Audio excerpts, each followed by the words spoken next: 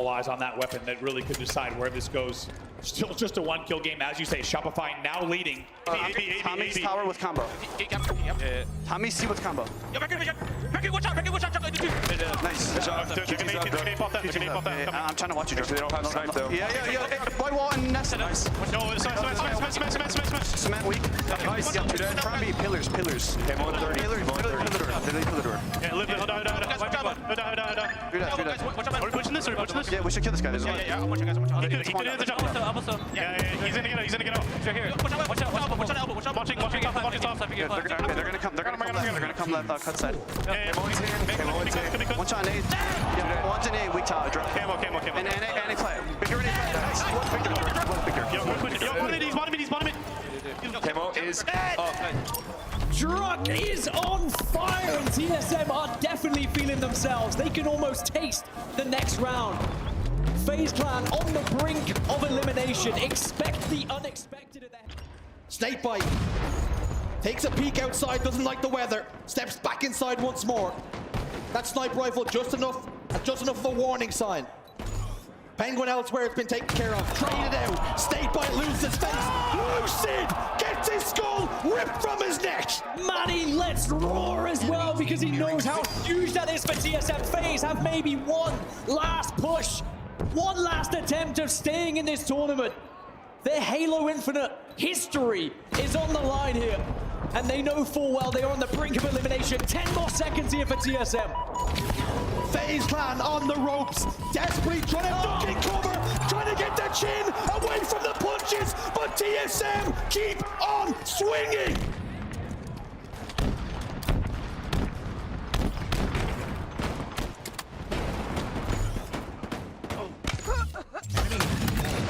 Ball drop.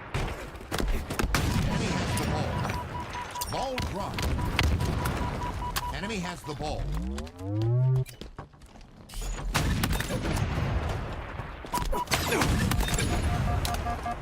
Two to fight out of with the sniper. It seems like that might actually continue with the snipe, but he's good with the Bandit Evo, so he is fine with that. Does manage to get flipped though. Cherish goes in, tries to, well, he does actually stop that. Oh my word, gets a shot on Ryan from downtown. That was a headshot. He'll cap A, thank you. And now they're gonna continue to march their way forward. Look at this. Royal 2 realizing it's 4 bullets left, not afraid to get aggressive. 2 shots left, but honestly, job done, man. He's done everything he possibly could here. They lose C because the spawn's starting to come through for TSM on the opposite side, but it's okay to give up C. I mean, at this point, with the way that they're going, oh my God, what a triple kill from Descendant. But it's still leading to TSM flipping A. Might be able to do it here, and they do, but oh man. Descendant hitting some nasty shots here. See if he can build off of that off this next respawn. But it's so difficult when you know that there's a camo player about. Boo goes into the sky using the force in every way possible to survive. Sam's gonna challenge, gets the trade on Formal, camo down. The lead's still here for Cloud9. It's a 2-kill game. Big double kill comes in though. It's 3 dead for C9. Boo, last player alive at 45 to 43. Takes to the skies one more time. And Legend to make it perfect, but he does not. Legend makes him pay. It's a 1-kill game. What a fight and what a battle. What an individual fight that could be as Optic go into the lead by 1. And obviously he's got the next snipe. I mean, Optic have got to be worried because it's another triple cap now. We talked about Optic's momentum out of game 2, but where is it now? C9, they bounce back. The mental strain for this team to lose a 50-47, yet be playing this game 3 this way.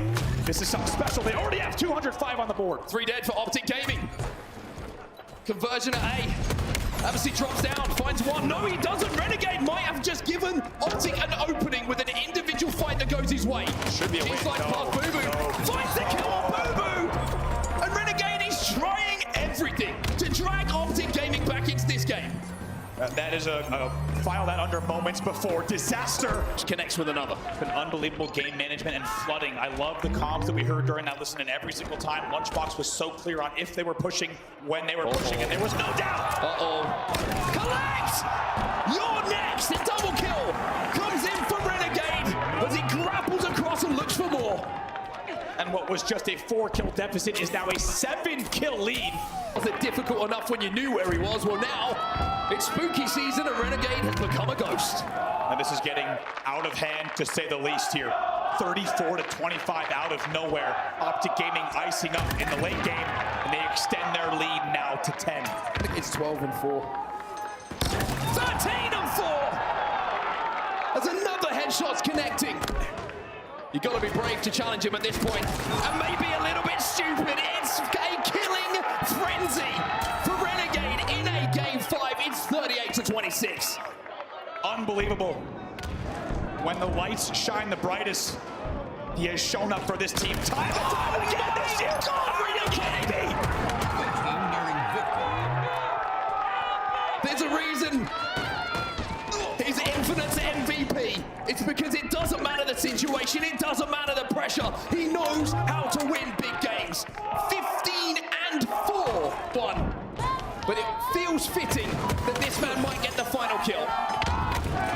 Optic still playing it slow, still making sure that they don't give any opportunity to Cloud9 to pull off the impossible. But I mean, there's so much to talk about with this man's performance. When it matters most, he finds a way to win games.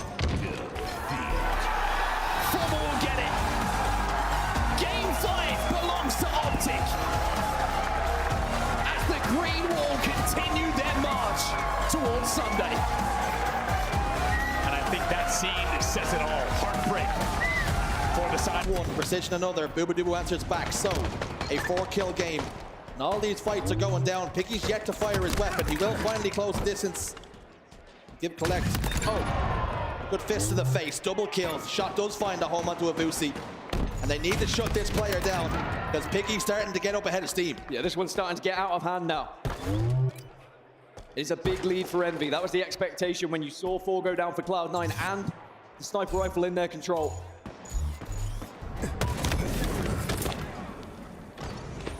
Three dead now. Sad with the QT. And a lot of time to burn. Just got the stick and got himself out of dodge. Beautiful plays. Down to no shields. Now Descendants also forced to back away as he's faced with 2 members of Cloud9. The battle down bottom middle. Sav uses it again, but the QT is all out of burn just about. Falls down. Sticky grenade goes down. Huge plays from Sav. 55 seconds left here because sometimes you don't have to go for that trip cap. It does leave you a little bit vulnerable in certain areas, and that's exactly what's happened now. Envy taking advantage of players being all over the place for Cloud9, and now they have total control. If the Vusi goes down here, there is going to be a considerable amount of time that goes in favor of Envy. And Cloud9 at 6s and 7s now. Where do you go from here from spawn? There needs to be a plan of action. You need to stop this bleeding. That wasn't a fight Avusi could afford to lose. Enemy halfway to victory. C9 spread themselves so thin, open the door for Envy. They've gotten so much reward, so much value from it. Cloud9, they step forward once more. It's going to be a clash over towards A, and Envy holds what they have. They're going to Championship Sunday, and that date with Luminon is locked in. Choice words sent across that main stage. Elation on one side. But then on the other side, you can see the dejection on the side of Cloud9. They knew what a fantastic opportunity this was to break into that top 4. How close they were against Optic Gaming. And then against Envy, they just time and time again found themselves too far behind, too much to do.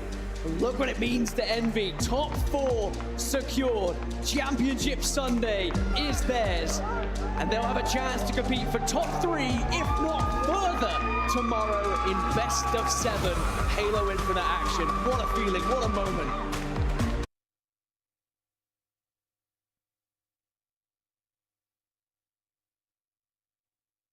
The 2025 Halo World Championship is presented by HyperX, Omen, and Hayworth.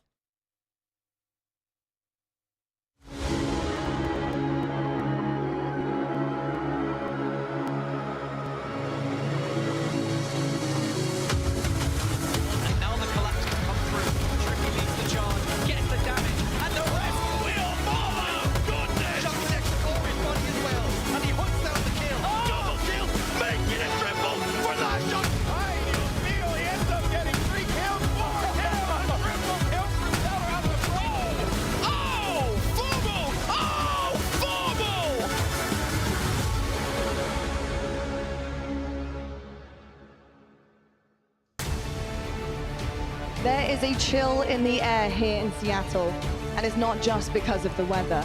It's because of the weight of what this day brings. A Sunday in Seattle means everything to our teams and our players. It's the day to make it count. It's the day where you have to execute everything you've been working on all season long. There is one moment, one grand finals, and one last dance. Let's see it, teams. Welcome to your championship Sunday here at the Halo World Championships in Seattle, the final day for Halo Infinite. I couldn't be more honored to be on the desk for this day here. My name is Lottie. I'll be with you all day long, but my better half of the desk, I have Clutch and I have Why Not. Lads, oh my goodness me, I can just feel kind of the air right now and how important it is. Wow, day 3, Seattle, it's already been a crazy ride for the first 2. But this third day, for some reason, I feel like we're going to see something exceptional. How are you feeling about it? Tons of emotions coming into today. I think the players are feeling that. I think the fans are feeling that. You saw the green wall running in. Everybody ready to get this one kicked off. And I know that there's favorites, there's underdogs, there's miracle stories here still left in the tournament. And I can't wait to get this all kicked off because somebody at the end of the day is going to accomplish their dream and win that world championship. Tony, you can just feel what this weight is on the shoulders of our players and how much it means. Yeah, I mean, you're not just playing for a trophy, you're playing for a legacy. I mean, this is the biggest stage in Halo Esports. Every second from this point forward is history in the making. Let's talk about what has happened because honestly, breaking news heading into day 3. We have 2 teams eliminated the first phase so early on, a top 12 finish, something that I think nobody really had expected. And this is exactly what happens when you let your foot off the gas, when you make a mistake where it counts and matters most. You're looking at right now a game 5 against Shopify Rebellion. They are doing everything that they had practiced and they were nearly executing it. Clutch, talk to me about the mistakes and how much this has now affected this team. Heart hurts for these guys. I mean, we know them to be world champions, each of their own. Penguin trying to get his first. Obviously, the career he had in Infinite was incredible throughout the HCS, but just not enough here this weekend. And it was Team Slayers that really got in the way of their success throughout this, and TSM got the better of them. A hot TSM found their way throughout the bracket. An inconsistent Space Station Gaming all season long also say goodbye to them before Sunday. Tony, SSG, filled with potential, filled with talent, but couldn't get it done really all season long. Yeah, I mean, somewhat similar to FaZe. You know, this team had a ton of potential, and I almost feel robbed that we're getting a chance to see all of it. This is the team that they wanted, and it feels like there's a lot still left in the tank. I think there is too, and you know what, I think, you know, they're going to be looking back on this moment, they're going to be really disappointed, they know that they've all given it their all, and I think that's just a shared sentiment across the board here in all of our seasons that we've had in Halo Infinite. It's just how it goes. That is competition, folks, and that's why you need to bring the very best to the table every single day here. But the top 2, they're still on top, and it really has been that story of 2 halves this season on the roadmap, and as you've seen, of course, the back-to-backs. We've had an Optic back-to-back going through the elimination brackets, picking up a trophy at the end of it twice through. We've had Shopify Rebellion finally getting over their hump. They had 1 4th place finish, a little bit of a hiccup, but it didn't shake them. They continue to run on through the winners bracket in the second half of our season, looking incredibly perfect. And of course, it all ends here now in Seattle. And this is the winner's side. Shopify Rebellion just really pacing themselves through this. A little bit of a kind of a bump there against FaZe Clan, and they mentioned it on the stage. It was a little closer than they wanted, a little uncomfortable. However, they bounced back against Cole, who really were out for blood. And it was quite easy to slip up against the Complexity, who are feeling themselves and really go into it with nothing to lose. But I've got to ask you, Tony, Shopify Rebellion right now, coming into Sunday, they're going to hit a whole nother level, and that's pretty scary. Yeah, I mean, Shopify Rebellion right now look like the best team in the league. They have the firepower to compete and to challenge with anybody, but they don't lean on that. They lean on their teamwork. That's what dominates. I said it before, and I'll say it again. That is the best bait and switch in the league right now. They are so hard to take off the map. Of course, Shopify Rebellion West, they got the better of FaZe yesterday, although it seemed like in moments there could be a chance to have taken the series from them. That would have spelled a lot of trouble, but they just managed to pull it out. They have the ice every single time. Not only do they have perfect teamwork and perfect Halo for 99% of the time, but the fact that they have the ice to go alongside it when easily they could have slipped up, it speaks volumes about them. Yeah, they're going to need that ice here coming into today, and I know that they're the favorite, in my opinion, winning the last 2 tournaments. That's got to give you a lot of confidence and Shopify's opportunity here this weekend. You know, Cycle and Last Shot want to leave a legacy. They have said it even before they won their first tournament this year, that they want their names written in stone, and the best way to do that is this World Championship. Let's talk about Optic Gaming, because I think something that has been different this season so far is the fact that they haven't slipped up early on. The mistakes were made, they managed to pull through, it didn't matter to them, they learned from them, adapted. The resilience has been key, honestly, for this org in Halo for so long, even despite a change on rosters as well. The resilience stays strong for Optic Gaming, but this time they're through the winner side of things. And Wes, they have been looking really good. Although one player has been stepping up to the mark to save the day numerous times, numerous occasions this weekend, we need the rest of them to also join him. Who better than Renegade to really showcase what he's been capable of for 4 years now in Halo Infinite? He individually carried this team, willed his team to a win yesterday. I am expecting the rest of Optic to step up. They're going to need to step up. I'm looking at Formal, I'm looking at Legend. Can you bring the same level that Shopify Rebellion are? We saw the KD graphic at the end of yesterday, and it was all Shopify Renegade on top. He needs help in order to get the job done here.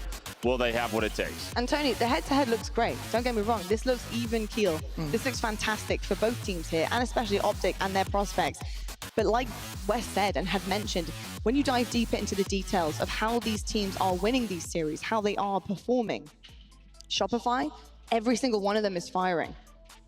Optic, I can't really say the same right now. I'm seeing some inconsistencies with players. I'm seeing certain circumstances where Renegade is completely leaned on at times. And don't get me wrong, easiest person to lean on, sure, our Halo Infinite MVP. But what happens if he just does have a game where he can't bring it to the table? There's a circumstance, a decision that is made where he doesn't have the opportunity to perform like that. And that is totally okay. You need the rest of the team to work around him. How are you feeling about the fact that they now need to adapt after 2 days coming into the third when it's going to be incredibly hard against their competition? Well, I think going into this tournament, I would have worried a little bit because this is best of 7s here in Championship Sunday. A lot of times when Optic were losing those matches against Shopify Rebellion, it was because they didn't have a favorable game mode and map combination. Shopify Rebellion have the widest map count in the league right now, and best of 7s, a larger sample size, kind of lends to that. But so far, I've seen a different Optic Gaming this tournament. I've seen a very hungry one, and I think that's one that's ready to really test Shopify Rebellion. Well, you know, Optic, they haven't actually moved into the elimination bracket, so we won't see them in it. But let's take a look at who is there and who is left standing. Now we've got Envy versus Luminon Gaming. So much to talk about here, and honestly, a very exciting elimination semi-final as well. Luminon Gaming, though, they have been so good. I am unbelievably impressed with them. What an incredible run. This is history in the making for them. This is the best that any European roster has placed at Worlds so far, and it's not even over. But Wes, when you're looking at how they have been performing and who they have actually been beating, are you comfortable with them coming into the rest of today knowing the competition is only getting higher? Yeah, I think they're definitely worried about that, but they got to be worried about Envy right now. And I think for Luminon Gaming, they should go into this series confident that, and almost consider themselves the favorite. Envy have looked strong, but not stronger than what we've seen from Luminon. I love the idea that Wutum now starting to figure it out. You see him really with an opportunity here at a World Championship. How far can a mouse and keyboard player go in Halo? His impact on the match is going to be so important for the success of Luminon Gaming, and their run has been nothing short of brilliant in the elimination bracket. SSG, Nightmare, Complexity, a very hot Complexity, and it's all been pretty straightforward, pretty perfect from there. 3-0, 3-0, 3-1. That's as good as you can get, and they're hot right now. I'm hoping they can ride that momentum. I'm hoping so too, because honestly, when I'm looking at the graphic, the outliers, it's Shopify, but really for me, where I'm honing in on is that Cloud9. And I know Cloud9 performed so well this weekend, although to see them go, I just want to see a little bit more from Luminon Gaming that is going to convince me that when they come to a Shopify or an Optic Gaming, they're going to be able to produce the goods that they need to be able to get it across the line. Here's SLG though. We love Norwin. Norwin, he's been around for so long, and finally it is his time here on a Sunday at Worlds.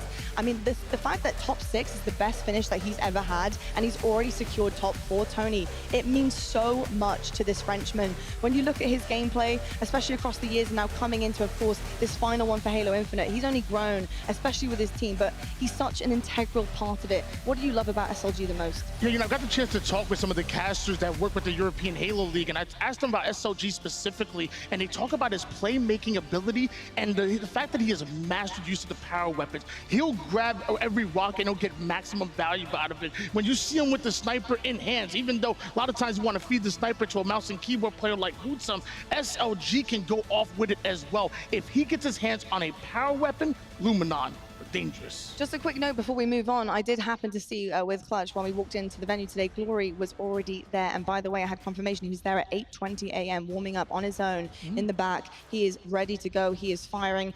This means a lot to these guys. So didn't see an Envy player in sight. However, Envy though, they have a lot of passion on their side. And what a passion that they have produced so far at Worlds. I mean, absolutely unbelievable performance from them. We questioned it online, hoping that they would manage to actually pull out the bag here. I mean, we hadn't seen it on LAN before. Online was great. I had questions about whether they played differently online just because of comfort, and then in LAN got a little bit hesitant. Clutch, what are you seeing on this roster that's making you confident, and comfortable heading into today? Man, this is it's beautiful to see, right? Because you wondered if it was ever going to happen. You saw them with the success online, the scrims, the tournaments online, and you wondered, when are they going to do this at a tournament? Throughout this entire year, they were falling short. But it is the World Championship that they came together and started to create upsets. I've got the chance to hang out with those boys. Got a chance to talk with the videographer, Lizzie, and he talks about it all the time, and I've seen it myself. That is a family. That is a brotherhood. They're not just doing it for themselves. They're doing it for each other. You saw them kind of huddled around and celebrating. That's Envy. I will say the passion yesterday was unbelievable. It really was, you know, two halves on the stage as well. But I love the huddle. I love the celebration. I want to see more of that coming into today because the job is not done. Although you're celebrating a massive win, we need to celebrate some more, Envy, especially as you get the job done here today. Of course, we do have our Sunday schedule. I want to know what is coming our way because beginning our day is Envy versus Luminon Gaming. This is a big elimination semi-final. Saying goodbye to somebody right at the start of Sunday is always going to be tough. Shopify Rebellion versus Optic Gaming. History has a funny way of repeating itself in the winners finals this time because Optic haven't slipped up. So again, a kind of bumpy road for Shopify Rebellion, something that they're not used to coming into this Sunday. Their toughest competition is meeting them already in the winners side of things, and they're going to have to go over that hump. But what a confidence boost it would be. And as well, to note, best of sevens all day long, folks, which is going to be imperative. Clutch, just for new viewers here, why is it so important that best of sevens are just incredible here? I mean, it gives teams the better chance to separate themselves from one another. You get more maps and more modes. You have less Slayer factors into that. Best of fives, you always think an underdog has a chance with 2 Slayers in the series, but when it gets to a best of 7, maps and modes go out the window. You have to be the better team on that day. It's going to be a grind for all of these teams. We're going to have to dig deep, and we'll see who can dig the deepest by the end of the day. We certainly will indeed. Well, we have some incredibly talented players, teams, you name it, on that main stage. Been battling all weekend long, and of course, we have our event commendations. Blaze, it's over to you. Thank you so much, Lottie. Ladies and gentlemen, welcome to the 2025 Halo World Championship event commendations. Now, all year we've been presenting dog tags to the best performing players of our event, but now it's time to honor the best performing players of the season. And to help me present those awards, I got Richie Hines with me on the main stage. Give him a round of applause, everybody. First up, it's Main Slayer.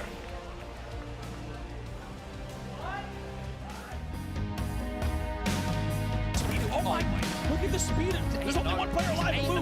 I can't even talk about the kills faster than they happen. They want happy to take this fight at B. Penguin try as he might, but what can you do against Renegade when he's playing like this? Picks up the double, takes B. Renegade, by the way, 17-9. Some of the most unbelievable consistent stat lines we've seen in the opening 2 events of a season, and he's not done yet.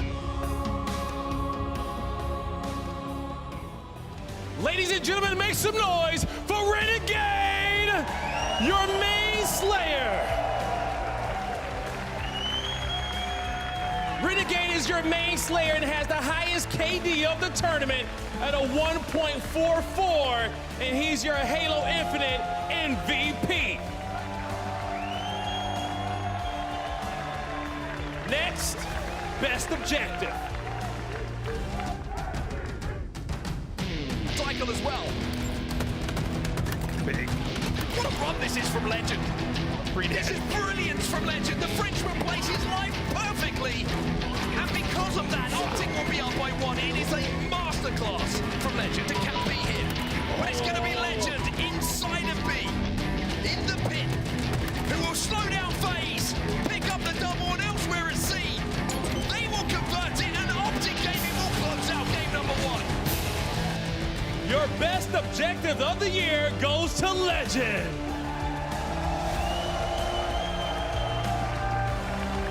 Legend has received 5 combinations during Infinite, and he has the most flag caps and steals in all of Infinite. Congratulations to Legend. Coming up next, best support. Very confident when it comes to holding this weapon.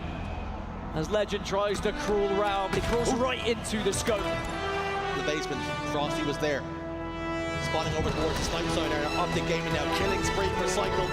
Looking to take this game by the scruff of its neck. After what we saw in that first series, but as you say, they have regained not only a foothold in the series, but a firm control of the scoreboard. 2-0 with less than 2 minutes left to play. Psycho is making Optic check shadows. They cannot find where to go. Psycho is your best support player of the year.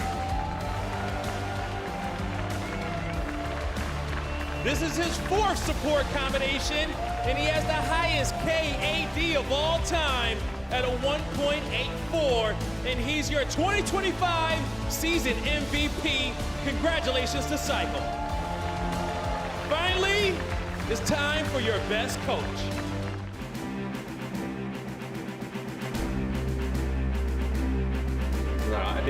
I think you need to comment more when you're running at them. I think you're doing it, but like you're not saying anything. So it's like throwing it out. In goes best man. Shopify Rebellion looking to go back to back. Give it up for best man. This is his 5th combination and his first combination of the year after leading his team of veterans and young guns to back-to-back major championships. Congratulations, best man. Now a big congratulations for all of our event combinations of the year winners.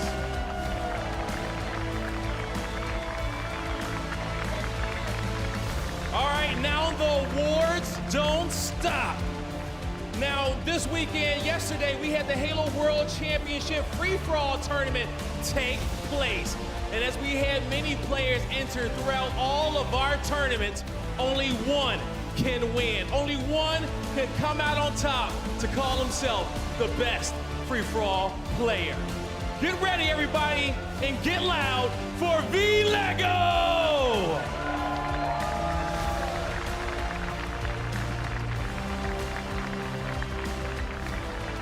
Come on now. I know he beat some of y'all out there. Lego, I saw you last event at Charlotte and you was walking out with that check and I said, I'm gonna get you next time out there. And you said, I'm ready for whatever. But did you see yourself going back to back up here and being on this stage? Yeah, just kind of had to get it done, get end of the year strong. You definitely did end the year strong. Now, on this journey to becoming a free-for-all champion, what was your toughest obstacle? Was it any out there? Any shout-outs you want to give? Deputy Goober, the Twins, Nuclear Blaze, some of the best free-for-all players out there and the best players. Awesome. Now, it's time to present to you your trophy, because I know you've been waiting for this. Richie, come on over. Hand the trophy to Lego. Your free-for-all champion here in 2025.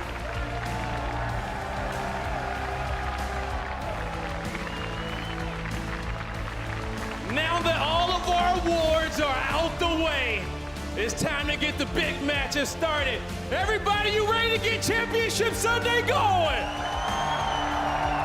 It starts now.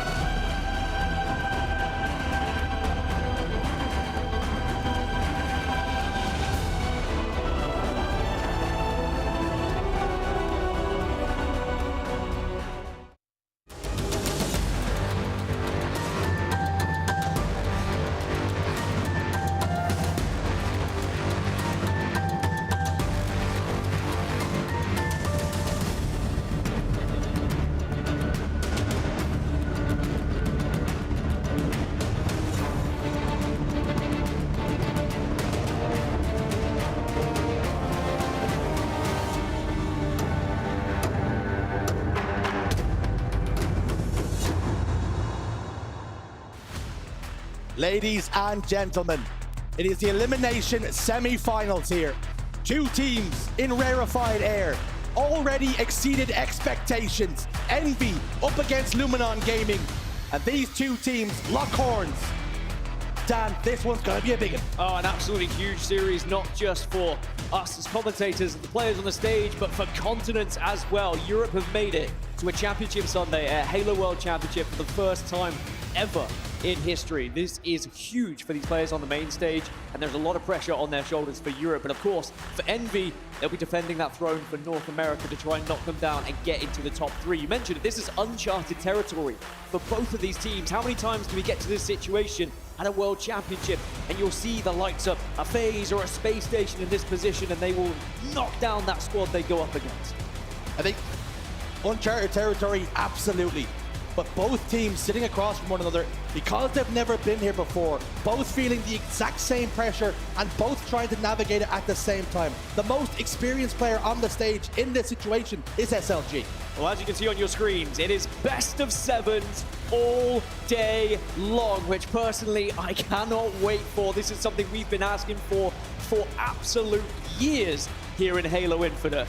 And this is how the map records are looking for both these teams. Now, whether you're an Envy fan, a Luminon fan, one thing you'll notice when you look at this graph, it's very up and down. It's gonna swing back and forth, and that's one of my favorite things about best of 7s. You're not gonna see any team now today on Championship Sunday having a weak series. There might be a couple of games here or there, but because you've got the elongated series here, you'll have that chance to bounce back with one of your better game types. Let's talk about live fire strongholds. That's going to be the one that opens us up here. Envy 3-1 versus Luminon's 4-5. Now, historically, Stronghold was very strong for Europe. SLG and Quadrant, they really changed the game. They were so innovative, but not seen as much success on live fire. Well, they set the pace for Strongholds. They kind of innovated. They taught everyone how to play it, but then everyone started catching up. So naturally, losses are going to happen. You have to remember with those records as well, think back to last event, Luminon Gaming finished top 12. Like, they just fell flat. They didn't look like themselves. They hadn't boot camped. This event, however, Luminon made sure they were already out here. They were boot camping. They finished top 3 in the online tournament that just happened a week ago, and they look in fine form. I did have a chance to speak to SLG a little bit earlier, and he said, I'm so glad it's a best of 7 because sometimes we do start a little bit slow. We have to make a few tweaks. When they lost to Cloud9 yesterday, a 3-0 loss, it looked like maybe this tournament was going to fall flat for them, but they made those adjustments, they made those tweaks, and now they find themselves here on Championship Sunday. And I just want to take a second to speak about that young man on your screen as well. Wootum, the first ever mouse and keyboard player to make it to Championship Sunday. History maker himself alongside the rest of their team. A lot of responsibility on his shoulders for the mouse and keyboard community. Taking a look at the kills per minute leaderboard then. Optic Gaming's Renegade sits atop with a 1.73. But you'll see Envy's Precision and Luminon's Wootum neck and neck with a 1.70 and a 1.69. Very little to separate those two. Yeah, very impressive to be up there, and I think they're both going to be players that we have to keep an eye on throughout this series, as being someone who just really stands at the forefront of this team and leads the way. How many times did we see yesterday Precision getting hold of that sniper rifle and being by name and by nature hitting those shots and ensuring his team were in a position where they could benefit from the shots he was hitting. But he's going to be going up against some good snipers on the other side from Luminon as well. So it's not going to be maybe as easy as it was in previous games yesterday, where he was able to scoop up that sniper rifle with very little resistance. Let's talk about Envy's journey up until this point. Always looking so good online, threatening to break into that top 4, but stumbling and falling short time and time again. This is their moment, and what a time to do it at the Halo World Championships. And I think we saw their reaction yesterday when they reached Championship Sunday. It was elation. They all made sure they got together, had a little huddle just to celebrate that moment. But now you need to focus on getting that one step further, because yes, this is perhaps further than you thought you might have got at the start of the tournament. But you look at the path in front of you now. You are not against a team that has been here a ton of times, that has all of that experience. You are also going someone on the same playing field as you. Both these teams know how important and what an opportunity this is to make history for themselves. We often talk about the pressures of moments. Big series. All eyes on this man. Precision. Absolutely lethal when he gets a sniper rifle in his hand. Switching from Gears of War. An incredible player on Gears of War. His best placement in the HCS was top 6. 4 times a champion in Gears of War, and how he would love to lift the gold here in Seattle. But it's something that we've been mentioning ever since we saw him come into Halo Infinite, about how he's going to be familiar on that main stage. He's going to know what it's like to be in these big games, in these big moments, but he's not had that opportunity yet to really show what he can do when he's under that pressure. I'm expecting him to be unbelievable this series. I think he is going to live and breathe this moment, and he is really going to set the pace for the rest of the team. There is Wooten on your screens. It's well documented. Mouse and keyboard player. The Flying Finn. He's really been the crown jewel of Europe since his... It must be said, Dan, he exploded onto the scene. He came from nowhere. As a matter of fact, he came from Splitgate. That's where he was all the time, hiding over on Splitgate, and what a gem Europe has found. I mean, eventually a team took a risk on him, and they said this kid seems to have that little bit of magic, but will that magic be enough to send Luminon Gaming that one step further into the elimination finals? We'll find out shortly, because it looks like we are just about ready to get into Stronghold's live fire. Uncharted territory. Deep, deep waters. It's time to sink or swim. Shields up, weapons hot, we're underway. And boy, I've been waiting to hear that on Championship Sunday. For one last time here in Halo Infinite, our World Championship, as now we see Glory already getting hold of that sniper rifle. We didn't get a chance to maybe mention Glory that much in the pre-round ball, but he's going to be so important to this team, especially when it comes to objective work. Glory is always first in on strongholds, trying to take those fights, but it is going to be Envy taking the lead here early. Luminon off that starting strategy, just not really able to get their footing. You spoke about early. Glory was here at 8:20 a.m., shooting, warming up, getting ready. The motivation for these two teams is at its highest. This is the furthest they have gotten. Picky gets a kill down bottom middle. Woodham forces Picky to back away, using that QT. Drops down on top of Woodham, drops the elbow, picks up the sniper rifle. These players have to remember this is a marathon, not a sprint, with it being a best of 7 instead of a best of 5. Not many of these players, if any, have ever played a best of 7 on that main stage, just because of best of 5s featuring up until grand finals previously. It means you can take a little bit more time. You don't have to worry if you do go down. You've also got to be prepared mentally that if you start to lose a couple, to try and bounce back and try and dig deep when it gets to the latter stages of this series. Glory now trying to hold onto pillars, but Precision's got that sniper rifle that he loves, but Wooten shuts him down. The tempo so fast right now. Barely time to catch your breath, these players. The competition's at its highest. The cream has risen to the top. You find yourself amongst the elite now, and just a couple of series away from challenging for the gold. SLG will fall back green. Glory's in the respawn screen as well. That means numbers advantage for Envy. They're going to use that to capture B. Precision goes back towards back tower to hold A. This is good from Envy. Envy have done very well at out-rotating Luminon so far. As soon as Luminon starts to transition to one of these strongholds, Envy are just countering their rotation and heading around the other side of the map, and they are keeping Luminon just at a safe distance here, but also winning a lot of individual fights that are really changing the scoreline here in their favor. As Wooten's gone down again, Piggy's able to find him, and it looks like they're going to push for a trip gap, but as I say that, Luminon aren't going to be over towards C. So again, another example of Envy recognizing where Luminon were pushing and instantly shifting towards A. Envy applying so much pressure. They're getting the QTs, they're getting the camouflages. We haven't seen the sniper rifle be that effective so far, but that story can soon change. Lovely damage put down by Precision here as he spins and a dime gets one more. Picky had already stuck Glory. Now he just looks for information. His two of his teammates are in the respawn screen. He spotted out Snipe Drone, who's headed towards Rack Tunnel. He doubles back. Big trouble for the Englishman. As two members of Envy collapse, they pincer and they take him down. That gap is starting to get a little bit scary for Luminon Gaming. One thing we learned yesterday is that you don't want to allow Envy to get much of a lead.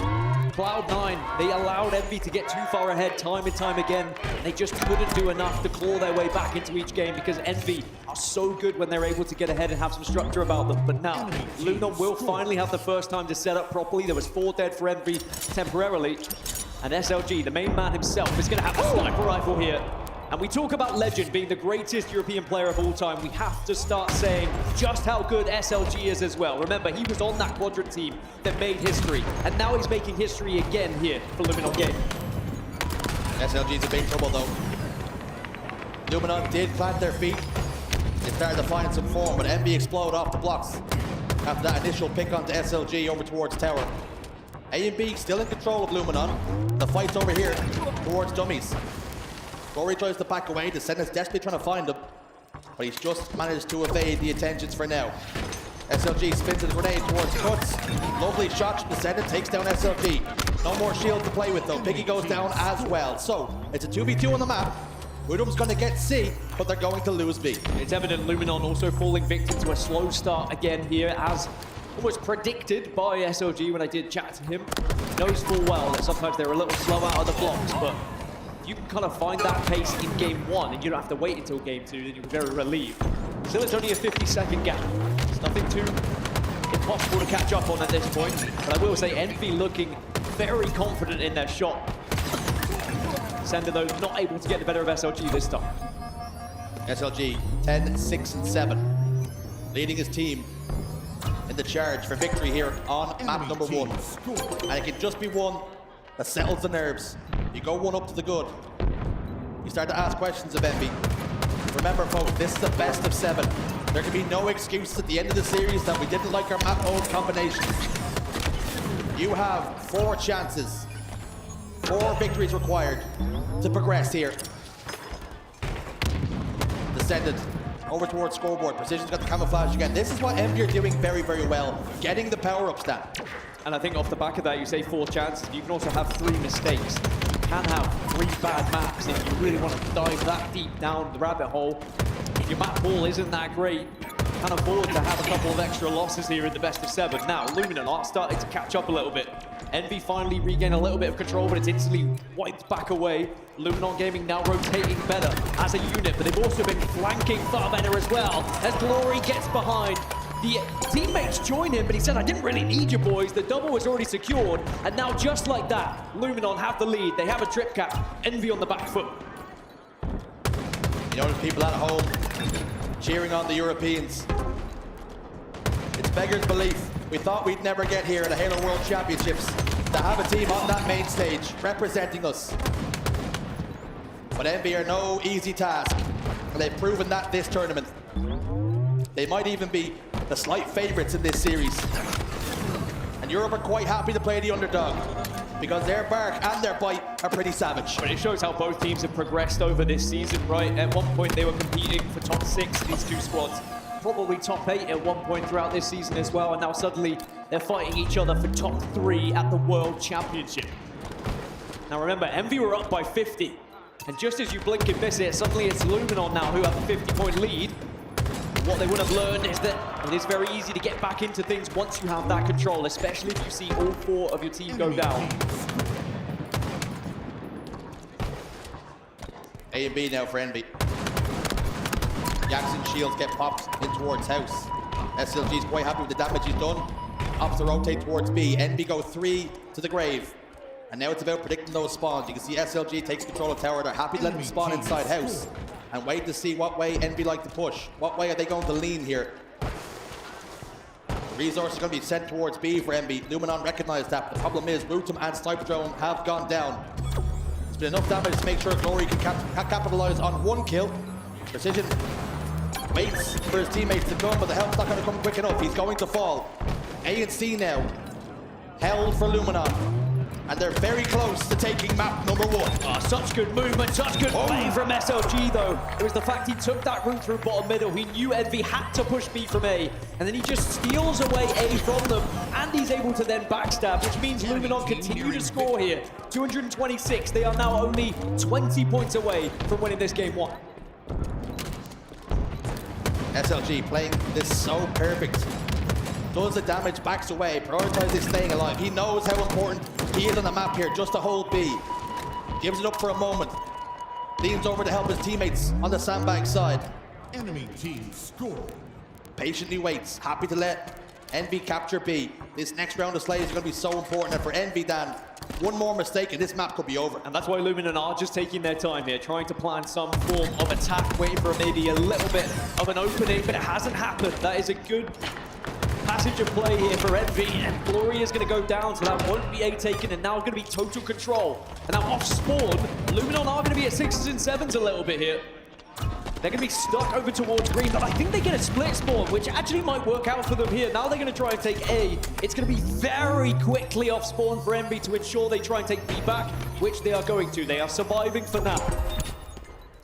Just threading water for now. Piggy inside A.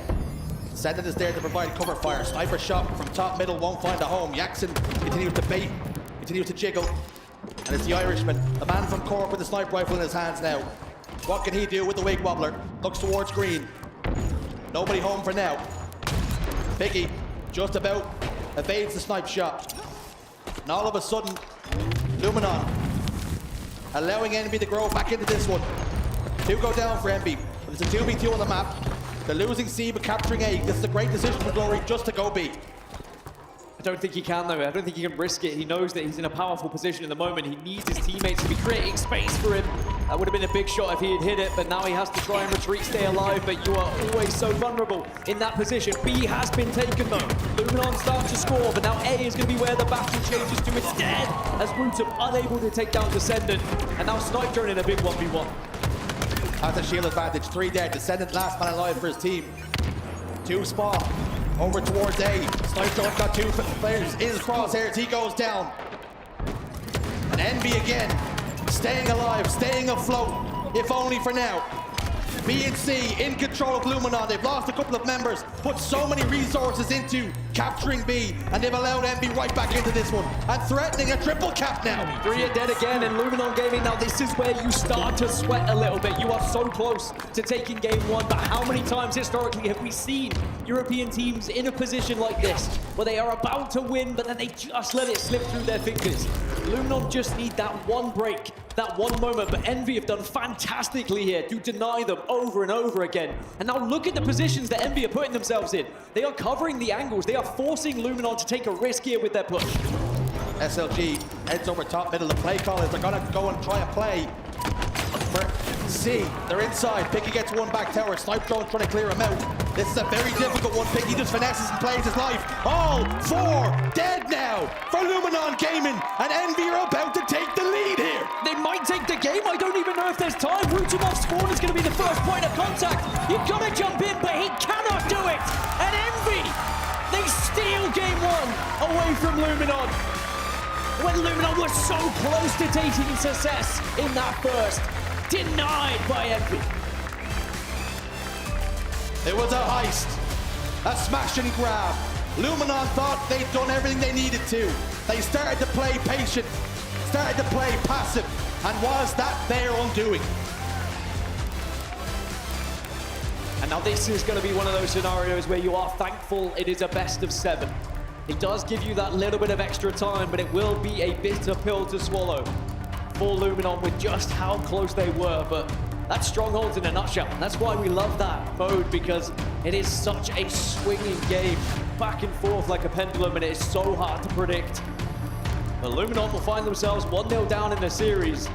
I mean, look, like Envy were in so much control at the start of this game. As we look back at some of the highlights, they were up by 50, 60, 70 points. But then Luminon battle their way back.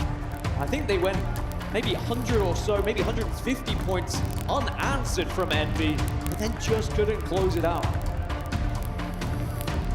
The early game favored Envy. Luminon roared right back into things. Got themselves to 241 points, and they ended after that great mid-game on 245. Just could not wrestle back control. And Envy now 1 game to the good. And you wonder, what does that do for the mentals of Luminon Gaming? How often do we see the European teams break our hearts, get so close? But it's all ifs and buts, maybes. And that's exactly what we've seen in game 1. And you wonder, Slayer on Solitude, it's going to be much bigger for the Europeans than it is for Envy here. It is a tough old Slayer for Luminon Gaming as well. They have struggled typically in this map and mode. It's It's not going to be an easy one for them whatsoever. Envy, however, it is one of their better modes here, Jersey. Now, we are going to take a quick break because we have a temporary issue on the main stage that we're going to get fixed, so don't you go anywhere. When we come back, we will, of course, continue this elimination semi-final.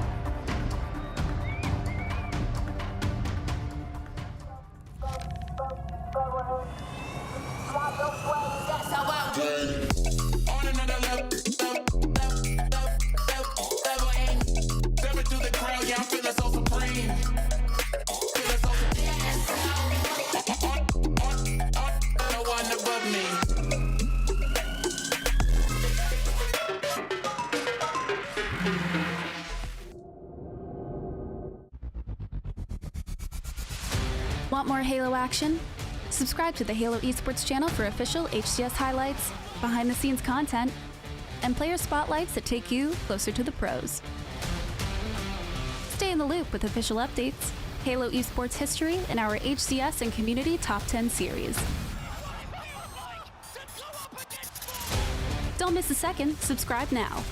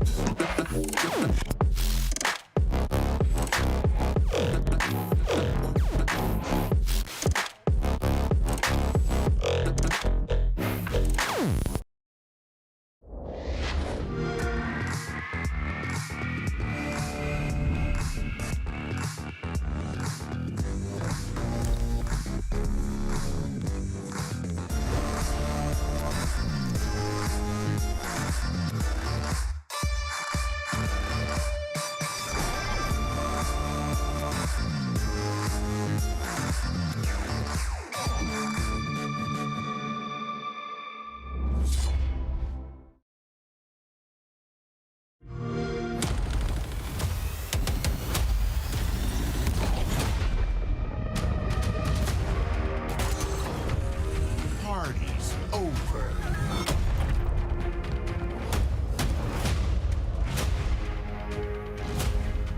You belong to me. Satisfactory.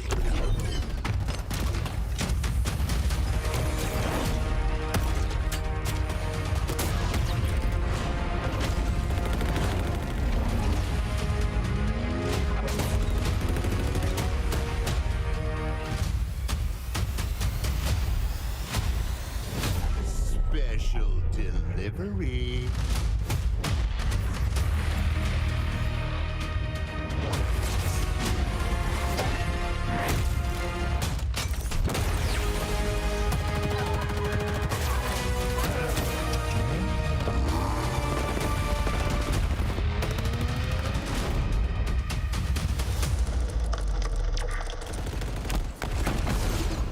Betrayal.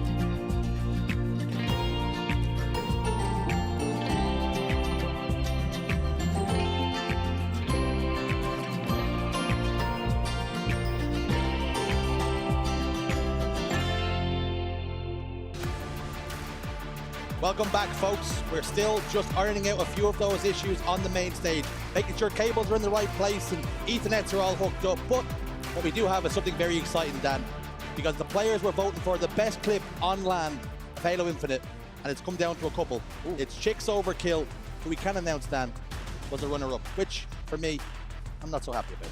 Not so happy about because you were commentating on it, and because you're a European. I'm not talking about the bias. Well, if you don't remember what Chicks Overkill was like, and I remember it very fondly, I can show you right now. Let's take a look. Once they recognize the players on their own, they will just jump on you, and that team shot is so difficult to play against, and Chick may be starting to heat up.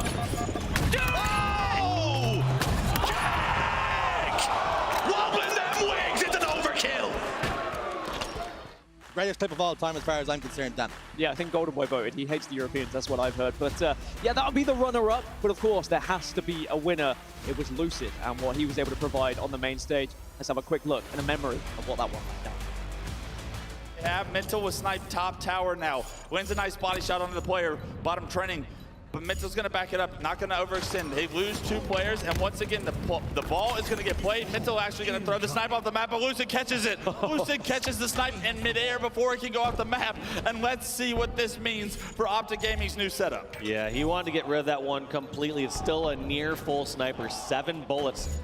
Let's see what Lucid decides to do here. Ball is going to be able to draw some players off from Shopify into some odd locations, and there's gonna be one pick over into dummies, second pick onto the silo. Just gonna jump out, no scope for the triple kill. Wait, can he do it all?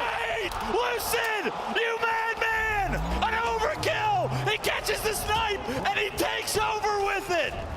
An absolutely incredible clip, there is no doubt about it, Dan, but I'm calling shenanigans. I think it's politics. Lucid is just a bigger name, that's all it is. I honestly, I love that clip, especially with Clutch going mental as well. I mean, both fantastic clips, both amazing memories as well. I think one thing that I loved is at the start of this clip was when he caught the sniper rifle. I mean, that is just something that adds, I think, a little bit of extra flavor to it.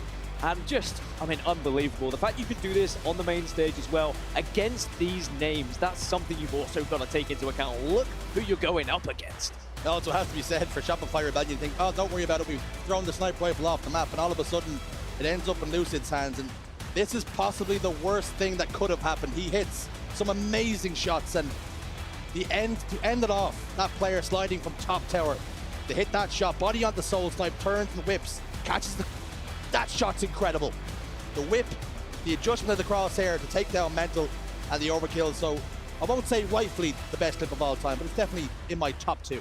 It definitely does feel like a full circle moment though, you know. Lucid, he kind of pioneered the way to play the game, to play live fire, think of all the movement, and then all the combination of it, he gets rewarded with the best ever clip on LAN in Halo Infinite. Anyway, enough about the best clips we've seen so far. Perhaps we're going to have even better clips here at the Halo World Championship. Live in Seattle, we've got Envy versus Luminon. It's a best of 7. Envy have a 1-0 lead at the moment, and we are about to head into Slayer on Solitude. And as I was teasing you, Shurs, I know I like to tease every now and then, this is an uncomfortable map and mode for Luminon. Typically, they have struggled in the past, but as I always say, if it was a mode you struggled in at the last event, you've probably put a good amount of practice in. I think it has to be said for Luminon as well. The team we've seen at Charlotte, this is not that same squad. The preparation, the boot camp, the hours put in, the VOD reviews, they have gotten better and better in this last 2 or 3 weeks. A completely different team. And perhaps he can throw the form book out the window as we load in the Slayer on Solitude. What way will it shake out? Already it's going to be an early push for this camo, and it was initially challenged, but Jackson puffed out his chest and he forced his enemies away, but then he is cleaned up in the end, so that camo will amount to nothing. But it's going to be Glory who gets hold of the shock rifle and can be the first to put it to work. And he will just whip it out after the melee. Maybe he thought he was initially going to get that kill, but it's going to be an early lead here for Luminon. Glory posted up on glass, patiently waits. Gunfire rings out across the arena. Precision's got the snipe drone. Woodham's also fallen. Now pressure starts to come. Glory recognizes that, knows the push is going to be coming from yard. And he tries to stay away, tries to stay alive on loop, manages to pick up the pieces and the kill, the cleanup onto Precision. Turns attention towards Descendant, sends his nade back from whence it came. Shock rifle completely out of ammunition now. And he just realized that completely locked in. turns his attention toward top gold now. He's sort of on the periphery of the fights right now. And he gets back whacked. Not aware of that player behind him. Piggy, sneaky. Yeah, I think that's going to be a frustrating one for Glory. You could see the confusion on his face when he did go down, but I believe the kill was traded out as he quickly called it to the rest of the team. It's a little bit of a sporadic start for both teams at the moment. No real control here on Solitude, but as we've already learned, not just at this tournament, but throughout this season in general, this can be a big swing game, just like we saw in the previous. You might have a lead, you might feel comfortable, you could be up by 10, 15, but all it takes is that 1-4 dead to regain control of the entire map, and then suddenly you could be the one who progresses with 10 to 15 kills as well. SLG tried to get aggressive. Up on the goal ledge he went. Precision trades out with a stick on the Glory. We spoke about how important map 1 would be just to settle the nerves, ease the pressures, and it was Envy who secured it. Has that just taken the wind out of Luminon? They hold a 2-kill lead here. And you have to feel like this Slayer is massive for many reasons, but just for the mental aspect of it. Being down 0-2 on Championship Sunday versus 1-1, the complexion of it's so much different, no matter how close you come. Woodham jiggle peeks over towards the LR, gets the kill. Luminon managing this one pretty well. They have a 1-kill advantage. Camouflage just pops up. Glory puts down damage, forced to back down. He's now on the low ground. Descendant picks up a Camouflage. That's 2 now for Envy. Luminon need to find themselves with a little bit of security in this game. Get Snipe Drone into a position where he can begin to anchor a little bit more. He's uncomfortable with the rotations that are being made at the moment. You can see it in his stats. Yes, he's putting down damage. Yes, he's getting assists, but typically he will find himself in spots where he can do a little bit more for the team. The same can be said for Yaxen. Remember, Yaxen, incredible damage dealer on this Envy roster, hasn't necessarily been able to find himself in the same positions he would like to be either, just because of, at the moment, a lot of the fights are just happening in random places, and no one really has had any control thus far. The game continues to be sporadic. Woodham dives over towards Hotel. Snipe Drone makes its way towards the snipe side. Elevates himself to S4, looking for a vantage point. Putting down damage. You can see he's not comfortable. Taking damage, forced to back away. Trying to clear out Precision, gets the kill. 5 beautiful shots will take down Precision. And will that give Snipe Drone the confidence he needs? Yeah, that's going to be important. As Snipe Drone starts to lock in and he's laser focused, he is a turret. An absolute powerhouse on the map. I'm sure anyone would fear crossing his path, but they still find themselves 3 kills down. And Snipe Drone now the last remaining player. Sadly, he's going to have to take this 1v1, and Piggy gets the better of him, had the high ground, had the advantage. And now Envy find themselves up by 5, and they did temporarily have the majority of Luminon down, so they should be able to get a good amount of map control here. They forced Luminon back over into blue. Now this is where things can start to get ugly. When you force now Luminon to have to make a decision, like do you try and push through yard, do you try and then push out through blue? Either are uncomfortable. Luminon on the back foot. 4 kills, the point of difference. Make it 3. As Descendant goes down, top goal ledge. Blue spawns coming now for Envy. Are Luminon aware of that? Glory down to no shields. Will he just get away? SLG covers for him. Expertly done with the bait and switch from the Frenchman. Precision trying to stay alive on the silo. Yaxen putting down damage, make sure SLG's life is no longer an issue, no longer a problem. Camouflage, up in 4. Descendant takes a power position over towards top goal ledge. Numbers advantage now for Envy. Piggy towards Hotel, Snipe Drone and SLG in between blue and yard. And Yaxen gets Camouflage for Envy, but is not able to pop it into his chest. It is down, it's in no man's land. Yeah, where did that Camouflage land? Does anyone have tabs on it? I think Wooten may have just spotted it. He pinged for the rest of the team. I think Glory's just popped it into his chest. That's a fantastic recovery from Luminon. It was not looking great. Envy had the advantage, Envy had the map control, and it looked like Envy were going to get that camo. But Luminon had set up the trap perfectly. Were able to use grenades to just force Yaxen off the camo, and now they find themselves only 1 kill behind. And Glory has the chance with the camo here, does have support as well, and just like that, Luminon take the lead. Team nearing victory. Our Luminon about to pip Envy at the post here, as we wind into the last final 10 kills. Snipe Drone gets 1, Glory's in trouble. Plasma Grenade will settle for a trade now. Precision's in massive trouble as well, 3 dead for Envy, and this should be S1 spawns for Descendant, and is. They have players over towards blue as well. Yaxen's in trouble, being pressurized. Piggy's got sniped though. That can change the tail very, very quickly. The greatest equalizer on the map. Woodham top gold. Piggy's just looking for information, but Luminon are not showing themselves, not revealing themselves. We've already seen Piggy so far this tournament do a lot of work, but notice how he drops it. He's going to press up and he's going to give it to Descendant instead, who maybe just feels a little bit more comfortable with the shot right now. It's a 4-kill difference. You have to hit these shots. Snipe Drone just evades the first. Wootum can't avoid it though. And now it's a 3-kill game. Glory going to push in. Does get stuck. That's huge for the chances here for Envy from Descendant. Trades are good though for Luminon. And Snipe Drone enters in blue. Jackson desperately tries to stay alive, knows he can't step outside, needs help, it's not going to come.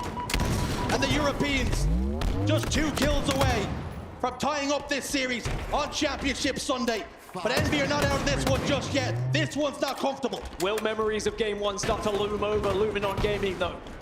They remember how close they were in that initial, but now here comes the push. They start to find them. There's the 50. Wootum gets his 20th kill of the game.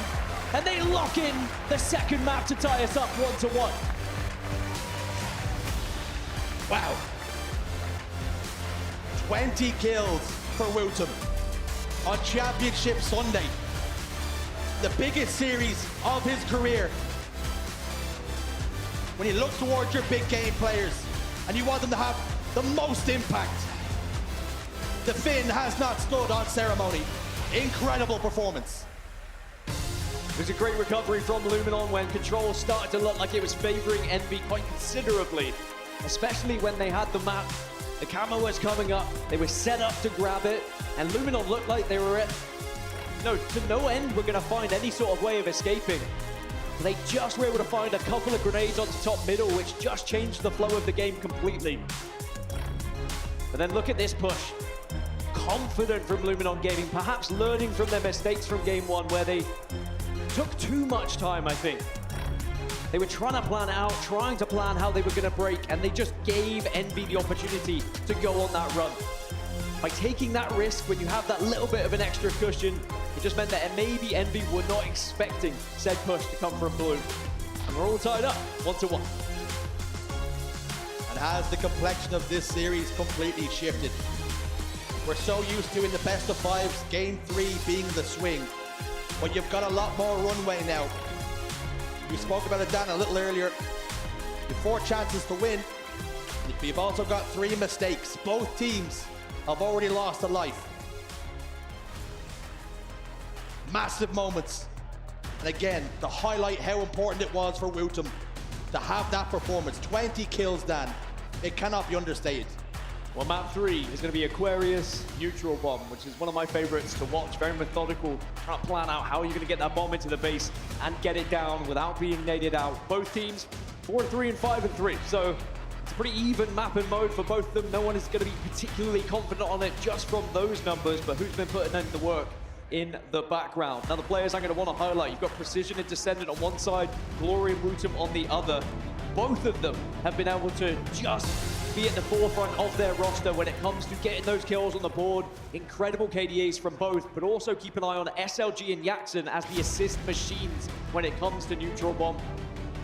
They are always there laying down the foundations for their squad, ensuring that damage is being dealt so that the main slayers can go out and do their job. Massive map on the horizon now. You speak about big game players and who is to watch and what's the most effective way to play the game. And we've seen Halo Infinite throughout his lifespan, game plans develop. Flag play is much different to Assault, but one thing rings true. You want to try and spawn them over towards that fridge. You want unrelenting pressure. And something maybe Luminon didn't do as well in the last game was capturing those camouflages. Having a look at the record, 5-4 versus 8-3 with an average plans of 1.9 and 2.3. Very little to separate them, but perhaps, Dan, this one maybe favors Envy. Maybe a little bit, and I think that Jackson is going to be one of the key reasons of that. I think anchor players are so important in this map and mode, even more so than CTF sometimes, because that power position of taking a base or maybe taking a top P or top car unbelievable control you can find yourself in if you're a confident damage dealer. How many times do you see someone take one of those spots, get a shot once, and then they just back down, and then you're a non-factor, and it allows the other team to take so much space. But the likes of Jackson, he is fearless when he's in front of enemies. He'll take a couple of shots, but he's happy to re-peek. And it might look a little bit silly at first glance, but just being able to fire back and force someone down, force them to back down, just allows your teammates to do so much more on the map. It is something similar that Snipe Drone also does on the side of Luminon. SLG is also very good at it, but Jackson statistically has the advantage over both when it comes to that kind of position. And we'll have to see whether he can be that key factor here on Neutral Bomb Aquarius. I'm so happy you've highlighted Snipe Drone. And although he may have looked a little bit more uncomfortable in the Slayer, I have watched him play this map for 4 years now, and this might be one of his best. Having that option to sit in a window, to put down damage. He's a laser beam, you call him a turret, and I expect to see that here and now. Wootum, in his base, battle rifle in hands. You put the mouse and keyboard on that long line of sight, because he can be the most accurate, he can have the most damage output. But at the same time, with the positions and the confidence that Wootum has, I sometimes like when he plays a little bit more aggressive and gets up in the face of his enemies. And even though he's at a slight disadvantage when he does play in that position, be it on mouse and keyboard, he never looks out of place. Always happy to take those engagements and always confident to be in them as well, as now Descendant has got that camouflage. I was a little bit worried when I saw the start of the last game. Envy just seemed to be getting camo a little bit too easily, but then I think Luminon made those tweaks and adjustments that SLG was talking about. They noticed how much Envy was prioritizing putting themselves in a position where they could just force Luminon away. So perhaps they will take some of that into this game 3 here and ensure that these camouflages are not as easy as that first one was. Descendant marauding around. Luminon all go home, looking to play defense here. The camo just dissipates now. Wootum forced into a fight with Descendant. Chow gets put down. Piggy soars up the stairs. The bomb's coming too. Jackson gets a couple of kills. Luminon have 3 players in the grave. And this should be, and will, Envy opening up the score, breaking the deadlock. Maybe a little bit too easy here for Envy, and Luminon will have to learn from that one. You can't afford to all fall like that quickly when your bomb is in a position like that as well. Very vulnerable spot they found themselves in. But now Envy, this is the perfect position for them. They love being ahead, as I'm sure every team does, but the structure that they find when they're ahead, they look so much more comfortable. Sometimes when they're behind, they start to struggle a little bit. Maybe play a little bit too quick, a little bit fast, but now they can set the pace here. And they're starting to move that bomb again. They put it in exactly the same position. Put it at front base, then take the fight. If you win the engagement, then you start to move it in. This time, Luminon have done better at shutting down the player at top middle. Wootum's in hot pursuit, trying to find Piggy. And he's just lost him in the lights. Finally tracks them down. You can smell the bacon. Precision tries to go up the stairs, cannot do so. Double kill locked in for the finish. Masterpiece. What a masterclass he put on for us in the Slayer. But he finds himself down by 1, as do his team. And it really is Envy being the aggressors here, and Luminon forced to react time and time again. And Envy already have a lead to hold. Yeah, Envy are not letting up, as is evident by Descendant's push here. Getting into that base, forcing them out of the base. You want to force the spawns, of course, outside of back base, and instead put them over towards Fridge, over towards Gen. But there is still a couple of spawns inside base. SLG and Wootum are there, Glory and Snipe Drone, and they all get together in base. No one looking to try and take space at the moment, but Glory has been spotted. SLG ventures out, gets 1. Unfortunately though, Wootum has fallen. Numbers advantage again for Envy. Precision down to no shields. Glory gets a huge kill, but Jackson's going to collapse on the base, trying to capitalize the damage already done by his teammate. Glory tries desperately to close the distance, but he gets cut down. Envy still applying the pressure, but the bomb resets. Well, Luminon parked the bus, and it worked out for this time, but you need to start creating space and actually finding a position top car where they can begin to laying down some pressure onto Envy. Not going to win the game by sitting back in the base, but they're also reluctant to allow Envy just to walk up as comfortably as they did the first time. Definitely playing a little bit scared at the moment, are Luminon. I think Envy far more comfortable with the positions they found themselves in thus far. The game is well and truly being played inside Luminon's half. not even really threatened to push the bomb across the halfway point. It's been all defense. Perhaps now is the time for the tide to change. 2 members over towards the engine area now, on the car side. But they slip away and evade Snipe Drone's crosshairs, if only for a moment, as he's still trying to find information. Now, that's one of the most frustrating things when you make that flank around, you find no one, and then you find yourself in a vulnerable position because of it. You were in such a good spot, but then suddenly you have to then play a blind angle and hope that you're not going to be spotted out. And in the end, Piggy, I think, picks up a triple off the back of it. SLG does shut him down before anything crazy happened. That bomb was not moved any further just because Envy were just able to get pretty fortunate with the timing on the Snipe Drone, I will say. Speak about timing. SLG hit YY, battle rifle came out, expanded. It was half and half and not able to put down any damage. That meant that Jackson was the favorite to win the fight. Snipe Drone settles for a trade now. And again, Envy pushing forward. Camouflage is up. And every single camouflage that's been on the map so far has belonged to the boys in blue. Double kill for Precision. He might not be done just yet. Turns his attention towards SLG, who just gets away. That camouflage still waits for somebody to be brave. It was SLG who made the move. Precision cuts him down. And he's laying siege to the base once more. This is the power position now. When you get in the enemy base, you force those spawns outside and you can start to lay down damage, but Precision has been spotted out. Wutum shuts him down immediately. But now Piggy's found himself a camouflage. And can they spot this little Piggy, or is he going to be able to run rampant now with the plasma pistol? One thing this Piggy's doing, he's not off to the market or home. He's heading to the enemy base. And he can be a little bit of a predator. Gets the information. Glory down to no shields. Almost turned the tide of that fight. Piggy spares his blushes by locking in that final kill. That final shot does connect.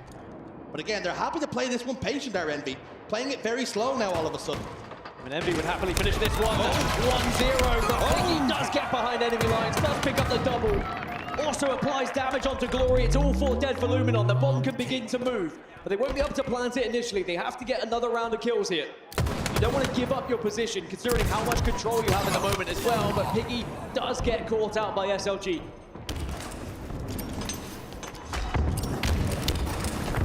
Grenades exploding everywhere, shrapnel flying left and right. Precision shield looking worse for wear. Looking ragged now.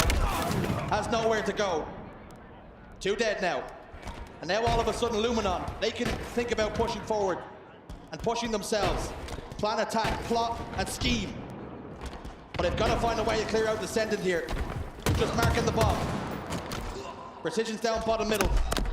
Glory just looks away at the worst possible moment. The bomb is being moved. Piggy settles for a trade, and that's much better for Envy than it is for Luminon. Luminon tried their best to slay it as they moved with that bomb, but the bomb is so heavy.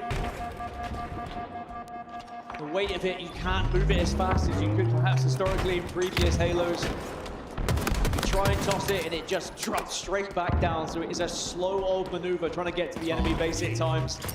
Now it looks like Envy are going to be able to recover it, toss it back out. One thing Luminon will be happy about is they have been able to regain a little bit more map control here. They are not forced back into the base like they were for the first opening like 4 or 5 minutes.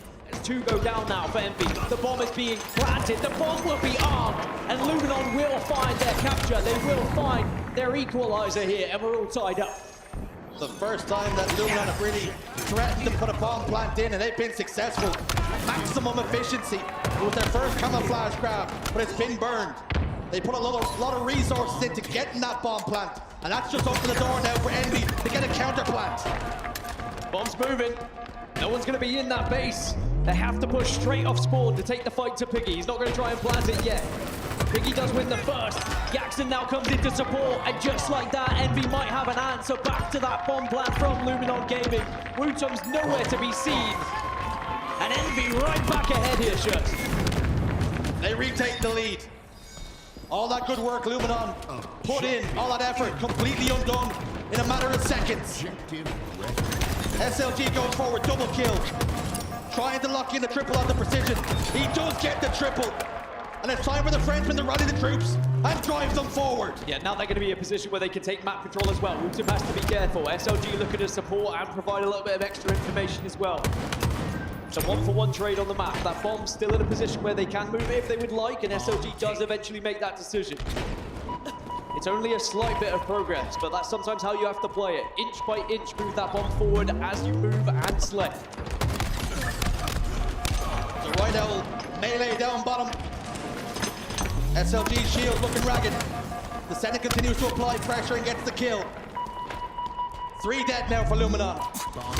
And that little inch of progress they made completely undone again. And this time, the Senate making more than just an inch, making a mile. And again, Luminon forced to play defense. They turtle up. They're emptying their pockets, throwing their nades, but no damage done to the planter right now. Piggy enters in, Precision gets a kill on the Glory, but the Senate is forced to drop the bomb for now. Snipe drone slides forward, slides drone right to left, but he goes down, and Precision gets another plant for Envy. Envy will get the third in. Envy will take the map. Envy will take the lead in this series. And Luminon, they were on the back foot for the majority of the game, even when they had that moment of life when Wooten was able to just sneak in and plant that bomb. It was an instant reply from Envy, who just looked far more comfortable on neutral bomb Aquarius. We got a little window into the camp of Luminon. Faces, dejection. Glory, arms folded, not happy with what was on screens, and for good reason. Although they got the 1 plant, that was all Envy, unrelenting pressure, and the pressure told. Now you ask the question, is the pressure gonna burst this pipe?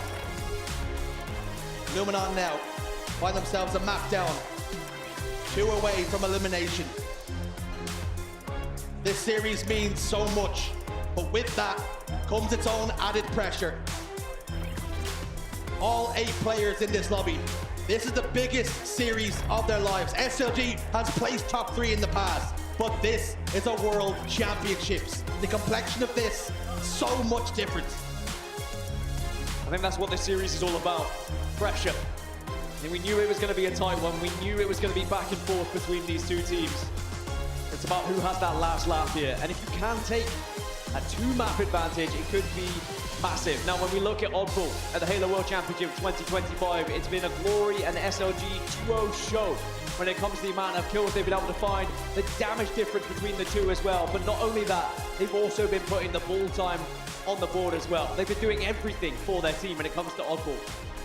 They are undefeated on Oddball Lattice so far since its addition to the HCS. Maybe that does bode well for Luminon's chances to get back into this series, but it's still a fantastic map and mode for Envy as well. They've only lost it once.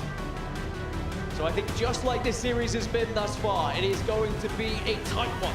It's going to come down to that sniper rifle control.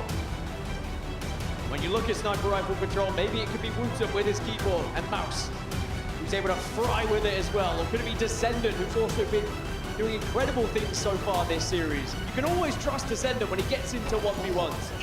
Incredible play. Is this oddball on Lattice to be a lifeline for Luminon? Envy, they're pretty good here too. No stranger to victory. And only tasted defeat once, like Dan mentions. Perhaps Wooten is only thinking about the positives. We have not lost this, and you have got to do that. He collapses on the exit. Picky's just come off the respawn screen. Precision gets taken care of as well. And Wooten's just doing a little bit of housework, tidying up, cleaning up house. This is what the people pay to see. Wooten with a sniper rifle now. But also, even having a sniper, he was like, well, I can hold the ball for an extra second. All right, someone's finally joining me. Now he has to start putting it to work. Hasn't connected with the initial 2, but he is at least showing a presence here. Let's connect with 1 body shot. And converts it. So that's going to be 3 dead for the side of Envy. Now Luminon will have their first chance to actually set up here. Killing spree for Wooten. He's looking to do it again. Drive his team to victory. 3 dead for Envy again. But nobody holding the ball until this very second. It's about trying to maximize those timings. Get as many points on the board. Apply the pressure to the opposition. Glory He's looking pretty weary and pretty comfortable as well. Jackson down to no shields, as is SLG. Both players trying to prioritize staying alive, but precision is there. Now Glory will be forced to toss the ball out towards Ice. And the push is going to come. Piggy has an angle, and he's using this cover expertly. Jackson will survive. Plasma Grenade will just whiz by his face. And now Envy can threaten to put some points on the board themselves. Maybe this is the perfect map for Luminon to get back into this series as well. When you think about Aquarius and its lack of a sniper rifle, for example, a lack of a weapon that can really make a difference as an individual, and you think why Envy have been so good this tournament. Incredible structure and no real weak links, just all four of them performing well. No one having to go off, no one having to be that superstar who has that incredible moment, just all doing their jobs. Whereas Luminon, they do have those players that can pop off. You think about Game 2, where Wooten puts 20 kills on the board. You see Wooten already finding 10 as well. If he has a game like he had in Game 2, Envy are really going to struggle getting this ball off their hands. You can't keep relying on Wooten to be the difference maker. At some point, he needs help. Snipe Drone with 6 kills. He's the last man standing for his team. He's forced down bottom middle. Jackson will pursue, but Snipe Drone turns the tide of that fight. The more fights like that Luminon start to turn the tide on, the more they win, the complexion of the game can completely shift. 57 seconds already on the board, locked in for Luminon versus Envy's 11. This is looking pretty good for the Europeans. 57 points locked in, but are the boys locked in? Only one way to find out. Let's jump into a listening with Luminon Game. Okay, put a minute gun box, fade. Leave, mate. It's going to nice fade. Yeah, outside. Almost tired. He's going lunch. Yo, one circle. Red, one. Device for blue, sequence for blue, baby. Oscar, I'm watching you. Yeah, good. Enemy has the ball. I killed a shot. Inside red. Yeah. Swing for me, far. Oh shit. He's good. Yeah, that is big. It's too small, I mean. He's in red, I can't see him. Okay, I spawned 8 boxes. He's right behind the box, Yeah, too small, two in. One time mid.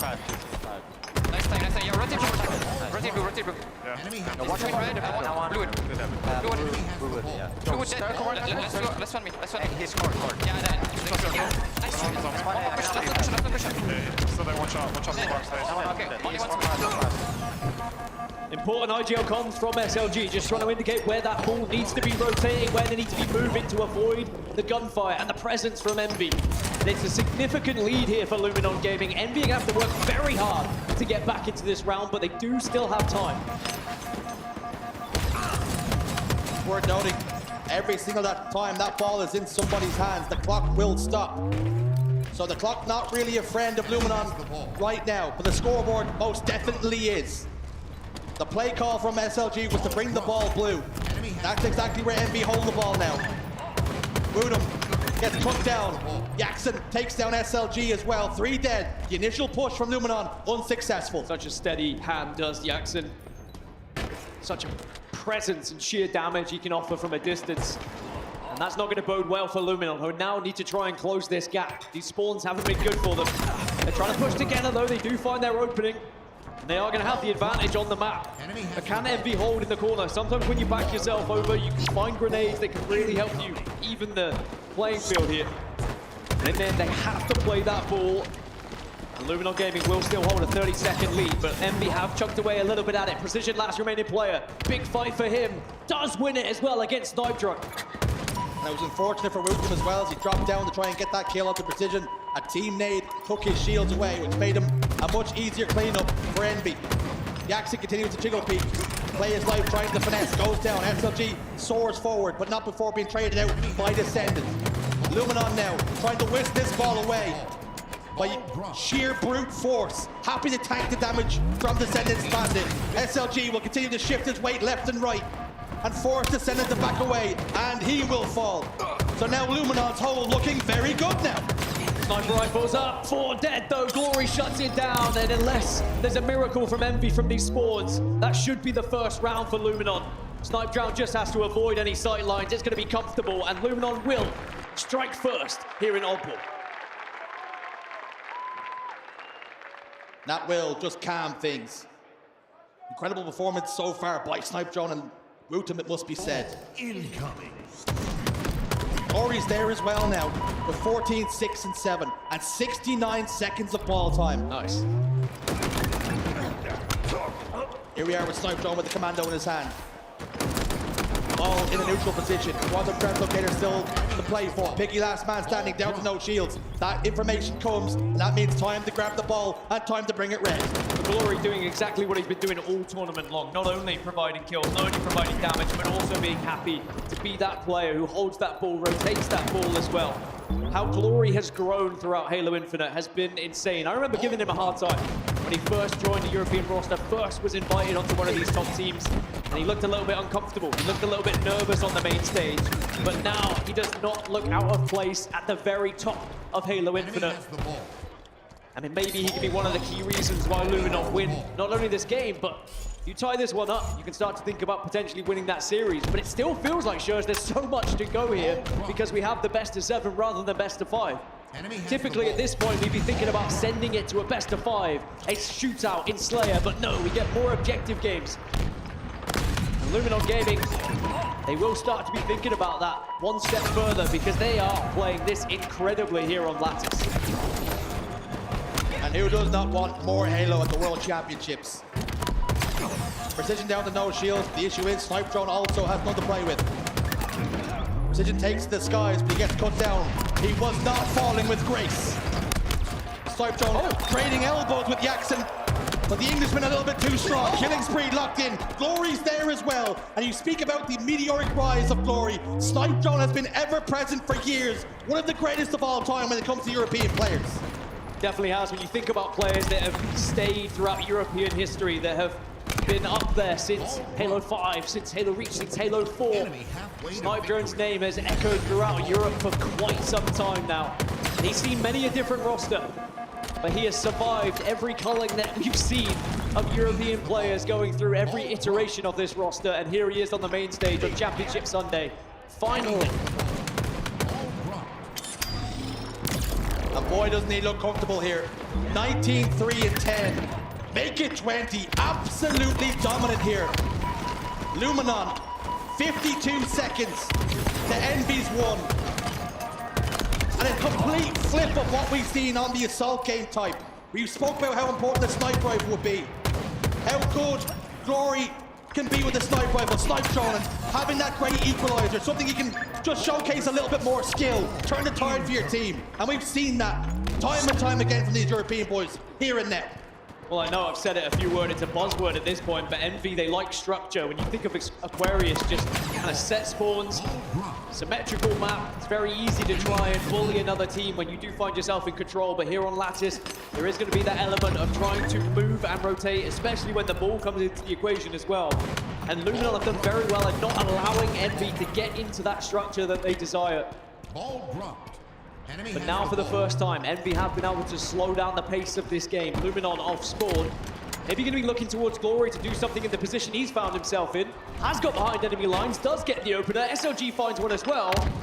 And that is a very quick break from Luminon. So important to shut down Envy once they get into control here. And they get all 4 members down. Enemy has the ball. Glory benches forward, gets that sniper rifle again. This could spell misfortune. He's got some real bad intentions. Shields get ripped away from Jackson. Enemy has the ball. Like he's using white spirits to take away the bait. Ball dropped. No scope will not connect. And he starts to waste the ammo, recognizing that he's between a rock and a hard place. But hold on! He will not go away without taking one with him. I wonder if that was just collateral damage trying to waste the ammo at that point, and you just walked into the worst place you could on. And all those bullets are now gone, so Descendant sadly not able to make an impact with the sniper rifle. Instead, it's going to have to use the bandit instead now. MVR still in this one. 40 points behind, 2 minutes left on the clock. So you're not in panic stations just yet. However, if they see themselves go 4 dead again, it might be the end of this one, allowing Luminon just to set up perfectly. With the player advantages at the moment, Envy are not scoring. Luminon are doing so well off spawn to frustrate them. Just be a thorn in the side, getting behind enemy lines. Look at Snipe Drone. They are constantly wondering, where is Snipe Drone? Well, here he is, getting in front of enemy faces again. And it doesn't matter he's not getting kills. They are just stopping Envy scoring, and now the ball's been returned. A constant irritation. The Europeans continue to be 3 dead now for Envy. And SLG just patiently waits for the spawn to pop up again. And perhaps they're quite happy to let this clock run down, because the impetus is now on Envy to be the ones to make the change, to make the aggressive plays. And they will take it to safety, and now the option is there. Get some points, sure, but play the ball, if need be. And the ball has now been played. Piggy's in trouble. 2 members of Luminon collapse. 3 dead for Envy once more, and they run the same play back. 3 dead again for Envy, and Luminon can continue to score. Snydrone's doing it again. Lingering like a bad smell in the open bracket. You know it's there, but you just can't find it. Someone needs to put on the deodorant. Someone needs to shut down Snydrone. And he is bullying Envy at the moment. 28 kills. And Luminon looking like they're going to close out this map and tie us up 2-2. 4 dead for Envy. 5 seconds all that's required for Luminon to close out this game. This series is all tied up 2-2. I think when we saw it on paper, we knew this was going to be a brilliant series of Halo. And these 8 players have not disappointed. And I think the right decision was made that this was a best of 7. Wouldn't have felt right if suddenly we go into a Game 5 Slayer here. But it is going to be a chance now for the players to take a little breather. Reset. Because it's all even Stevens. It's like these first 4 didn't really matter now at this point, right? That's how it works. It's oftentimes when it comes to Championship Sunday, we talk about Optic Gaming, Shopify Rebellion, FaZe, SSG, and we call them the heavyweights. And perhaps these 2 are light heavyweights, punching above their weight class. But they find themselves front and center, staring at one another, and a place for top 3 up for grabs. Both players, both teams have already hit the mat a couple of times. But this time the rules are a little bit different. Best of 7s. You can hit the mat one more time and still have life. Still have some air in the lungs. But boy, oh boy, has this one been back and forth. One thing we can say for Luminon is they've gotten themselves back into the series twice. But what will it look like when they take the lead and they start to ask some difficult questions of Envy? And this time when a Slayer comes round in the series, it will be a chance for them to take the lead rather than try and tie it like they did previously on Solitude. But as we look back at some of the highlights here of Lattice Oddball, what an impressively played game it was from Luminon from start to finish. From ball rotations, from the holds they had, to the breaks of setup as well. When Envy did get that control, it was very rarely for long. Luminon were just so quick off of spawn to immediately try and find a route to get behind enemy lines. As it's a beautiful series layout to look at, even at the moment, but we move into Slayer Livefire. 3-3 for both teams. If you're brave to try and call this one. It's a coin flip. How often do we say that about a Slayer? But then when it's in your screens, your eyeballs lock onto 3-3 in the green and blue, nothing to separate them. There's been nothing to separate them in the series, nothing to separate them in the records on Livefire Slayer. But someone is gonna have to take it. Taking a look at the stats then. 2 superstars. And perhaps they have not been superstars for long, but their reputation is growing and growing. Rutum and Piggy. 12 kills versus 20 with a KD of 2.50 and a damage difference of 1,009. The man from Finland, he knows how to put that crosshair in the right place, and he knows how to put down maximum damage. And throughout this tournament, both of these players have been finding the sniper rifle on Livefire Slayer as well, both Piggy and Rutum. So they will naturally be 2 players to focus on to try and be that difference maker. I remember yesterday, Piggy picking up the sniper rifle a few times, and when he was connecting with it, it was brilliant, but also it was about his movement and his positioning with that sniper rifle to keep it away from the enemy teams.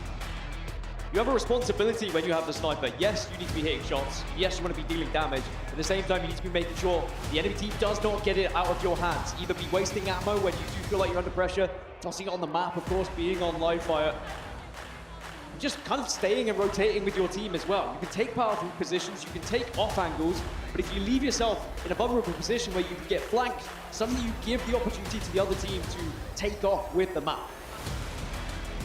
I think maybe something we don't talk about enough when it comes to the player who is trusted with that sniper rifle, and with that trust, Dan, the saying is heavy is the head that wears the crown, but maybe heavier are the hands that hold the sniper rifle at times, because you know, one misplay, you hand that sniper rifle over to the opposition, and all of a sudden your day can go from bad to worse. We all often speak about momentum and how important it can be. Confidence, momentum, snowballs, these are the buzzwords we use here and on the desk, and for good reason. And has the tide started to turn? Is the wind now in Luminon's sails after a dominant oddball on Lattice? Or could it be SLG who makes the difference here for Luminon Gaming? Both teams have already lost this map and mode so far this tournament. Luminon sadly lost to Cloud9 earlier in the tournament, and Complexity were able to take down Envy as well. But what that does mean is both teams have had VOD to look at. They would have known Saturday night when they finished their games, when they head into Sunday, they would have looked at this series layout and they could plan effectively. What went wrong? What did Cloud9 do that perhaps was the difference maker? Were they maybe taking too much control of that sniper rifle? Did they have better power-up control? Were we maybe a little bit hasty to try and push off spawns? Were we not waiting for each other? All these questions that have to be answered and then put into effect here going into Game 5. What a weekend of Halo it has been up until this point. There have been upsets here, there, and everywhere. Cloud9 topping their pool. TSM eliminating FaZe Clan, but then getting toppled themselves right after it. But now Envy and Luminon locked level, complete deadlock after 4. This is the true swing game, I believe. We will see what these teams are made of come the end of this Slayer. It's such a huge map. I mean, obviously, for reasons that are so evident I don't even need to explain, but importantly for me, when you look at that series layout, you look at Game 6, it heavily favors Envy in my opinion, TTF mid. Whereas then you look at map 7, a map that favors Luminon when it comes to Origin Slayer. And it could be this one we look back at really made the difference when it comes to this best of 7. The arm wrestle continues. Score 2-2. We're in a shootout. Typically, this would be the one to decide it. But fear not, folks, there's still a lot more Halo left in this series. We're happy to say, best of 7s on Championship Sunday. We will truly see who is the better team. Not who got lucky with map mode combinations, with layouts. Who got their worst map pools, who got their best. After 7, there can be no excuses. But it's a far better start for Envy.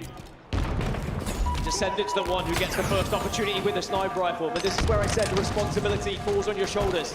It's about staying alive at this point, and he is under fire from grenades, but does just about stay alive to the point where he can now put this sniper rifle to work. And sadly for Luminon, they were not able to shut it down. Wooten does spot him out though, so that means you have to reposition here. And it's about just finding an angle where you can maybe catch someone off guard, get a free shot to the head. That will allow the extra space, it'll give you that extra player on the map to then take advantage and push. Just about misses, but he does connect with a second. Did that play, it didn't, stayed on the ledge. And he actually thought the better of throwing it off this time. An extra body shot, and he's lucky he did. Killing spree for Descendant. Not finding the faces, not flashy, but effective. Hit the body, take out the bandit, get the kill. Glory and Snipe Drone do tag team to take down 2. Take us within 3 already, but this has been a fast-paced start to the game from Envy. A team who does like to play slow at times, but they also know how to change up that pace when they need to, and perhaps that's something they learned from Lattice Oddball. They have to try and match the pace that Luminon sets at times. Otherwise, you will find yourself getting backstabbed over and over with Luminon constantly trying to out-rotate you. Descendant, remember, once tried to play this sniper rifle, but now will finally put that last bullet to work. And it's a 5-kill lead here for Envy. It's almost indicative of how important this map is. Not wanting to make the mistake and leave the sniper rifle on the map. And perhaps it just staying on the ledge meant that he could continue to be a force and a presence on the map. Applying so much pressure, the shots didn't even need to connect. As long as Luminon know where the sniper rifle is, they have to avoid it. Glory down bottom middle, just about uses that repulsor to get himself out of harm's way. But Descendant continues to be an influence elsewhere, continues to be a nuisance. Yaxon with the camouflage, and this is something that Luminon have not done time and time again in this series. They keep allowing power-ups to go the way of Envy. This is starting to get out of control now, over a 10-kill lead. Think back to yesterday when Envy were playing Cloud9. They did have a significant lead, up by 10. Cloud9 were able to recover right at the end, but did still lose out 50 to 48. Can't allow Envy to have such a lead because they will just slowly start to grind out this victory. As they get towards the end of that game, just finding trade after trade so they can get over that finish line. Doesn't matter if you win by an inch or a mile. It's 13, it's 14 now. And this is starting to get a little bit ugly. It's double the scoreline as Envy looking to try and make a statement and take the lead once more in this series. The methodical machine of Envy. The gears start to really turn now. Putting Luminon on the back foot, putting them in the blender at times. Descendant has the sniper rifle again. Drops down behind Glory, who was not looking at him and had no shields. Easy pickings. This time, Descendant does play the sniper rifle as it just about hits the drink. SLG gets shot down by Yaxon from a distance. I mean, how do you even mentally recover from this start? Glory tries to push out, but had no support. Wootum arrives a little too late. And this one might already be over with how Envy are currently playing. Luminon would need one clean break, one all four dead, and then they would have to do exactly what Envy are doing to them. Showing aggression, pushing those spawns, not allowing them to push out for free. But with only now 12 kills to require, you feel like maybe this one, you already have the writing on the wall. So far, this has been as close to perfection as you're likely to see in a live fire Slayer. Still almost up double the kills, requiring only 12 to retake the series lead. And Luminon with so much to do, we start to fear the worst as Descendant continues to hit shots. Did not miss a single bullet on Snipe Drone and puts him away. 3 dead now for Luminon. And perhaps this Slayer now just getting too far from their grasp. I heard the roar from Descendant from here as well, all the way at the back of the venue. He let Snipe Drone know about that one. This game's over. There is no coming back from this one. Luminon are just all over the place. They have not been able to find their footing. Envy look dominant. Envy making a statement. Envy looking like they want to shut this one down in 6. Because remember, we head to CTF where they have been phenomenal so far. Not just this tournament, but this season in general. This series has been absolutely incredible. Just when one team looks to get momentum and be dominant, we go into the next map trying to tell you that story, trying to shift the narrative. Then the team comes out, bounces back. Envy, every single time the series has been tied up, they've had a massive response. And that's what we've seen here in the Slayer. As they are just 1 kill away from retaking the lead, and they are just 1 map away from the elimination finals. That was incredible. In a map mode which had a huge question mark over it when it comes to this series layout at both of these teams. Remember, both were 3-3. Both had already lost this so far this tournament against teams that are already out. And clearly, Envy found that recipe. They found what went wrong before, and they adjusted. And they just felt full of life in that game. Compare it to what we saw in Lattice, where they were unable to get going. And it really is incredible to watch this pendulum swing back and forth yet again in favor this time of Envy. And just when Luminon maybe thought that they had momentum on their side, Envy are quick to whisk it away from them. Sadly now what this does mean for Luminon is they only have 1 more chance. Otherwise they will be out of this tournament. And for Envy, that's when the heart starts to race. You start to say, hey, we are 1 game away from top 3. From the elimination finals, from our best ever finish in our history. And excuse me, I think I said Forbidden earlier rather than Fortress, but I'm sure you will forgive me for saying it. They are 4-0 on Fortress CTF are Envy across this season. They are the second best team that we have seen on this map mode combination throughout the HCS. It is all pointing towards blue. We've learned already, Shurs, the form book is not always the way things go here on the Halo World Championship. Maybe Luminon can go against the grain to send us to a map 7. The Slayer was absolutely textbook. 50-25, a stake on Championship Sunday. And every single time Luminon seems to be getting a sniff, Envy find a response. And this is the perfect map on the horizon for Envy to see in the series layout. And there are your flag runners. Descended 6 caps versus Glory's 2, with 7 steals apiece and 5 cap assists. These two players are the ones to get things started. And it maybe tells more of a story than you'd think just looking at those stats. Descendant will start and will finish the run. However, Glory is usually the one who will steal it, hand it off to someone else, and then support and be a little bit more aggressive. And perhaps that tells us the style of play that we're going to witness here as we do go into Fortress CTF. Envy are going to wait until they get that 4 dead, that perfect chance to run the flag, whereas perhaps Luminon are a run and gun kind of team. A couple of players are down, sure, we'll pull that flag and we'll kill you as we go. How will those play styles clash though here?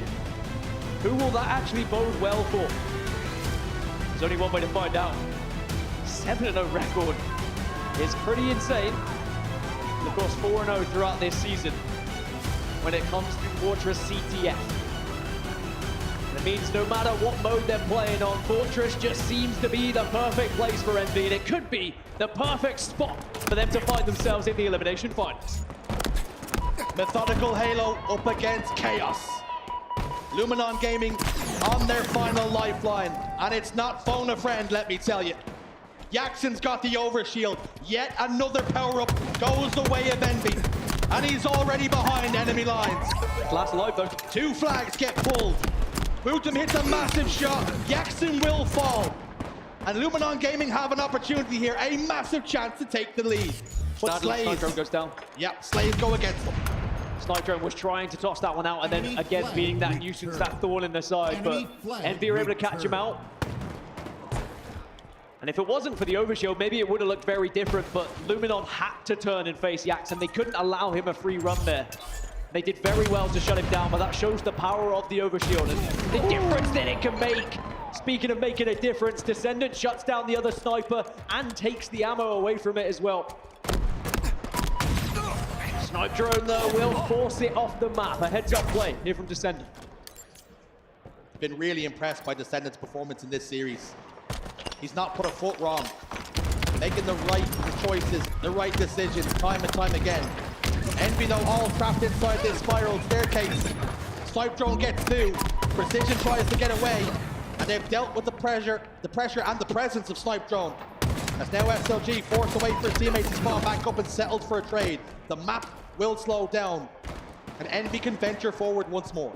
It's such a different map as well, with no sniper rifles on said map. And both teams will be aware of it. They know the ammo was scooped into one. They know it was tossed off. So you've got to wait for those snipers to spawn before really you can start to take any sort of control with said weapon. But now Glory's going to be the last remaining player. We're going to see the first attempt from Envy. The sound cue came. Glory giving up the ghost. 2 dead for Envy. 3 for Luminon. Another power-up, this time in the chest of Descendant. And Envy drive this flag forward. And Luminon just do not have a response, nor enough numbers on the map as Envy open up the scoring. Envy strike first. Envy start to creep their toes into the door of the elimination finals. And they answer maybe the first question that was posed from Luminon Gaming of can you carry on that momentum from the previous? But now Luminon need to respond here. Envy have been able to control that overshield, and it has paid dividends. Snipe Drone is able to get into the enemy base though, and we've already seen what a nuisance he can be, but Jackson says, all right, you can play that game. Maybe I'll start to think about being a thorn in the side from this angle. And here's that run and gun strategy I was talking about from Luminon. There isn't even 4 dead for Envy, but they do start to move that flag together. Let's pull the flag first, ask questions later. The 40 They've come undone. And now Precision with the sniper rifle in his hands. Envy send their flag back home. And Precision can plant his feet and find some angles, waiting for information. As he rotates over towards the snipe tower, he will be ever present on the map. Takes a couple of ticks of damage, knows exactly where SLG is located. But the Frenchman will wait for his shields to come back before he ventures out once more. Snipe drone gets a kill, but Precision answers back in kind. And it's all Envy right now. They're the ones posing the questions and forcing Luminon to come up with answers. And so far, so good for Precision. He spotted him, he called him out, and then he drilled the bullet into his hand, and it's going to be another overshield.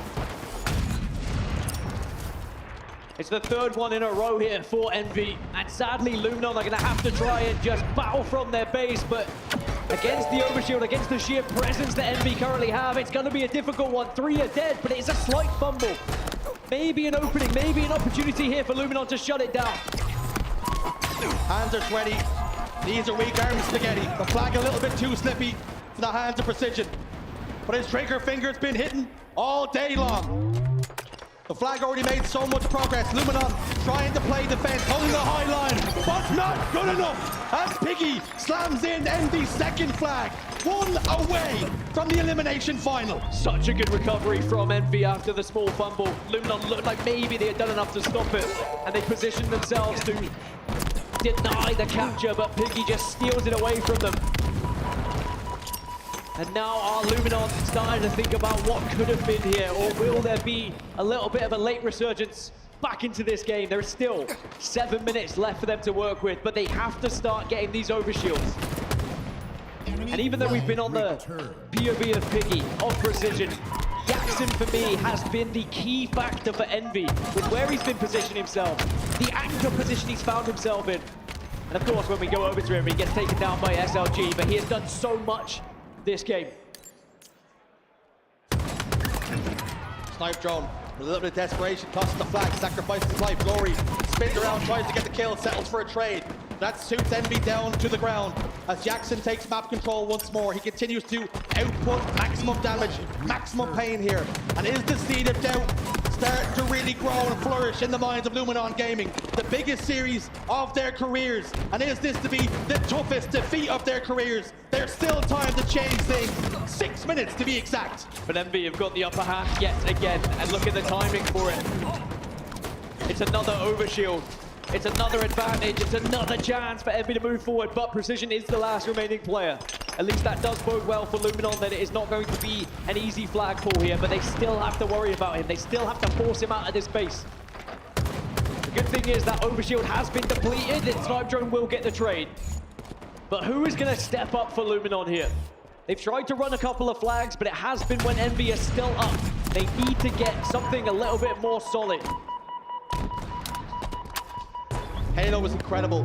The layers, the margins that in which you can win and lose a game. Precision done the best thing possible there, and that was by doing absolutely nothing with the overshield, remaining in the basement. Why, you ask? Because Luminon were forced to all turn around and deal with that threat before they could take map. And what does that do? Buy Envy more time to come off the respawn and take space. But the Luminon siege, here it comes. They're laying waste to Envy right now, but they need to get some flags on the move.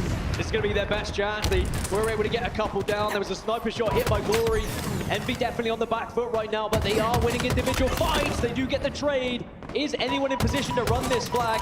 That I'm unsure of. And it's again another big fight from Jackson in another powerful position as 3 go down for Luminon. Envy recover the map. Envy deny the pull from Luminon.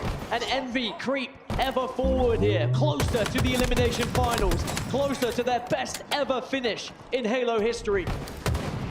Guaranteed top 3 and a chance, a stab at either Optic Gaming or Shopify Rebellion, depending who falls from that winner's bracket. And you can see exactly why this is one of Envy's best map and modes, one of the best in the league at this map and mode combination. Every single overshield has gone in their chest. Oh, 1 down. But perhaps now is the time, perhaps now is the chance because so far it's been perfection from Envy. And Descendant grabs the overshield, settled for a trade, but Piggy is there now.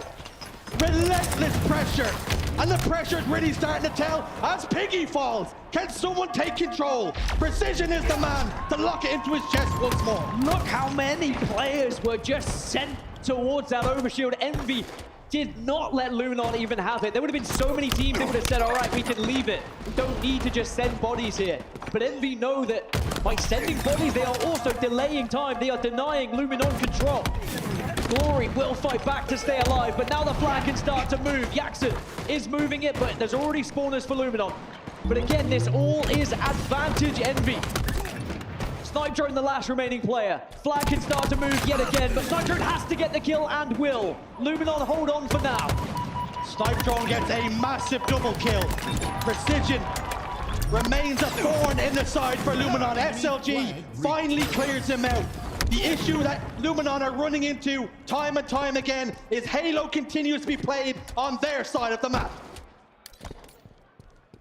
2 minutes and 40 left for Luminon Gaming. On the brink of elimination from the Halo World Championship, and even though top 4 would be the best ever placement for a European team at a World Championship, it would still be a disappointment for them with how close they are to breaking even further into that top 3. But now Envy can play defensive. They can hold the base. They can hold this 2-cap lead. Descendants set the line. They're happy to hold what they have for now. Snipe Drone slides forward. Descendant rips his shields away. Precision gets the kill. Overshield pops up once more. And you guessed it. Precision's got it again. Envy have got it again. And they drive forward once again. It's tough really to say for Luminon that they have time here. But they have to believe. They have to at least try. And that may leave them vulnerable. It may leave their flag open to being run by Envy as well. But this is where you have to dig deep. This is where you have to throw all the eggs in the basket now at this point. You can't afford to just sit back and allow this to happen. But sadly, when Descendant has the sniper rifle in this position, you are so vulnerable. And SLG, he knows it. He wants to run that flag, but he knows exactly where Descendant was earlier, and that just delays the inevitable. 1 minute and 15. I don't think there's going to be time here for Luminon. And I think Envy know it as well. They are so close to tasting success here. Maybe they can already taste it. At the start of this map, it was hope for Luminon. But that has soon turned sour to desperation into the final minute. And the issue is for the Europeans, it's not them with the hands on the flag. It's Envy who continue to put Luminon on the back foot. And they're unsheathing the sword. And they're starting to swing and put that final stab into the chest of the Europeans' hopes and dreams. Desperate attempts from Luminon to pull the flag has again left them vulnerable. But they have not been able to progress with it. Snipe Drone trying again, but he will fall to Descendant. And Envy know they just need to deny over and over again, and they will be in the elimination finals. SLG falls. Glory 2. Envy have done enough. And they might even add insult to injury here by pushing the third and final flag all the way home into the final seconds. But time is irrelevant. Jackson picks it up. Jackson scoops it home. And Envy win the series. They're going to the elimination finals. Their best ever placement in Halo history. Uncharted territory. But they did not look out of place. Top 3 secured, and their eyes set on whoever drops down from that winner's bracket out of Optic and Shopify. It has been a season of constant progression for Envy. From top 8 to top 6 to top 4, and now top 3. At the biggest stage of them all. But can they go any further is my biggest question here, Shurs. Can this dream run continue? On the flip side for Luminon, again, we have to give them their credit. It is the best ever placement for a European team at a Halo World Championship. And whilst it will be a bitter pill to swallow now, they can still give themselves a firm pat on the back. And families in the audience on both teams supporting the young men on the stage. But it is Envy who get the last laugh. Congratulations to Envy. And commiserations to Luminon Gaming. Both teams exceeding expectations at this World Championships. And confirmation of what we've seen. If you missed it, you missed an absolute banger. Games 1 and 2 traded evenly apiece. 3 and 4 traded once more, but Envy stepped on the gas and never looked like they were going to let up, Dan. Absolute perfection in those final 2 games. It was incredible from Envy, really. I've said it a few times, the structure that we see from this team is unbelievable, and I think the series layout, they managed it perfectly. They knew which ones they maybe were going to struggle with. I think that swing game was the Slayer that we saw on live fire. That was incredible from Envy. The way they played it from start to finish, Luminon just had no chance. And then sadly, you go into a match 6 where we have not seen Envy lose that all season long, and they were probably licking their lips when they saw it come. I think for Luminon, it must be said, it's easy to be downtrodden and shield crestfallen, but it has to be said, what a performance they put in to get this far. They'll go back and they'll be thinking what could have been, what should have been, but they have got to be happy with what they have. But there was one man who was massive in that series for Envy, and that was Descendant. Let's get his thoughts from Blaze. Take it away, fella. Thank you, Shurs. Everybody get loud for Envy. Top 3 performance here at the Halo World Championship. And I got Descendant with me on the main stage, man. Jason, talk to me about how does it feel to be able to come out here and not go to a Game 5 and perform the way that y'all know that y'all can here on a Sunday? Yeah, it feels amazing to definitely not go Game 5. As we know, we don't really have a good track record for Game 5s. So the key is, for us, just don't go Game 5 at all. Now, when it comes down to this series here against Luminon, there was some close matchups in this one. What was the game plan to take down these guys? There wasn't really any game plan, particularly to how they play the game. It's more or less just focus on us, how we perform and how we play, just keep a clear mind and just work together as a team. And all the work that we've done, all the scrims and stuff will pan out. It really did pay off, man. You guys' teamwork up there was phenomenal. Now, your past Worlds performances, top 12, into a top 3, your best place in all season. What do you want to say about your teammates and everything that you guys have done just to get to this point so far, even though the job's not done yet? Yeah, so to my teammates, I'm beyond proud. This team has kind of been like a family to me in the sense of like, this is the longest team that I've ever had, and it's really, truly is like a brotherhood for us. We've all kind of came from the gutters, you know what I mean? Kind of just scraps left out to rot, and we somehow managed to, to find each other and to play on this big of a stage, you know what I mean? And perform so well. It's truly a blessing. So. It really is a blessing, and you guys represent this Envy brand so well. Get it out the mud, get it out the gutter, and working so hard here on this Sunday. And I only got one question for you, and it's a simple one. You guys got what it takes to win this tournament today? I truly believe, yeah. I truly believe if we come at perform at the best of our abilities, I think we can bring home Papa Hastro another ring. So you heard it here. They want to bring home Hastro another ring here on this Sunday, and that's going to do it for us on the stage. Lot, take it away. Thank you so much, Blaze. Wow, Envy, they continue on their run.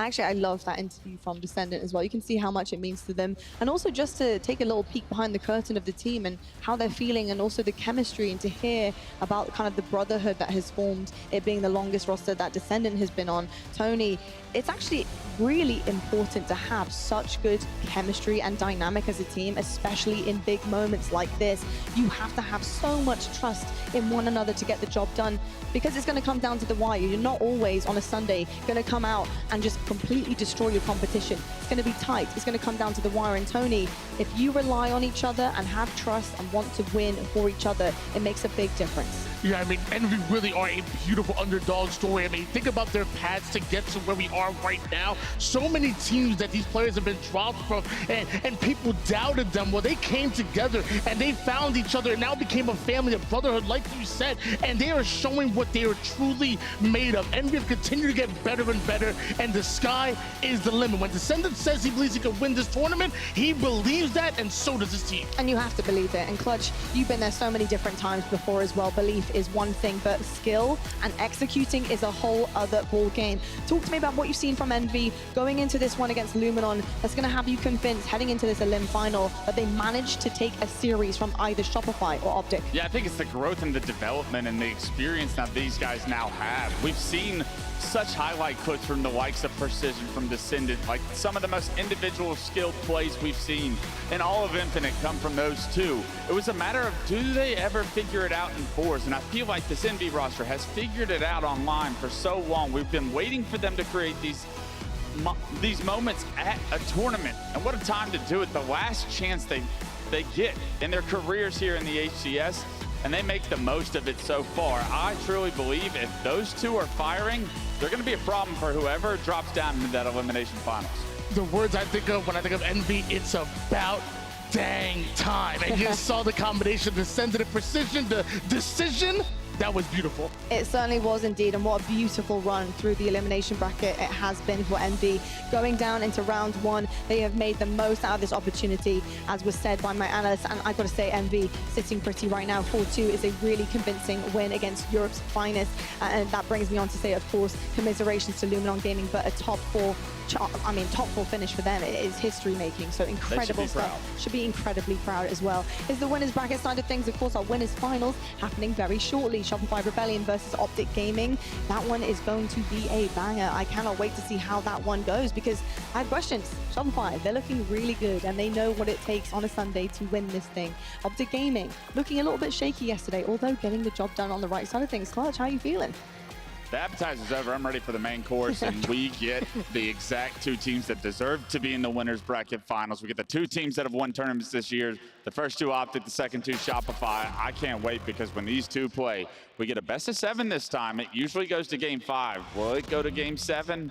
Man, that would be a show for the ages. It certainly would be, and a show it will be regardless. Folks, we're going to head to a quick break. When we come back, we have plenty more action for your championship Sunday on the main stage getting set up. It's Optic versus Shopify Rebellion. This one is for the history books. Who will come out on top? We'll find out right after the break.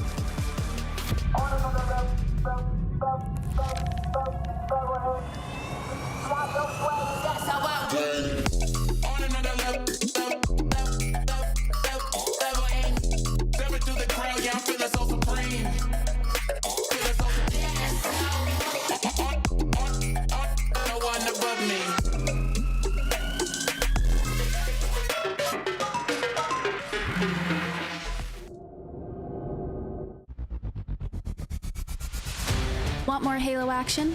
Subscribe to the Halo Esports channel for official HCS highlights, behind-the-scenes content, and player spotlights that take you closer to the pros.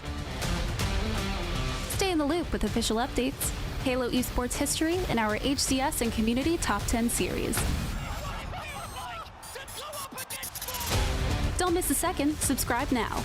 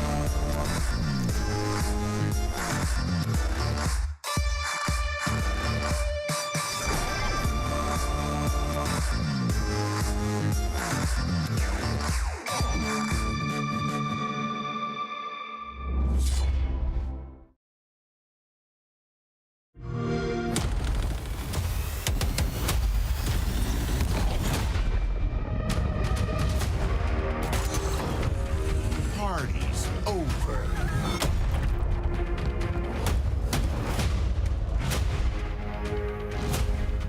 You belong to me. Satisfactory.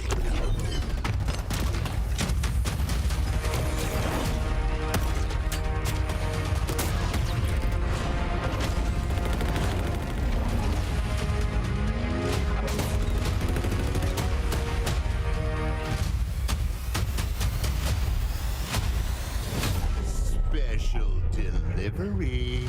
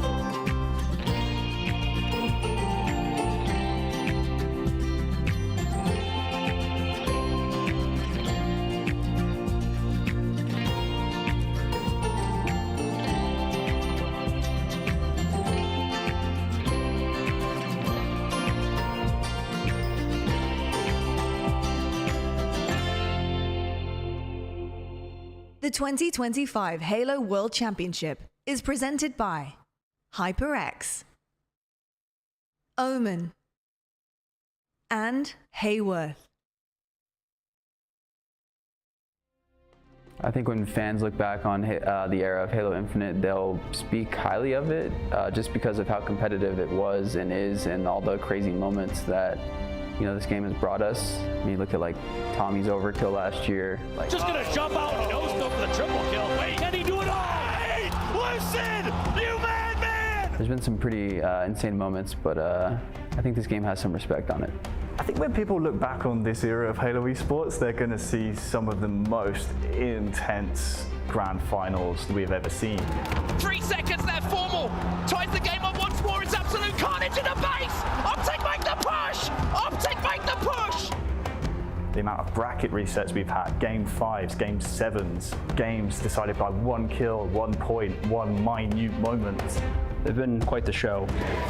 It was this game type.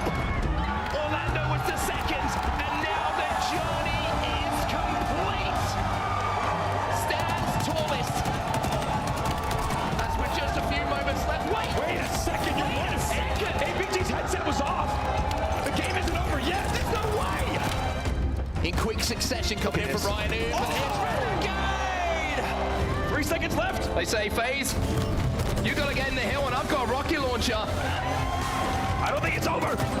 Not again on streets. 0 seconds on the clock. These two teams will tie. I feel like this era of esports, of Halo Esports, would definitely be looked on as probably the most competitive. I think it would be probably the most fun and exciting time, I'd say. Going to an event knowing that like multiple teams could win always just made it fun. I think it's the most competitive it's ever been. The competition has still been so tight and so interesting, and the passion for Halo in general. I think fans and players will look back on Halo Infinite as a success, honestly. Obviously, there's a bunch of rocky moments, but I mean, I feel like that goes with any Halo game. But I feel like there's been so many cool hype moments, a bunch of great events. I think Infinite got a lot of like backlash. I think about it, and I think about it as like the whole like aspect of all 4 years. I think it was actually a pretty good game. I think it was definitely underrated. I feel like Halo Infinite was like a core like era. I feel like just because it was so long, like there's a lot of history that happened. Formal came back from Call of Duty. Some pretty crazy storylines that happened. Formal coming back to the game, winning his ring, like after playing COD, like that was pretty insane. Us, like Quadrant, like making history. There's a lot of great memories that we're going to be able to have whenever the game does end. I think like most other Halo games and video games in general, it'll be like kind of controversial. Like people will miss it. I'm sure some people want to move on from Halo Infinite and whatever too at the same time, but I think it'll be like one of those hindsight things where we really realize like how good we had it like in the moment. They'll look back and say, you know what, I was pretty lucky to witness some of those games.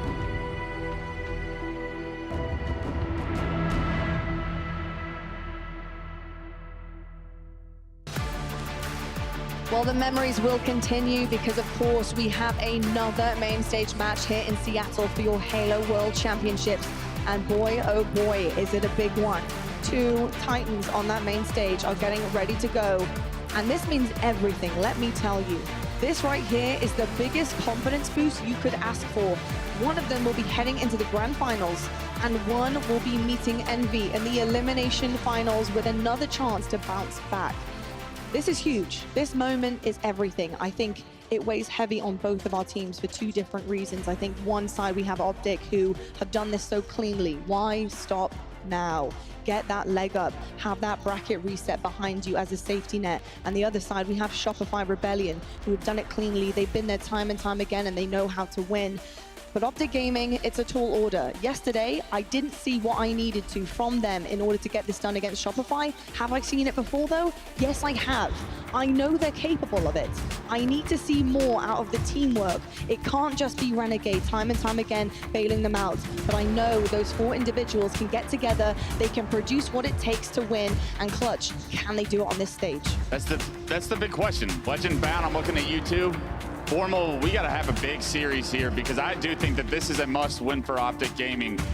Shopify have gotten the better of them at our HCS tournaments as of recent.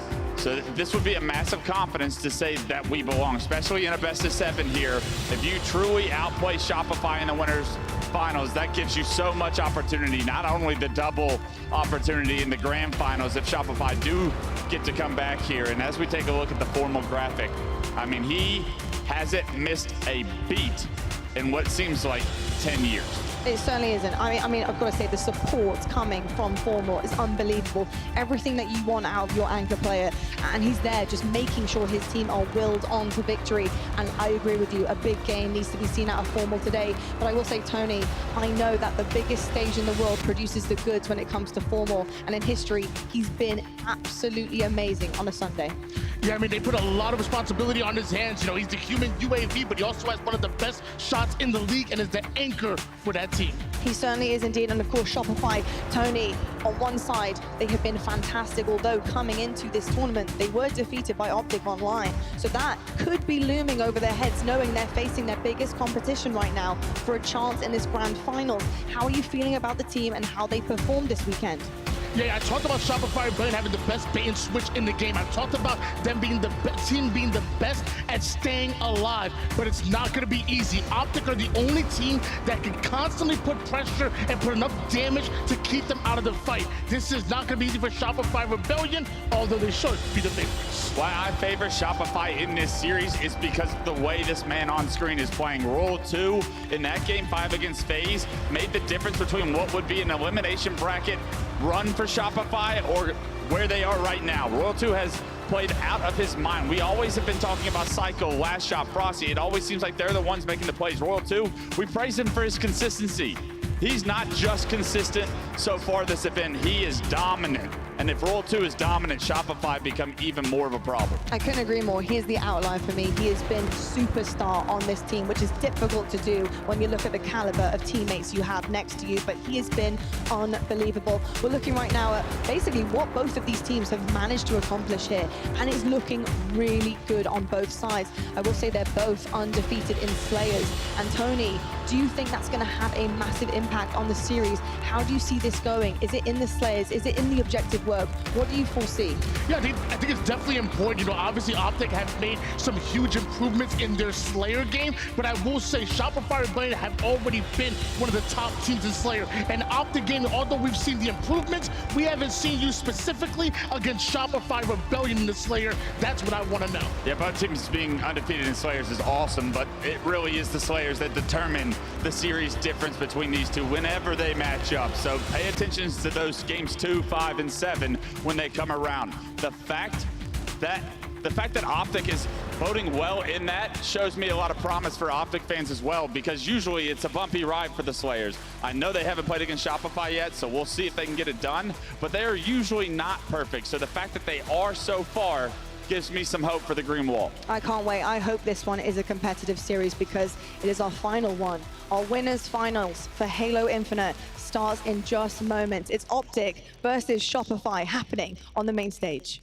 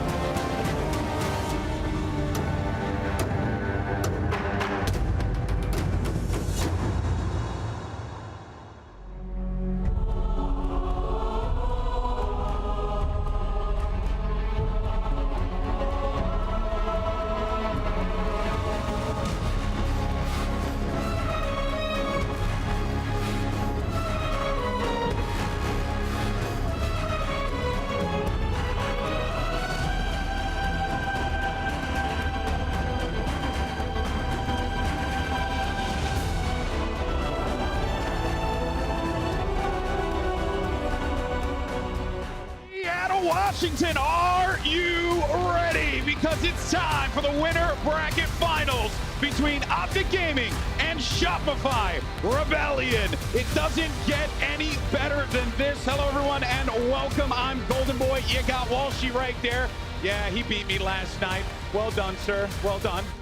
You earned it. Well fought. Yeah, you know, it was, well, I mean, I didn't fight really well, but everyone else fought very well on my team. In any case, folks, enough about the shenanigans from yesterday. We're focused on the future. Let's go ahead and take a look at our series layout. We got Live Fire Oddball, Slayer Solitude, King of the Hill Lattice, Strongholds Recharge, and if necessary, and I think it will be, Live Fire Slayer, Bomb on Aquarius, Slayer on Origin. And what we saw in the stats earlier, Dave, these two teams coming into this winter final with perfect records in the Slayer, but Optic Gaming looking absolutely diabolical when it comes to on-ball. And that's exactly where we're starting things off here. And it goes without saying that either of these teams can really just turn it on at the drop of a hat. Truly incredible stuff. We're getting to see a nice range of maps and modes, but one thing that we are missing from this Winter Dragon Finals is there's no CTF. We've generally seen Shopify be so strong in that. So we're going to see if that decides to hurt them in the series, or if there's going to be a rally back and take it to Optic on one of their best modes. Oh boy, here we go. Players are loaded up. They're ready to go. Let's do this, baby. Winter bracket final time. We're kicking things off with your Halo Infinite MVP, Renegade. Let's see what he can do with this S7 to kick things off. He's already starting on the good foot there, getting a body shot with him. He's going to need to get out of dodge potentially there, as Frosty is going to get the better of him there. Former teammate squaring off. Eventually hunted down. That's going to be Frosty grabbing this ball. Look at this rotation. They decided to bring it straight towards Raj. They're uncertain where that last member was at. They don't know where Formal was at. And they decided to push away. Now they know where Formal's at. He's at the tower and he's down. Big camo there, picked up, as we saw for Frosty. Doing what he needs to do there with that S7, with that power item in play. He's waiting to see if anyone's going to try and push around this. They know that the outside is going to be completely patrolled here by this sniper. Look at that, Optic. Opt to just go for some slays. They realize sniper camo still in play, and so they need to go for some other kills and spawn kills. They don't give the free kill over at scoreboard, and this is frustrating for Frosty. He has to reposition and try to get a fight. Why can't nice things just happen for him? You know, that's what he's wondering right now. I got everything I wanted. Where are my double kills? Where are my triple kills? Might actually find one here, but wait a minute. Gonna get sent back over to the respawn screen. Is Optic Gaming gonna clear him out? So brilliantly played by Optic right there when that sniper camo was in play. So many other times people would say, we have 3 down, let's grab a little time. Yeah. And that's exactly the opening that Frosty was looking for, not giving it to him one bit. Now that sniper's gonna go in the hands of Renegade. Once again, he only had 1 bullet to work with there. Pressure though from the outside. Frosty targeted Renegade. Off-screen last shot's able to find a target too. That's going to bring 2 members of Optic Gaming down. Ball's going to be available. Renegade's still going to be alive, still going to be a problem. So they're going to have to handle this guy as soon as they can, but that's easier said than done. We'll be out of the action for the time being though, which will allow Shopify Rebellion to be able to get back into this. Look at this. Cycle not afraid just to put some points on the board. He has 3 assists for his team right now. And now we got the season MVP versus the overall MVP. And guess what? It's an even fight. Who would have called it? Who would have thunk it? Granted, though, with 3 players down from Optic Gaming right now, this could be a prime opportunity, but got to watch out here for Formal. He's always going to be a problem, especially he's in the back line like that. He's going to get shut down, though. That's going to open the opportunity now for Shopify Rebellion to be able to add on some more to this. They got a good setup here. Players playing in the forward position, Dave. They're holding the green side of the map. They also have some presence down low. Yeah, right now, Shopify trying to sniff out exactly where the push is coming from. It's always a tough position when you have the ball over in the small window at the garage, because as soon as you lose the setup, the other team gets it. Shopify, they're hoping to get some sort of breakthrough over towards green or over towards camo, but to no avail. This is going to be Royal 2 trying to get whatever kills he can. First gets Renegade, and look at those peak shots. You get Royal to a corner, and you can't take him down. That camo ended up doing absolutely nothing there, and the spawn ends up working for Rebellion, so they're going to be right back at it. Should be able to get this ball, as you can see there. They're going to continue to hold this one down. Great defensive play there from Rebellion. Great plays from Royal 2 to keep the drive alive here with this ball. Look at this. Legend now has the snipe in his hands. Gets that ball down. He still has 5 bullets, but he's still not in too safe a spot. The crazy part, though, about all these snipers, all these players, is it doesn't matter if you're in a full setup and far away, or if they're up close and personal. They hit these shots from the sniper. That's so good. So clinical with it. Look at that there, even managing, I believe that was a tag on a Royal 2. I think I heard it. Enemy has the ball. Waiting to see if he can get that target. I gotta say though, despite the plays that we're seeing from Optic Gaming, it is commendable how Rebellion have just been able to hold things down. Because I thought that when that whole play happened and the sniper went back in the hands of Optic, Rebellion were gonna have to concede that ground. You would have thought so. But Rebellion, they do such a good job of talking it through and saying, hey, here's the threat we have to avoid. Here's what we're going to do. Here's how we're going to rotate the ball away. And because of that, I actually want to go to a Shopify listen, hear how they're coming. Enemy has the ball.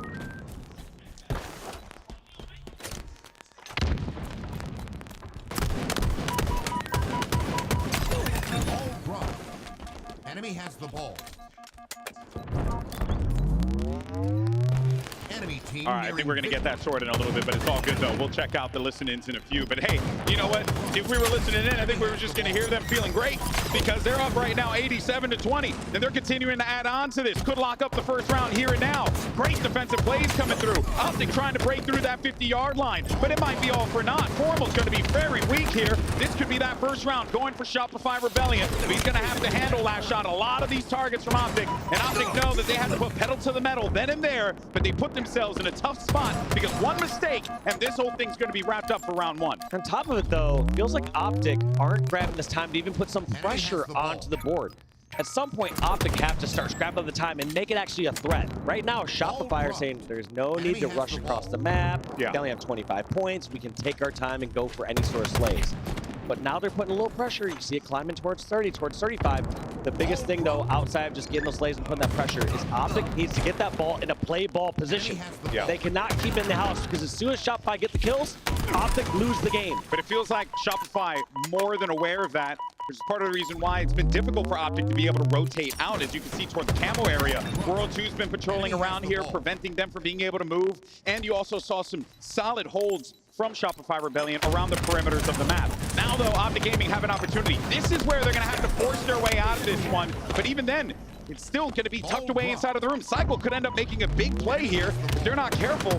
Here comes the push now. Actually, Cycle just goes and swoops the ball away, and he's going to get the round. Just like that. That is so sneaky. The 2025 MVP Cycle just decides to scrap up those last 4 seconds, secure that first round, and right like that, they're going into round 2. That's what we're saying, man. You know, they had no room for error. And that was one that, you know, it could have happened to anyone because you got to worry about so many things at once in an oddball game, especially when you only have 4 points before that round is wrapped up. I don't know if it happened to anyone. I saw Uber Nick just camping the objective yesterday, the BTB battle. He was doing the Lord's work with that hammer, okay? I will defend that man to the grave. Now, guy who was supposed to be on my team but ended up not showing up on screen here. Not salty about that. He could have helped you a little bit. Not at all. Sorry, you got Guy Blaze instead. Hey, good start though for Optic Gaming. Right where they left off, we were seeing them really start to put things together in that first round toward the tail end of it, Dave. And they have really picked up that momentum. Rebellion now need to break this setup, and they have that play ball set up in the back of the map. Look at this. Quite opposite from what we saw during the first round. Optic grabbing a bunch of time, getting the ball in play ball positions, being very efficient this time about. And now they get to play with a bit more patience. They're not playing exactly just Shopify's game, but now we see the kills going in the favor of Shopify. I'd love to see where they're going to set this ball up this time. They've been loving holding the ball inside of the garage side of the map, so maybe they're going to continue to do this here. When they get that opportunity for rotation, perhaps they could bring it over to the green side if they want to, which is Last Shot doing a ton of work out here. Last Shot doing a lot of great work.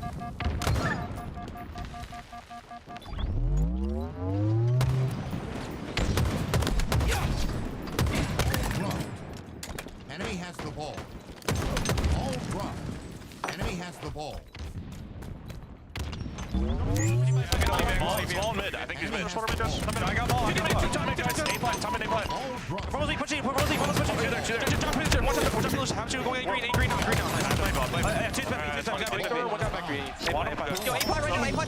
Vent to ball. Legend.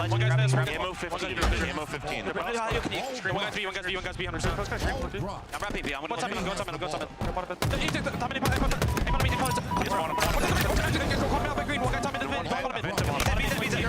Front swatter, you hit him with that.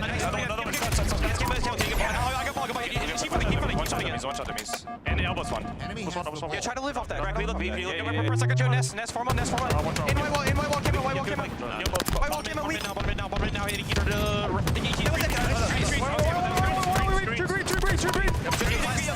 Box in A, box in A, A-ply in A. That's the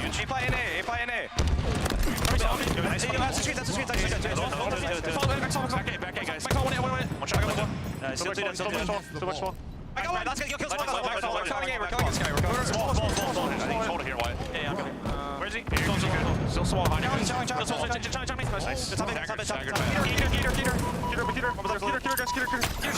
Brad has snipe, guys. Brad has snipe. Screens, never go nice. Holy fuck. 3 dead. While that whole thing was happening there, you ended up seeing Shopify Rebellion taking this lead in a commanding fashion, 74, 75, and counting. This garage setup has been meticulous for Shopify Rebellion, and Frosty with this sniper, he's just giving him so much info. Yeah, every single time I keep talking about that, man, shouldn't Shopify rotate that ball over towards tower, towards green? Yeah. It's like in a play ball scenario. But it feels like they just never lose control of this house area. It feels like they have control of it the majority of the time. Yeah, the defense is truly something to marvel at here. And what a good spawn for Cycle there. As there were 7 people down the map, Formal Last Alive, Cycle gets the dummy spawn and just makes its way over towards house to block the rest of these players. And sometimes it just be like that. You know, you do all that work and then the guy ends up getting a god spawn. Nice shot, one there by Cycle. You only got a couple of points. Is anyone from Optic Gaming in the vicinity to stop it? No, it is not. 2-1, GG, game 1 goes to Shopify Rebellion. They strike first. They strike first, and I guess it shows at all levels of play here, Golden Boy, whether you're gold or whether you're playing in the Halo World Championship. Sometimes you've meant, what a lucky spawn. What's up with that spawn, man? We would have had it if not for that. But you know what, though, Dave? You got to commend Halo Rebellion, because even with that spawn, they were still up They were at still 86. so far ahead. They took the first round. Absolutely owning on that garage side of the map. And this is a team, Optic, that came into this one with just high marks across the board in the oddball game type. And Shopify Rebellion just handled business. That's looking dangerous there if you're an Optic fan. Optic, we're looking so good there on oddball. But Shopify just showing their house set with that ball, just played so much better. They played around the spawns better. It felt like any single time these players spawned out and tried to make their way back towards the house. Felt like Shopify were getting slays along the way. Shopify were buying more time in that window. Shopify just doing everything better in that corner of the map. Yeah, and think about even the times where you were seeing, you know, like the pushes that we were getting from like Frosty and Royal 2, just getting up in the middle of the map, getting in the face of Optic Gaming, putting in a couple of shots, allowing the likes of Cycle, allowing the likes of Royal 2 to be able to pick up those big kills. Just a really well-executed game of oddball from Shopify Rebellion. But now we set our sights to Slayer. And as I talked about at the opening, Dave, both of these teams walking into this one with a perfect record here at the Halo World Championship. Someone's going to drop an L here. Someone's going to have to take an L. It could be a multiple tie. You know, like game 2 of the big team Battle Bonanza. Okay, you need to. This is now you're rubbing it in. Now it's just me. Not kidding. But that said, though, look at this. I mean, Dave, the stats speak for themselves. Both of these teams have been on fire in this game mode. Well, I mean, you look at those stats. You start to say what happens when an unstoppable force meets an immovable object. That's right. You should say one of those is inclassified. They're classified improperly. So one of these teams is going to falter right here and have a single spread stick in that loss column. You know, I never thought in all of my, it took the last event for you to quote the legendary Gorilla Monsoon, one of the greatest wrestling commentators of all time. Truly mind-blowing stuff. You win a championship belt, you think you know wrestling now? Unreal. Unreal, Dave. Hey, but you're right, though. You're so right. Everything that you said about both of these squads being unstoppable forces, being immovable objects, and especially Optic Gaming on Championship Sunday. A lot of teams fear them. Talking to a lot of fans out here, and they're all saying the same thing. Optic Gaming, Champ Sunday, different breed. Let's see if that comes to fruition here in the Slayer. They're going to need it. They got to hit Shopify with a left hook and get themselves right back into this series. And that's just insane stats right there. 10 Slayers wins in a row for Shopify. 7 Slayer wins in a row for Optic. both teams. We used to talk about Slayer being the more random mode, the one where the teams that are on the up-and-coming roster side are getting wins against the Titans. Yeah. Instead, it feels like Slayer is now the true test of skill. Yeah, the game it really has matured in a very unique way. Frosty gets out of there with that camo. Feel like every time you're looking at Frosty's screen, he's invisible. He's always prioritizing top that. of those power-ups and power weapons. So good.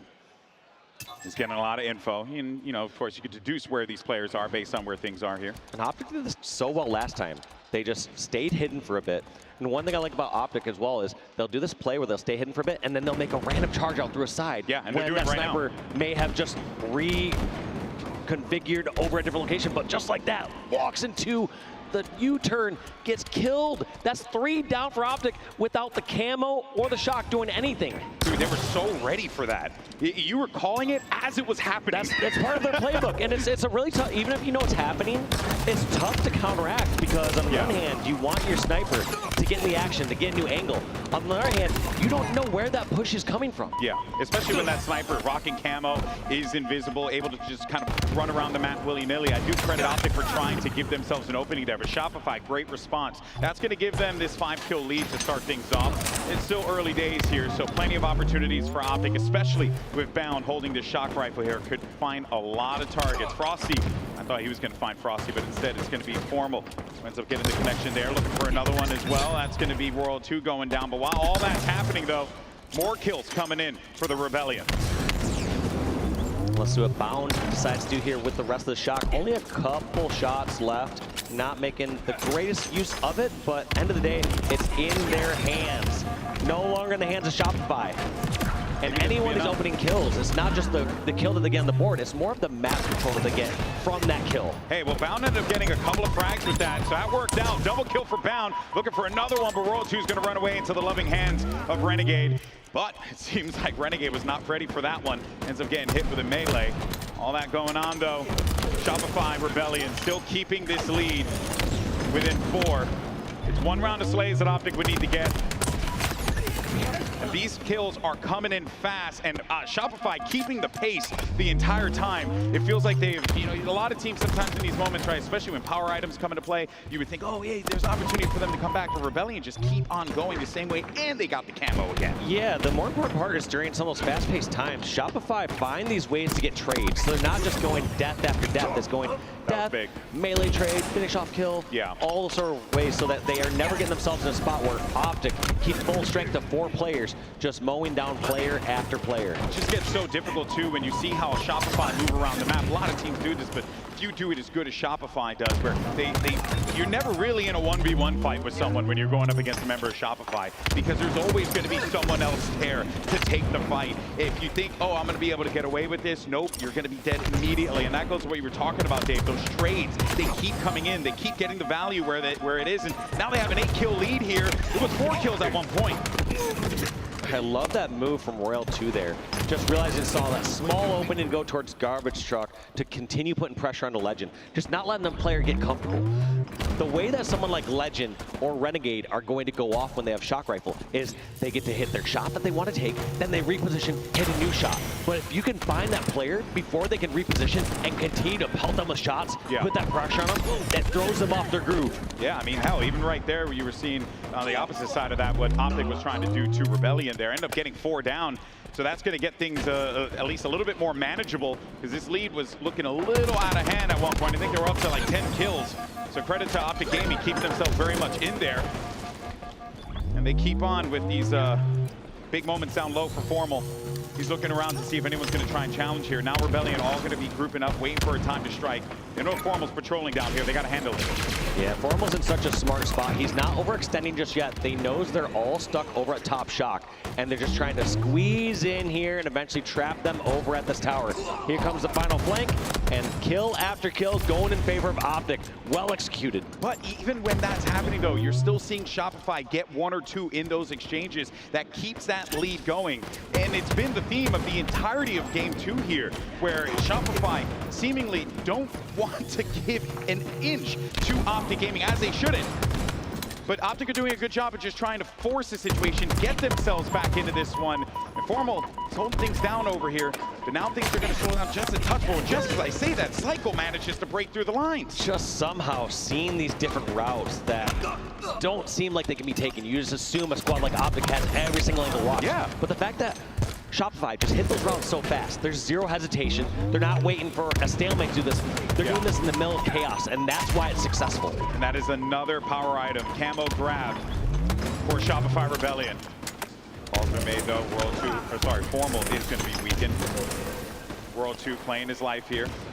Needed to get outbound, had those camo eyes, was able to see it. And they're just exchanging those kills over and over, maintaining this 5-kill lead. It's only continued to frustrate Optic. And with this camo too, they're kind of in a position where they don't really have the freedom and understanding of where things are on the map because this one player is able to just run around willy-nilly and grab so much info. I like this play by Royal 2, just realizing he has the damage, continues to put this squeeze onto these players. And how he decided to get the hunt, because right now they're not getting the finishes on these kills. They finally take down Legend, who was that original kill over in the yard. And it's just hunt after hunt. Bound goes down after Legend. And just like that, we're back to the 6-kill lead that Shopify has established at the very beginning of the game. Yeah, Rebellion have gotten the lead and never let it go. And also credit, though, to Cycle World 2. They're having 2 incredible games with Hell. Frosty is as well. Got himself a big shock rifle kill there. Trying to see if maybe there could be another target. It's Renegade up top. He's weakened. Might have to commit to this fight knowing that there's going to be pressure right behind him. They're over toward the snipe, but the help comes in. It's beautiful.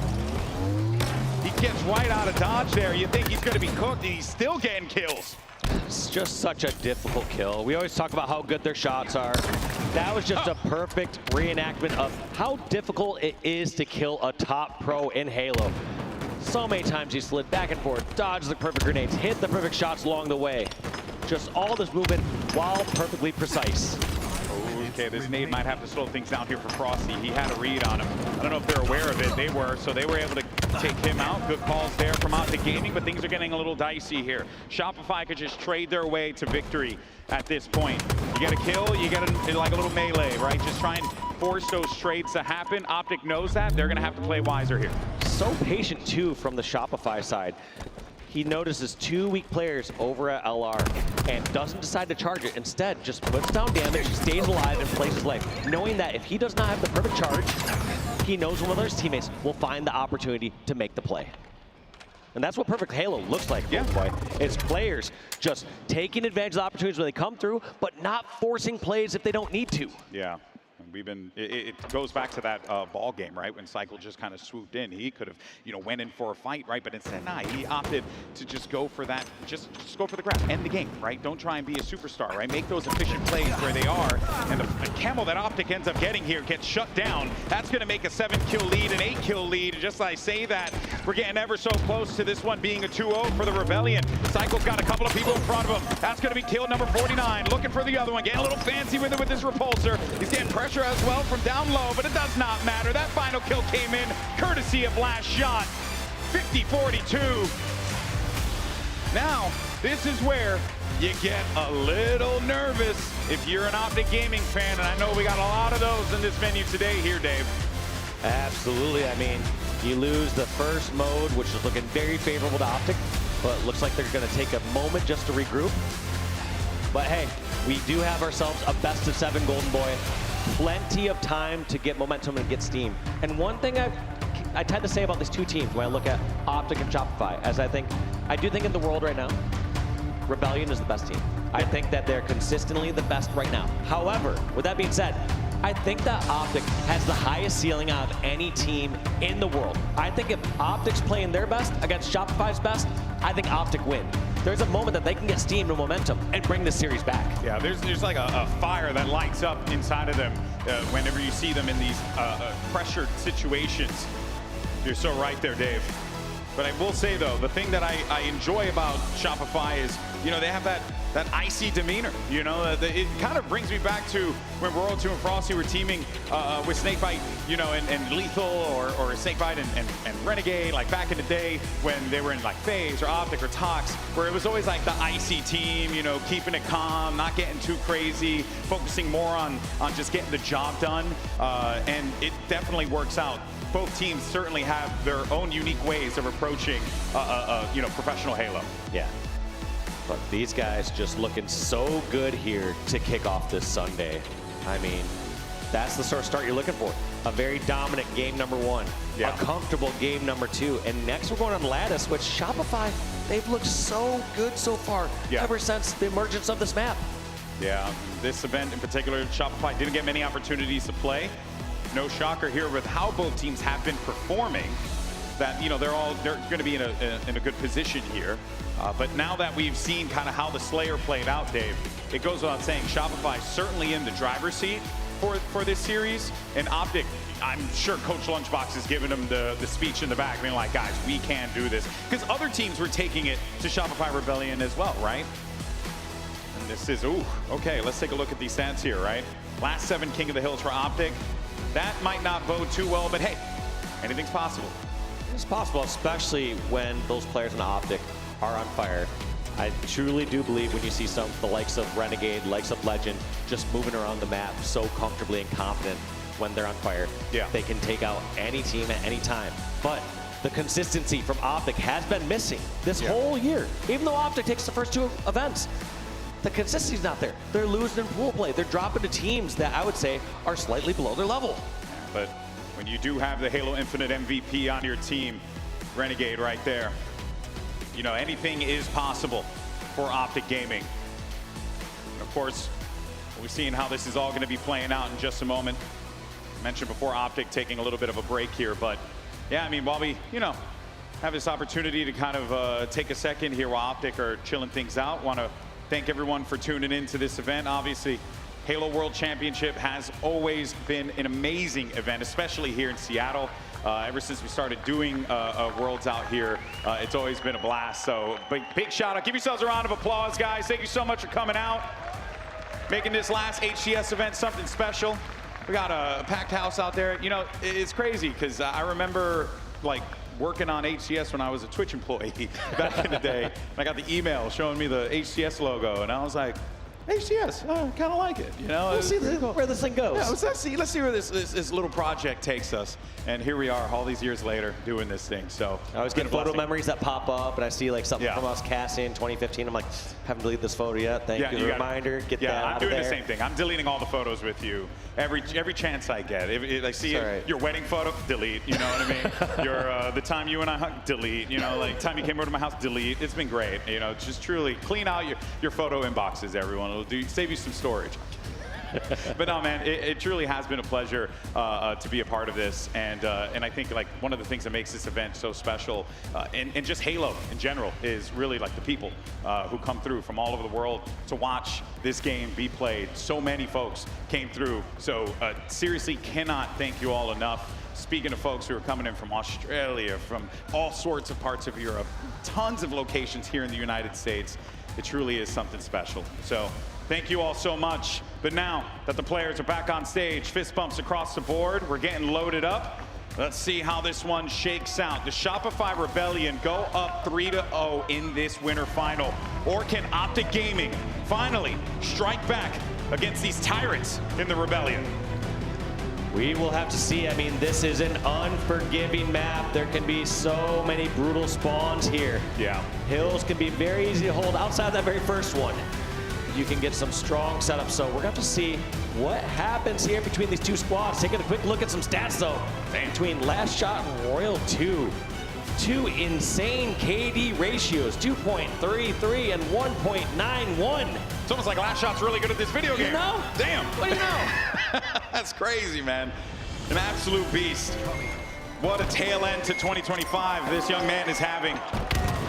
Ooh, I gotta say, I kind of like the new update. In any case, let's go ahead and jump into the action. Things cleared up, we're good to go. Let's see Last shot versus Formal.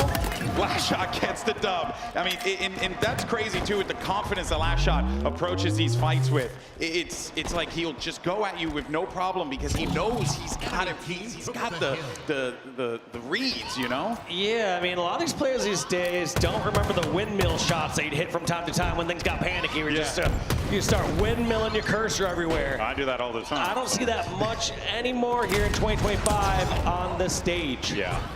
The amount of work our players have been putting in to this game truly is something special. Shopify Rebellion certainly exemplifies that with the work ethic that this team has put together. I remember seeing this lineup coming together thinking, that's interesting. I wonder how that's going to play out. And now look, their potential contending to hold a trophy over their head, the biggest trophy of it all here in Halo, the Halo World Championship trophy. And there's a big opportunity here for the Rebellion to be able to close this one out in dominating fashion with how this series has gone so far, Dave. Yeah, just looking at how much progression Shopify have on this first hill. Optic are in a tough spot. Do they commit towards this hill and try to see if they get capped, or do they set for hill number 2? Seems like they were trying to see if they can get the setup there, but Frosty met them with open arms and was able to stop them right in their tracks. The best part here for Shopify is, since they have so much progress on this hill, they can even just go set for hill number 2 right now, since Optic hasn't put any pressure just yet. So they can wait till they have the right spawns, the right setup, before they even finish the first hill. Maybe this is the chance for them here. They do have control on this side of the map, only really needing to remove Last Shots. Easier said than done, obviously. He's going to make himself a hard target. Formal should be able to get the better of him here, and he does. Now Optic need to get some bodies onto that point. Yeah, but it feels like they're still opting to go for the new setup. But here they go. Optic finally getting some points on the board. And this is going to actually force Shopify now to finish up this hill, whether they have the superior spawns or not. Shroud screen, excuse me, giving them a little bit of cover here. Thinking maybe there could be some pressure from top mid. But instead, you're going to have Rebellion because they know they have a little bit of time to work with. They're going to work around the map here. That kill off screen could be pretty big there onto Renegade and Bound. Leaving Formal in a precarious position here. Bound as well, and that's going to wrap up. You got Frosty with a double kill there. He's looking to get this first point on the board. You got those spawns all the way in Carajo land. It ain't happening. That's number 1. And just like that, it works out in the end for Shopify. They get the setup they want, they get the first hill, and also some more time torched off the clock. Yeah. Only 3.5 minutes. This is textbook right here. An Optic reeling, needing to get out of this blue side of the map. Formal tucked in a corner, needing to play his life. Renegade might be a problem over in the distance there. You can see him in that action, and Cycle's getting the call, but hey, Last Shot's got that covered. He's trying to put together an MVP performance of his own here at the rate that he's going at. They might be able to get this 2-0 really quickly here, Dave, which is quite problematic for Optic. Such a good setup here from Shopify. They're pushed all the way out here towards blue. So they're fighting Optic as they're coming out of the blue spawns. And they're going to get multiple spawn opportunities to go back and fight. And so right there, as all these members of Shopify were taken down, they were able to grab that last few seconds of time and get new spawns. Yeah, and this is kind of what we were seeing in that first point, right? Where Shopify had so much progress, whereas Optic were really just playing from the back foot here. Now you got 3 down, and this is right back where we started. And there's the difference, too, from how Optic held. Optic held right next to the hill. And so the second that they were taken down, they already had somebody in the hill from Shopify. And on top of that, Shopify can go across the map and set up to get spawn kills against the blue spawns. And that's number 2, folks. Optic Gaming need to wake up here if they want to try and get into this. Pressure's on, and it feels like Frosty and company are just running roughshod all over them. But this area of the map, hey, Optic's been here for a hot minute, so maybe this could work out for them. But Last Shot has other ideas, has other plans alongside World 2. He's having a great game so far. Yeah, their first target here is going to try to be blue. They know Bound's at the bottom of the stairs, but if they can get blue control, no longer can Optic be comfortable in the Crystal Hill. But they are doing a good job of holding this one down. Like I said, they had a lot of familiarity with this blue area of the map. They've been here for a minute now, so it should be at least a territory where they can hold things down. The Rebellion making it so difficult. Beautiful plays there from Royal 2, getting them right back into this one. Yep, all 4 down. Let's see how aggressive Shopify decide to be on this hill. We saw on red, they decided to push all the way across the map and put pressure right on the spawns. Here, I don't feel like they're afforded the exact same luxury of pressuring towards red. So you might see them hold back a little bit more. It's really this top mid control here that's so pivotal. That's why Optic prioritizing getting bodies inside of there. They got 3 down now, and they're right back in it. So Optic Gaming trying to get one on the board, and they're close to it. And I feel like Shopify, they have the room for error for this, so they're just going to likely let this hill go and set up for hill number 4. Yeah, and that is what's going to happen here. A little bit of progress, and that'll do it. Optic's on the board. Now they need to get themselves one more, not this game up. Just like that, they got the first kills on the board. These next kills are going to decide everything. That huge kill by Legend is going to disallow Shopify from having full control over at Blue and Crystal. Big fight here as well. Royal 2 trying to win this one out. Sends a nade over to Legend. Actually, just a good use of the items there. The repulsor and the nade into the corner. Brilliant. Yeah, you start to see that more here in the 2025 season where people are doing that with the frag grenade plus repulse. You saw that consistently in previous years where people do that with a sticky grenade and the repulse and get that stick. Yeah, very well executed there. Optic Gaming, so far so good for them. Greenwall's looking pretty strong right now with how they're playing in the mid game here. Renegade, though, missing a couple of those key shots. Could have really held back those members of Shopify Rebellion on the push, but instead he's going to lose his life in that exchange. Now Legend on the flank. Knows that this area is going to be quite important to have to clear, but Shopify's Frosty so on top of that. While all that's going on here, finally managed to get bodies onto that hill. Formal in the back, got to handle business. Now Frosty tried to juke him out. Formal's a little too wise to that one. Little time going for Shopify, but I don't feel like they're in a safe enough spot. There goes Royal 2. Frosty's down. That's going to be cycled. Just like that, last shot, the last one remaining, and they're going for the hunt. Has one bullet here, but can only do so much with this. Yeah, misses that body shot. Would have loved to have been able to get that one there, but nope, not going to come to fruition for him. And it continues to be Optic Gaming in the driver's seat. We were seeing in the beginning, Shopify Rebellion started off hot, getting those 2 caps right out of the gate here, but Optic showing that they are not out of this, not by a long shot. No, looking a little more scary here for Shopify now that you see Optic starting to heat up. Also on top of this, Shopify, they've been outslain by 7 kills so far in this game, yet they're about to go even in the objective. This goes to show the great defensive hold that we've been seeing from Optic.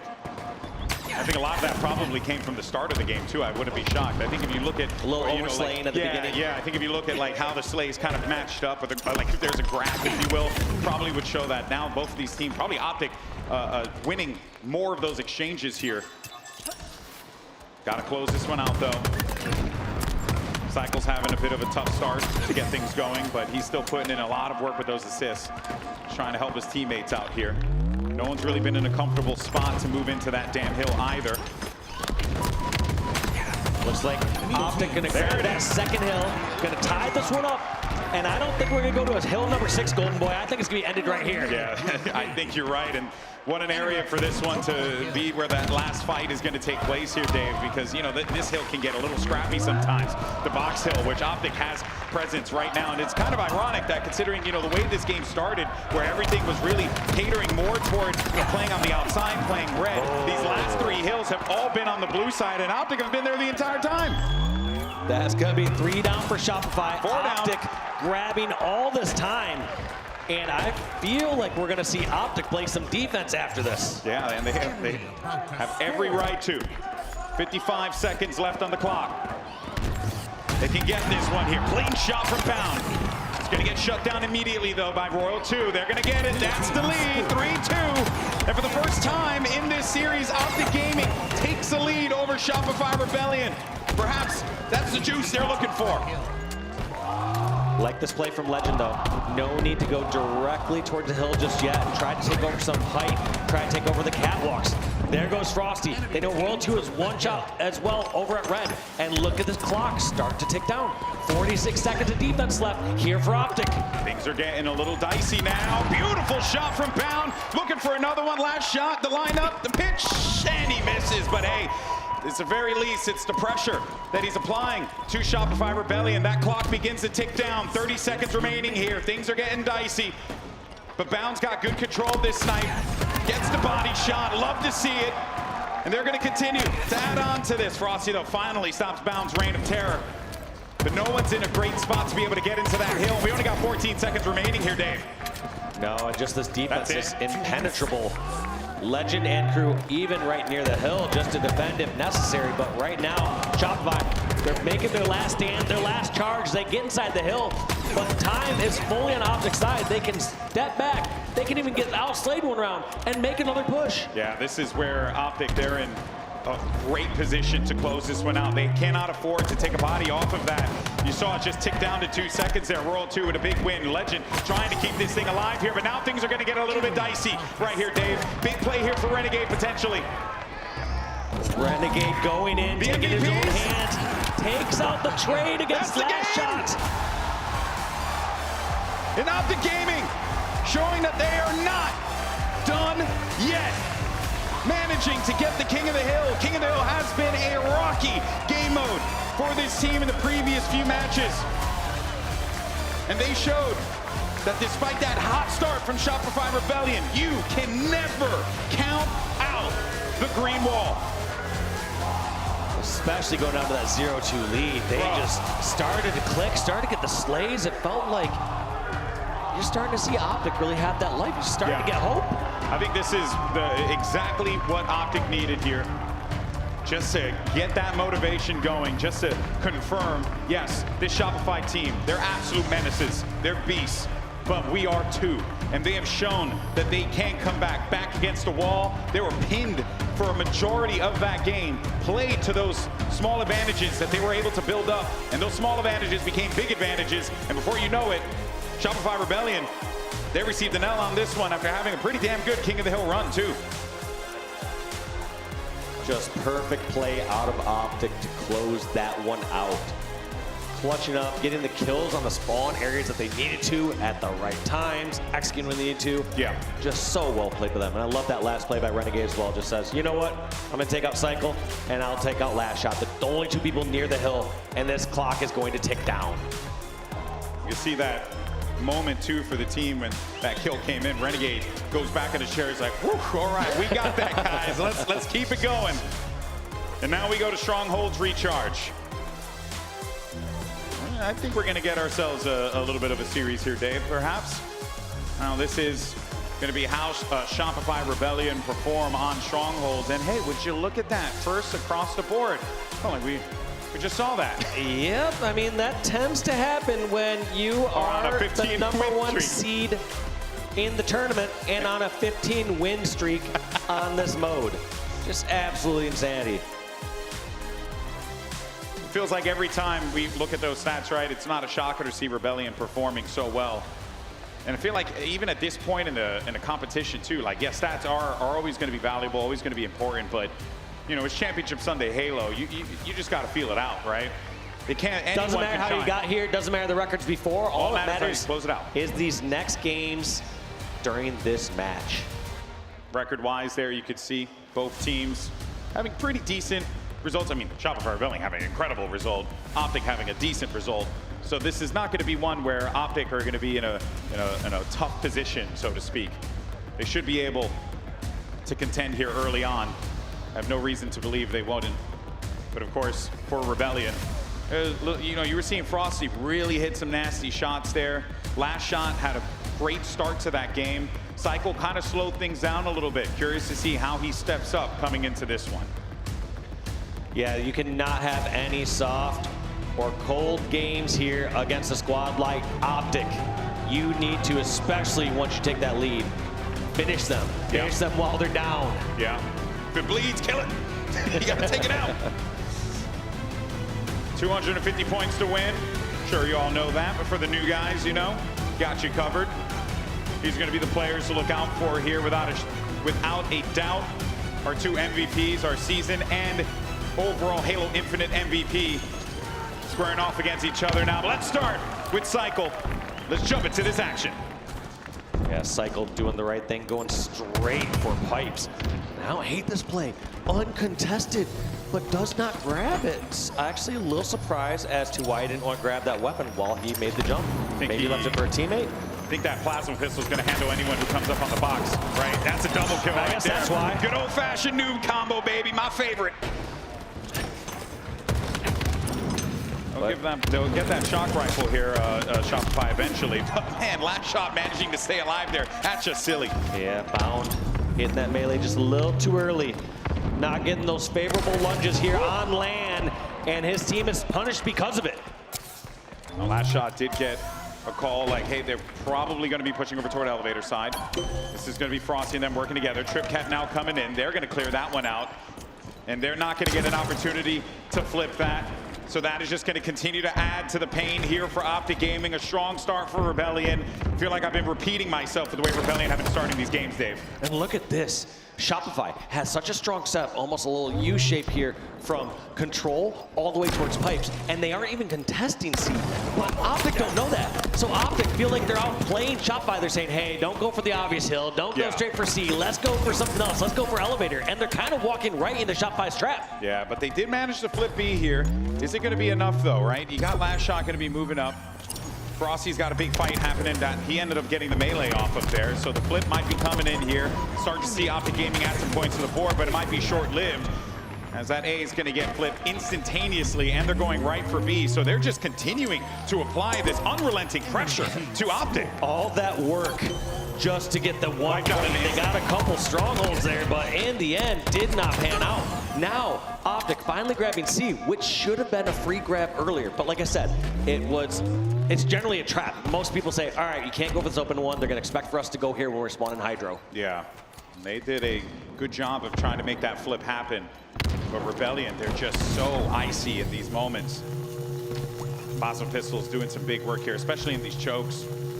Check your corners. Oh, he's going to miss that one, but maybe the fight comes through. Instead, you're going to wait this one out. No reason to get crazy with it.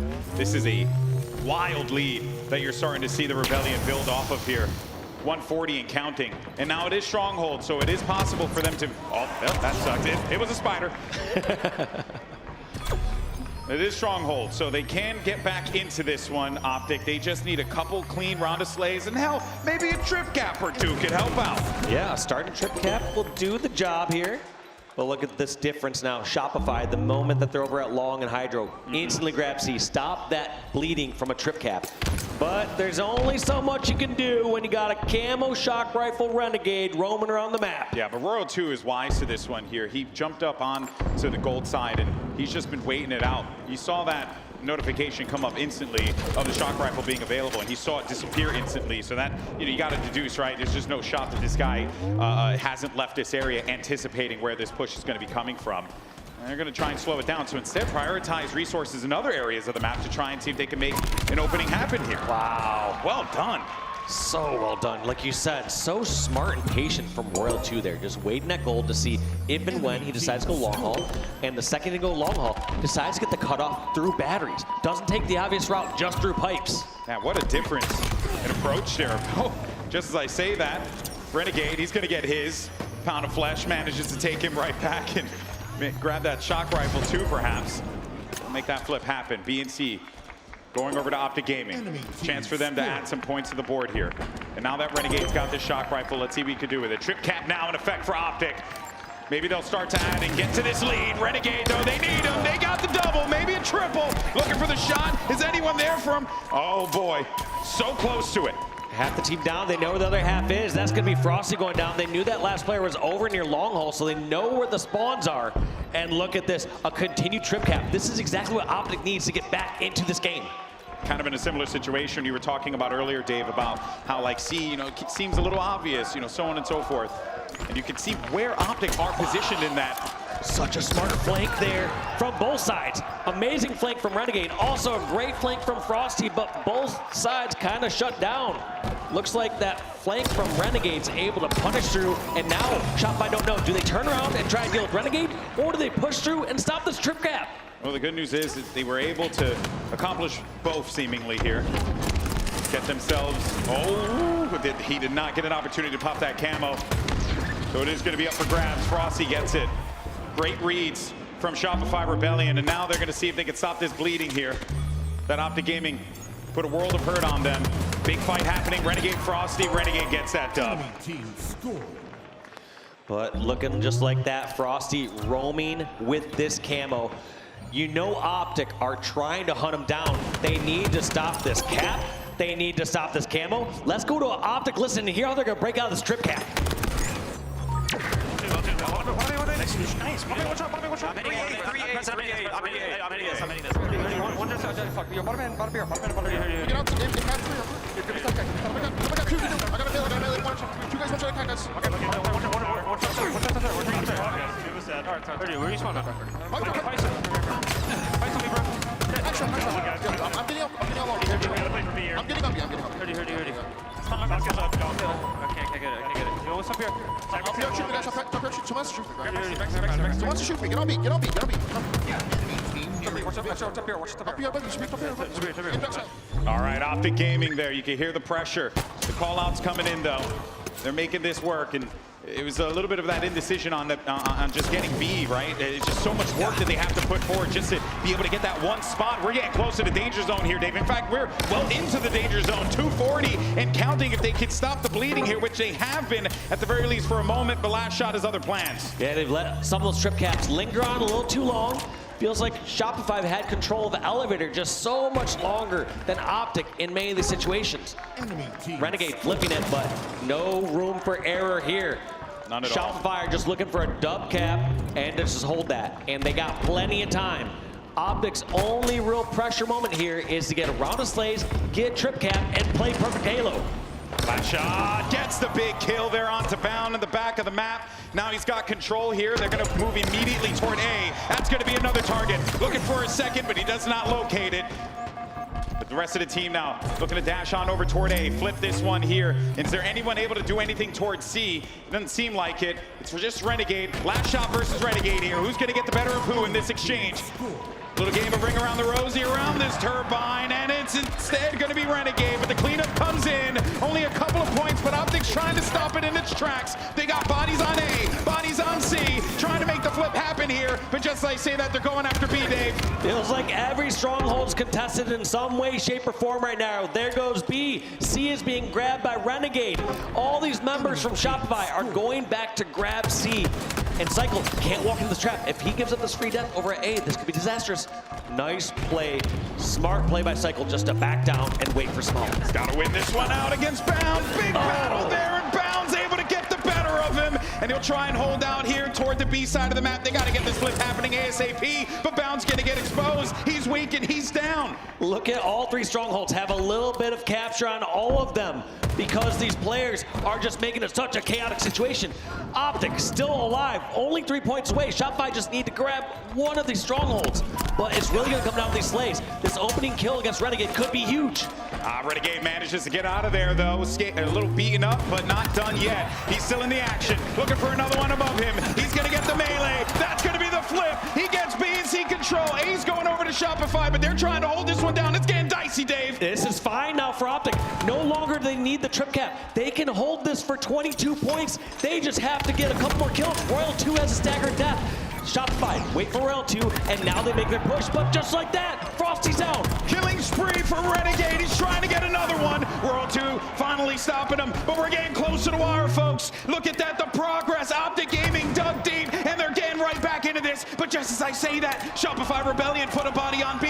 They're going to stop the bleeding. Is anyone there to prevent it? No. But does anyone on Optic get toward A? No. And instead, it's the Rebellion who come out on top in dramatic fashion after one hell of a comeback from Optic Gaming. Optic brought that back so beautifully, but just at the end, Shopify realized players were out of position from Optic. Double up into batteries and get the last few points. You want to know what's really incredible about that too, Dave? Optic Gaming were completely outslayed in that map. 58 to 47 kills. Goes to show you that when Optic needed to turn it on right at the end, damn, they are a scary, scary team. But Rebellion, they had that little bit of cushion. They just needed to get that one play, and that's all they got. It's crazy. When you put Optic backs against the wall, they show up, they play, they fight out of those corners. Yeah. You saw it in game number 3 on last King of the Hill as they were down 2-0 and bring it back the next 3 hills. You saw it here in this game. Yeah. They were down by over 110 points and bring it back at the very end. This time, narrowly being edged out by Shopify Rebellion. Crazy to think, too, that had they been able to take out Renegade before he was able to grapple shot into pipes, this could have played out. This could have been over in an instant. But instead, Optic Gaming showing that when those moments, when they need to clutch up, they can. Thing is, though, is that they were in that situation to begin with, and Shopify Rebellion, just with those strong starts and continuing to just put that pressure. I mean, you were even seeing when they had 2 strongholds locked down, they were fighting always for the third.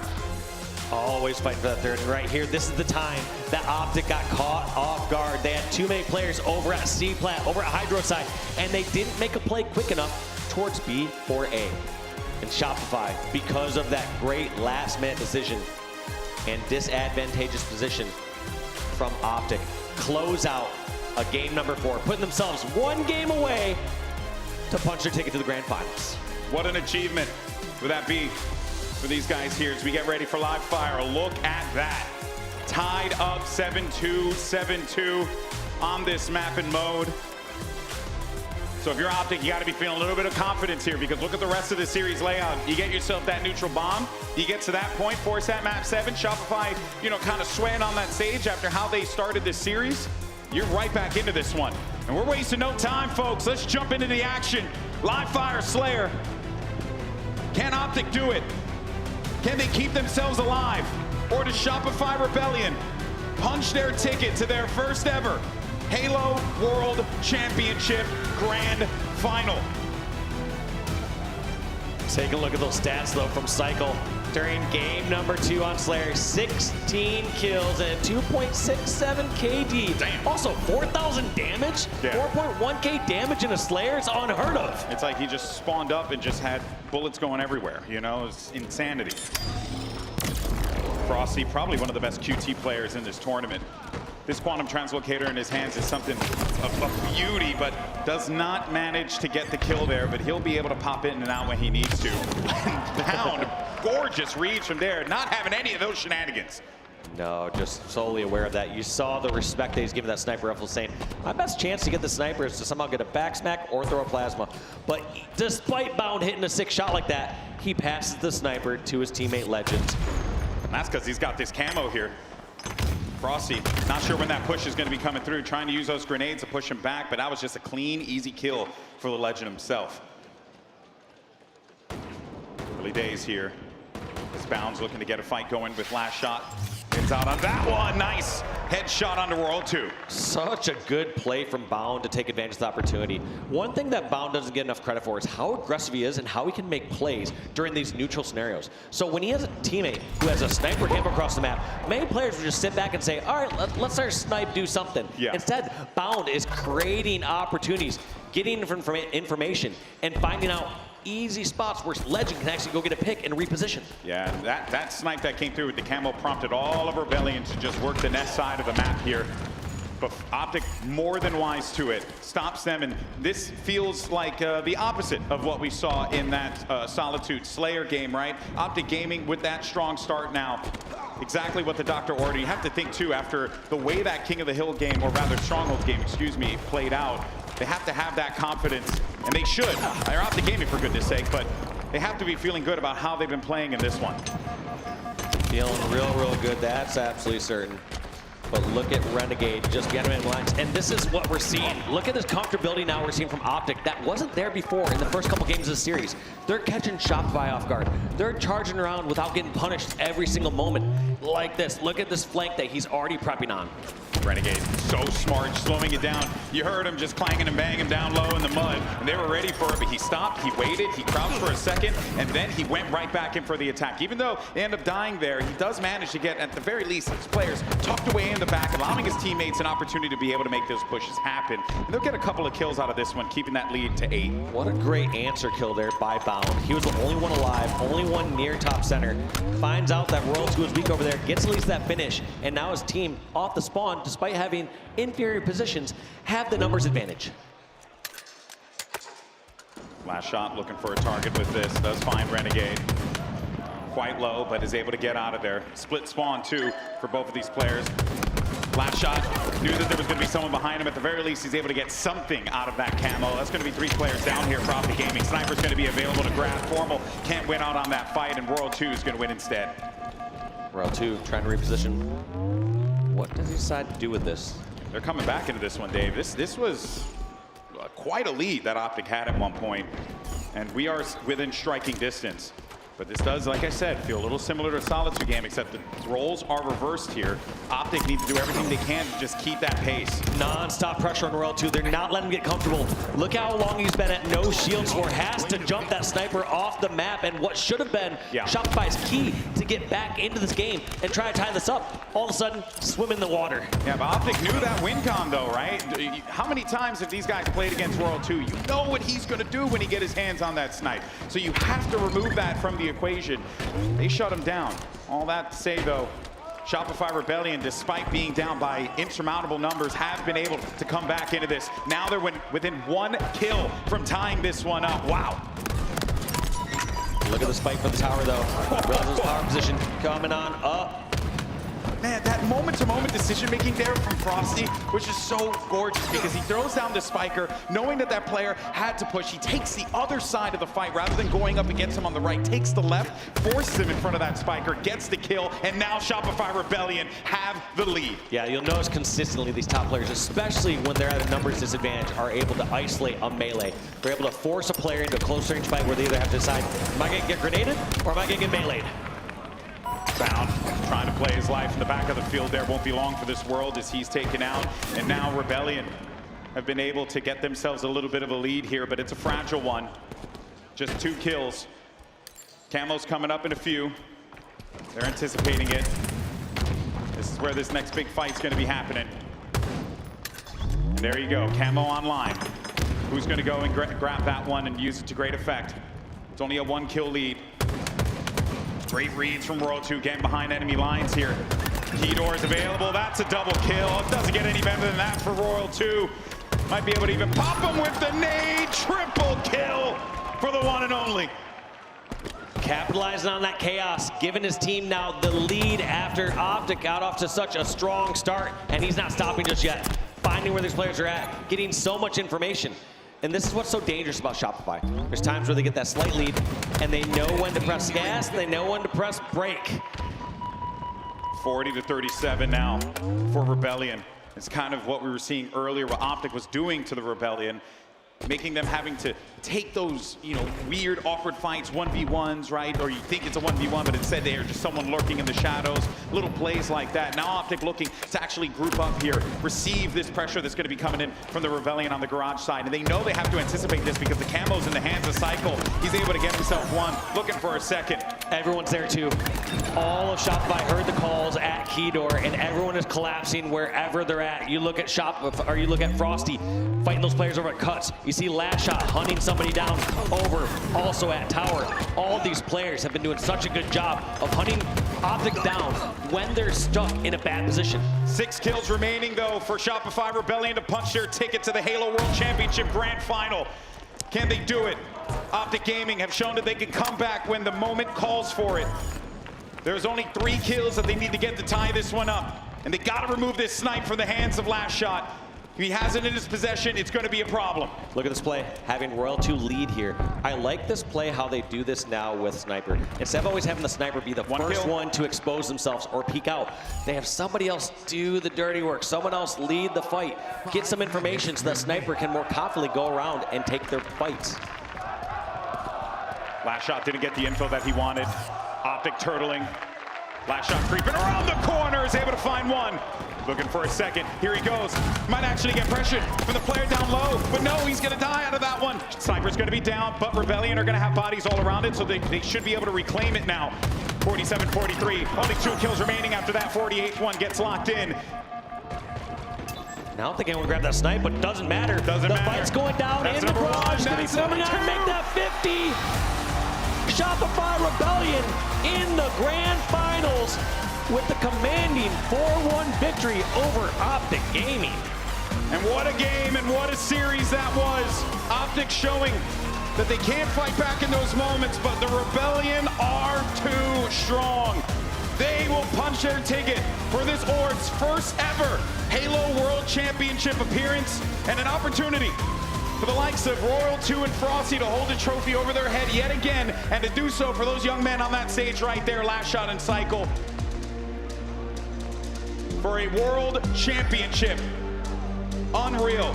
But now Optic, they have a date with Envy, which is quite ironic, you know, a little El Clasico, right, from back in the day in Call of Duty.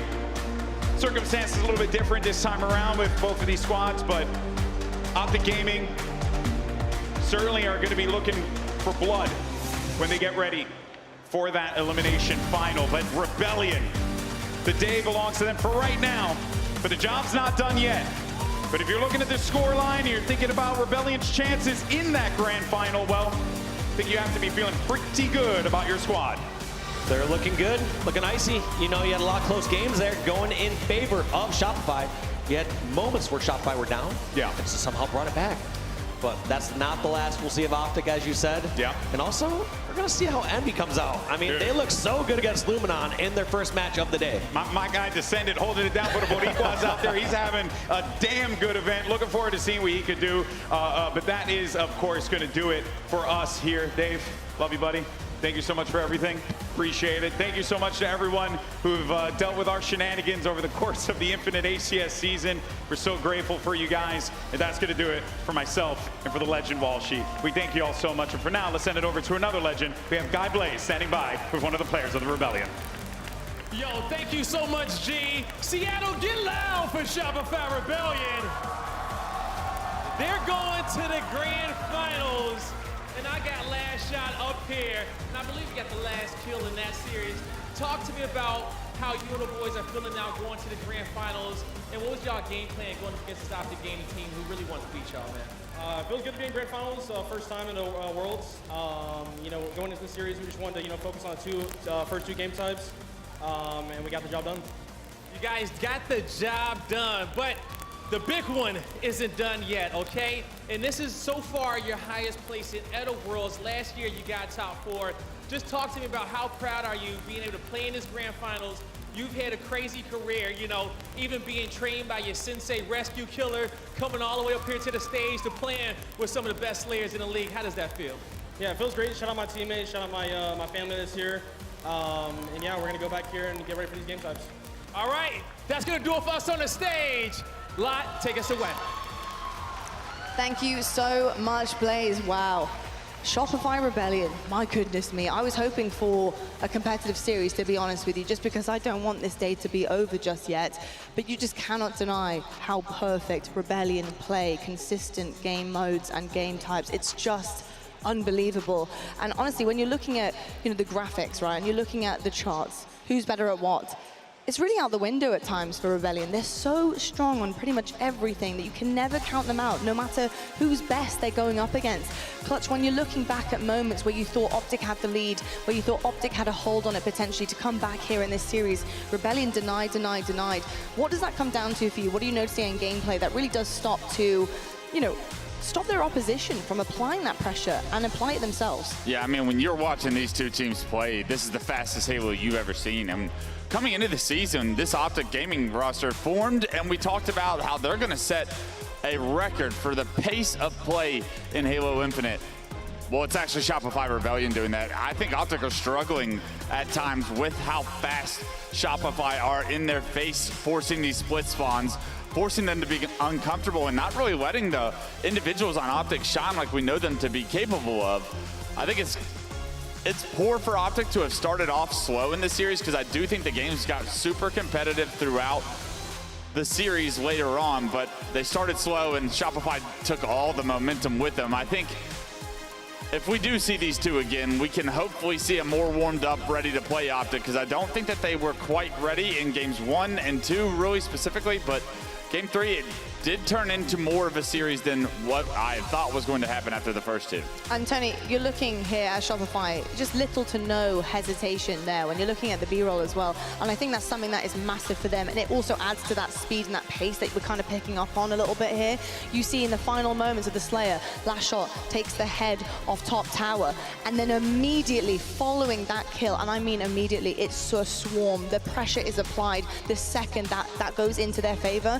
They cannot take their foot off the gas. I don't think teams are ready for that. It's incredible, and they're only growing consistently in terms of that pressure that is applied. There's no timing loss. There's no hesitation. You give them an inch, and they often will take a mile. And the reason why Flights are able to do that is because that man on screen with the highest KD. It is so easy for Cycle, Frosty, and Last Shot to move as smoothly as they do on the map when you know World 2 simply has your back and is covering it. I love what World 2 did this series. He was phenomenal. Yeah, I think you look at the veterans, the guys that have been there before, the three-time world champions, Frosty, World 2, what they brought to the table in that winners finals was everything for this Shopify team. Usually it's Cycle and Last Shot, I feel like we talk about a lot, but Frosty had so many big moments to start that series. World 2's been dominant this tournament. Those two are really having MVP-esque tournaments, and what a better tournament to do it, right? They've had such successful careers in Infinite, and they want to end this with Cycle and Last Shot getting a ring of their own as well. You know what I love about Shopify Rebellion is my mind changes on who's performing the best literally every single series. It could be any... and honestly, every map too. It could be any game. It really can. It could be any game, any map. It changes for me time and time again because I just see something unbelievable from every single one of them. I just, honestly, it's pitch perfect right now. We'll see what can be done about that in the grand finals, but of course, Optic Gaming, they do fall flat there, 4-1. They'll be in the elimination bracket. They will be going up against MB, who have been waiting and watching and really looking at what they need to do to take down Optic Gaming, because it was right there for them. You know, they watched that series, they saw how it was done. They now need to execute that themselves. Tony, how are you feeling about this matchup for the elimination final?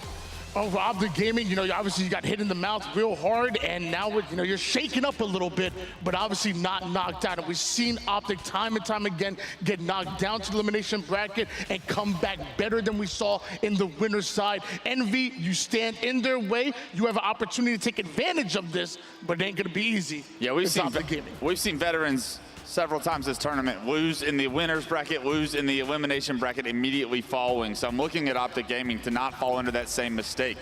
It's going to be tough to get back on your feet. You saw Renegade at the end there on the camera looking dejected, like that series got away. He knows how important that winners bracket final series is, but I actually know that Renegade and the rest of Optic are capable of winning this elimination bracket finals and getting back to what their mission is, what their goal is. It's not the easy way, but Optic all year has never done it the easy way. It doesn't surprise me, and it won't when we see them. I will say, let's talk about what we have going on, of course, in this incredible building. It is a celebration of Halo, and of course the final day here at Champs. It's unbelievable.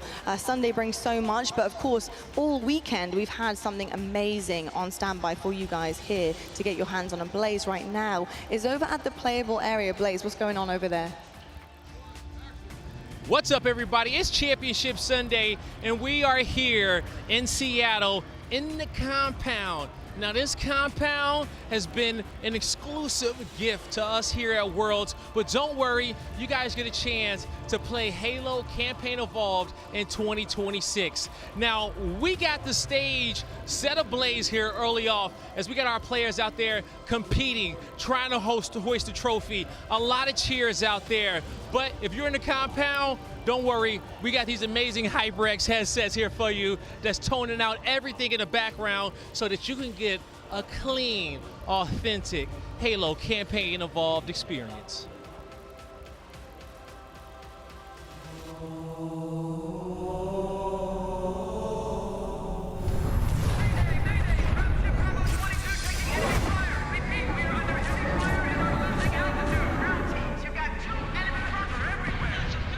According to the data in their networks, the ring has some kind of deep religious significance. They call it Halo. They believe that Halo is some kind of weapon. What sort of weapon is it? One with unimaginable power.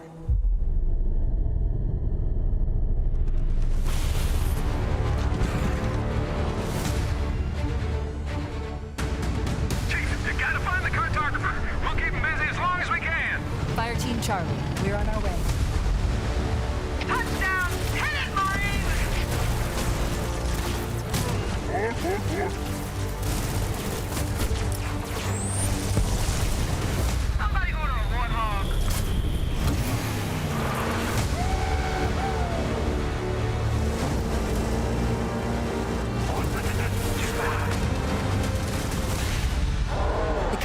putting up a real fight.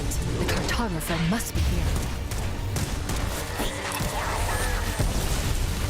Rock and roll, rock and roll! Give them hell, Chief.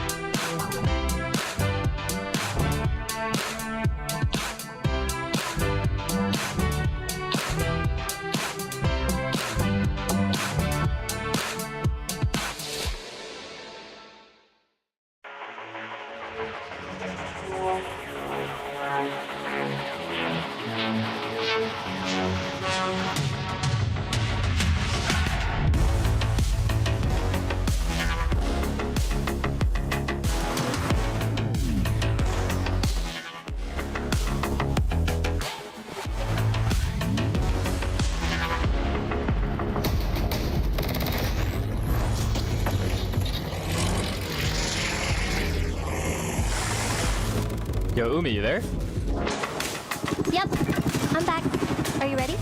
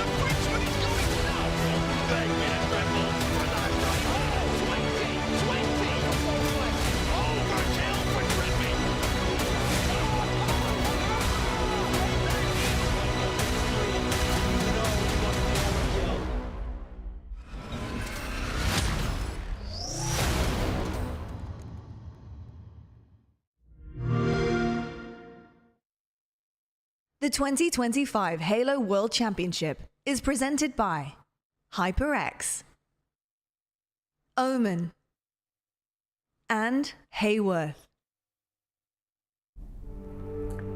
Halo Infinite means to me the world. I mean, it means everything.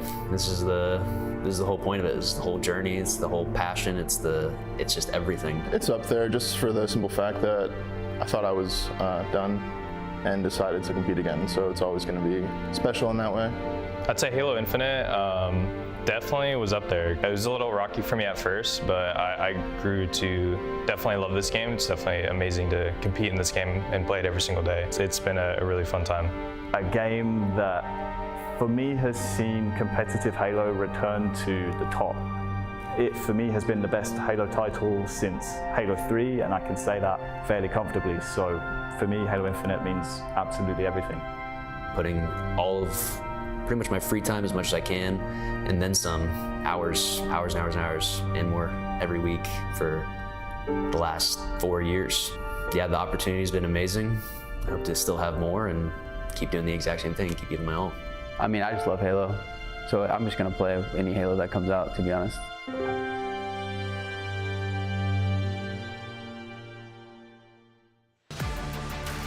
Well, good afternoon, Seattle, and welcome back to your Halo World Championships, and welcome back to the biggest Halo stage in the world.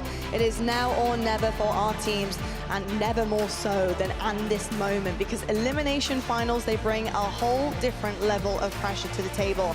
On one side, we have Optic Gaming. On the other, we have Envy. One team just got knocked down on a path that they were really hoping they could pick up on, something that they haven't done so far this season, but it's okay because they also do have plenty of skill in the elimination bracket, so bouncing back in this final hopefully shouldn't be too much of a tall order for Optic Gaming. On the other side, we have Envy, of course. We're gonna have to take down the powerhouses. This Green Wall team are very, very tricky. Yes, they didn't get it done to Shopify Rebellion, but Clutch, they do have what it takes here in this elimination final. I can say that very confidently. But it's what type of team they're going to meet. Can they keep their heads up? We've seen what happens to the likes of FaZe, who take it all the way down to the wire with Shopify and suddenly get knocked out of the tournament by TSM in a sweep fashion. Will the same be said for Optic Gaming, or can they regain? Yeah, it's tough, right? Envy's on a heater right now through the elimination bracket, making it all the way to the elimination bracket finals. Optic are going to find a team that's very comfortable and believes in themselves, but Optic are going to be the favorite, make no mistake about it. They just have to have a little bit more from everybody on the team. Looking at these two, I think Bound actually had a phenomenal series last series. 0.93 with the way that Bound plays is very impressive in the fashion that they lost. So if he can continue that pace, you get a little bit more from Formal and Legend, I think they'll be just fine. I certainly do agree as well. There were just moments in that Shopify series for Optic Gaming, Tony, where it was really just a decision, a split decision. It could have been turned on its head. That Strongholds was really tough to watch. There was a moment there where Optic Gaming had it in their hands, and unfortunately they gave it away. So many different pathways you could have taken, but yes, it's hearsay now. How do they regain in those moments, in those decision-making aspects, and try to do this against Envy here? Well, I mean, you're leaning on Bound. I mean, you saw in those stats right there, you know, obviously sub 1.0 KD for him, and even Formal as well. But when you look at when they're winning tournaments, you often see Bound is top 5 in the entire tournament in damage per minute. If he can get back to that, I don't care about his KD. I want to know that damage. I love to hear that. Well, the other side of the stage loves to see what just happened to Optic Gaming. Obviously, the series didn't go the distance. Now they're looking to capitalize on that. And Envy, they had a really hot series against Luminon Gaming, knocking them out of the tournament. And I will say that final map for them was a heater. It looked great. We saw what happens when Envy are all playing at the same caliber. We saw Descendant start to pick things back up again. Clutch, what do you want to see them bring to the table against Optic that you did see in this Luminon Gaming series? I think it was that objective efficiency that Envy was showing us, that they actually can play Halo at a very high level and not just shoot better than a lot of other teams. And I think that individuals on this team will be able to stand in some gunfights with Optic. It's a matter of, do they capitalize? Are they actually efficient with the objective? Is their movement around the map, their rotations on point? They showed against Luminum that they can do it. Let's see now with Optic being the new line of defense here, if they're able to actually replicate that same level of gameplay. And of course, this was their road in the Halo World Championships up to this point. And things had been looking so good for Envy. They had a bit of a struggle in the middle against Space Station Gaming and against Cole, who were heating up there in that winners quarterfinals. Ultimately, that pushed them down to round 1, but it's been great ever since. And then for me, I think the big outlier, what really turned this on its head, and I think made me believe in Envy the most, was that TSM series. Yeah. The fact that TSM came off basically their championship kind of series against FaZe, knocking them out top 12. They were on Cloud 9, excuse me, and the pun obviously with Cloud 9 there, but they certainly were indeed, and to do that to a hot TSM is crazy, Tony. It really is. And the one thing I love about how Envy played the game is they like to play in twos and they like to bait and switch a lot, but once they get those kills, that's when they start to widen their influence on the map. The problem is when Complexity caught them off guard, they caught them in isolation plays, and that's what Optic like to do as well. Envy, you gotta be careful. You gotta be quick. Do not allow Optic to dictate the pace. I know Envy hadn't had a lot of success on LAN coming into this event, but looking at that graphic, I'm a little bit less impressed with Envy's run. They in my head, our favorites against Cloud9, our favorites against Lumen, and our favorites against Akave. Like, they haven't created the upset I feel like we probably think they have being in the elimination finals. This has been a weird tournament, everybody. This is a different beast for Envy. This is where you prove that you can play with the big dogs. You got to go against the green wall. There is a lot on the line here, folks, and the main stage is ready to go. This is going to be now or never. Do not leave anything in the tank. Leave it all on the stage. This is your elimination finals, and it's Envy versus Optic.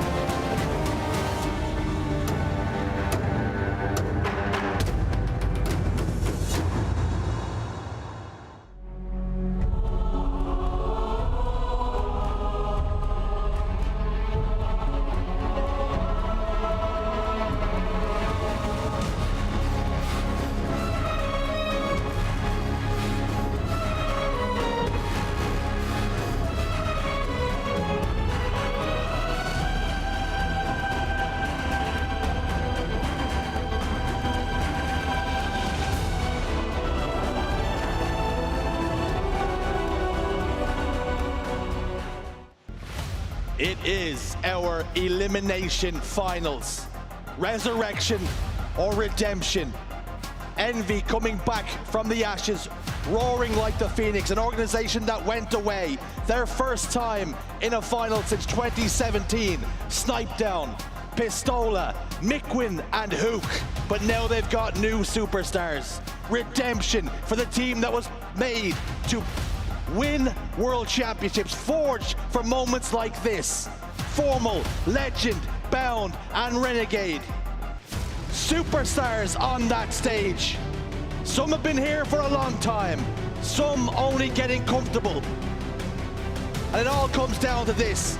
Envy have caused ruckus already, exceeded expectations, and for Optic Gaming fallen below their standards far too many times. But still time to change things.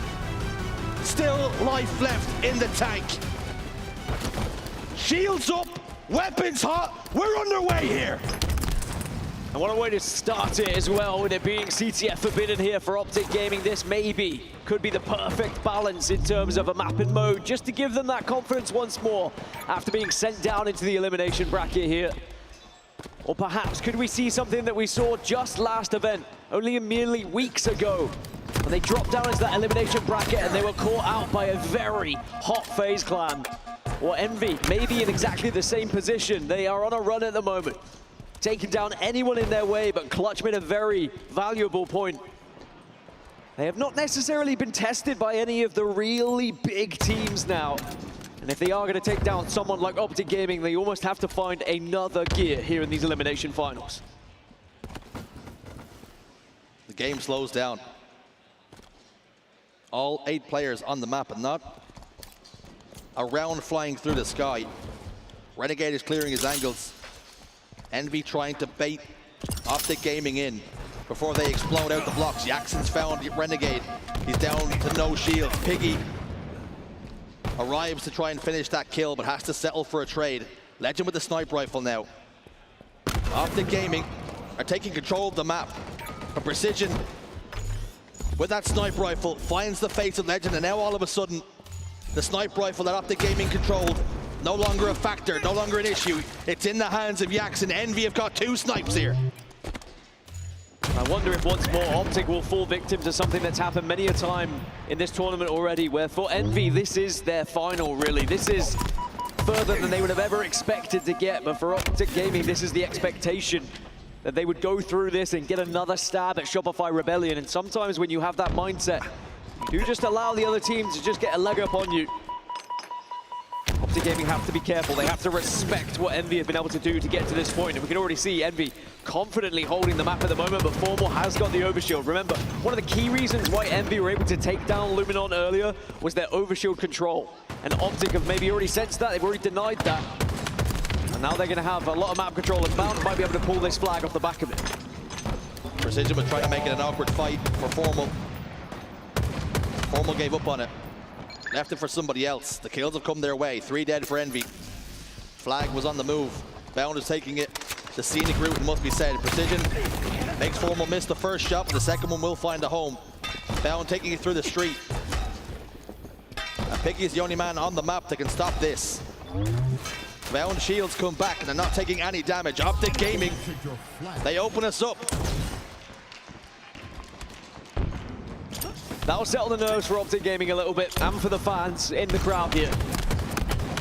I think if Envy have come out of the blocks hot, they got the first flag, you might have just planted that seed of doubt in your mind, but now Optic Gaming just need to reset here.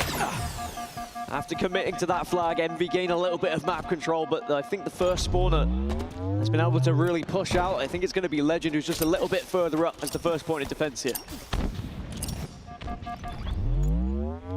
Well, Optic Gaming, as the game slows down once more, they have that lead. Coming off the back of that tough loss against Shopify Rebellion. Let's just have a little listen in and see how they're navigating things. You didn't move in. He's just sitting there. West is in 15, guys. Hard. Shoot me. Nice, man. Nice. Shoot it, guys. Go for West, I'll get away. I'm watching that flank. I'm watching this one. Where's our head? Precision. Here's the Thor. So hard. My flank one shot descendant. We have OS. Is the street thing? Still street. Our street. I'm killing this guy. I'm just killing this guy. I'm in right. Top left. Kill our head. We're gonna pop. I'm gonna get top left. We're to separate. Pretty good. He's pissed on me. Oh, you. To the head. Look at my back. Nice. Two dead. You guys are head. Two dead. He's on you low. One top, I think. Watching a rebound. Watch over here. To the head. Yo, one's front. He's weak front. He's weak on the front bucket. This player. Two low bound. One's island. On the plasma. One's island. That's saving. One. Ready. Walk. Watch Mark. Watch out low hit. Can you kill him? Coming. He's still there. He's low. Yeah. He's not sticky. There's sniper down Max, man. I'm trying to come, guys. Watch this. On a wing. One's on top left. I'm repping, guys. There's one on range. Top left, so descendant. One's on range. Back, precision. One there, back there. A lot of small talk. Things have slowed down. They had control of the map. Descendant soared to his death, much to his own maker. Formal puts down damage. A couple of those snipe shots just not finding a home just yet. Did manage to find one to the face towards the end of that run. But it's Optic Gaming in full control here of the scoreline and of the map. I like the energy on the comms though.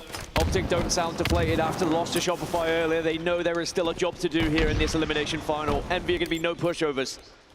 So like you mentioned, a lot of small talk, a lot of effort around where they need to be positioning themselves for these flag runs.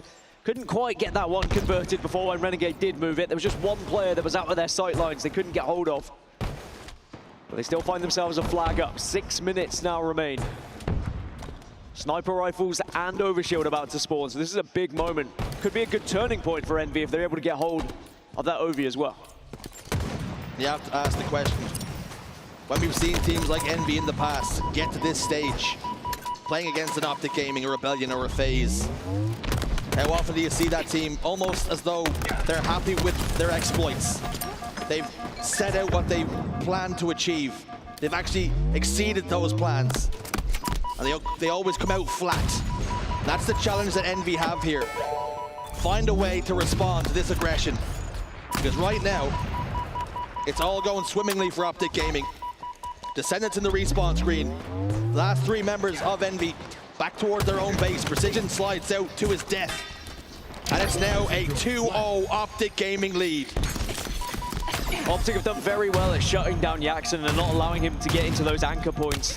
When you look back at that elimination semi-final, Jackson was here, there, and everywhere, finding all sorts of angles to lay down the damage. And for me, might have even been the MVP on that Envy side with how he was playing and the positions he was able to find, but it's just not been able to have that same comfort here against Optic. You're never going to have that much freedom because Optic, just that little bit better.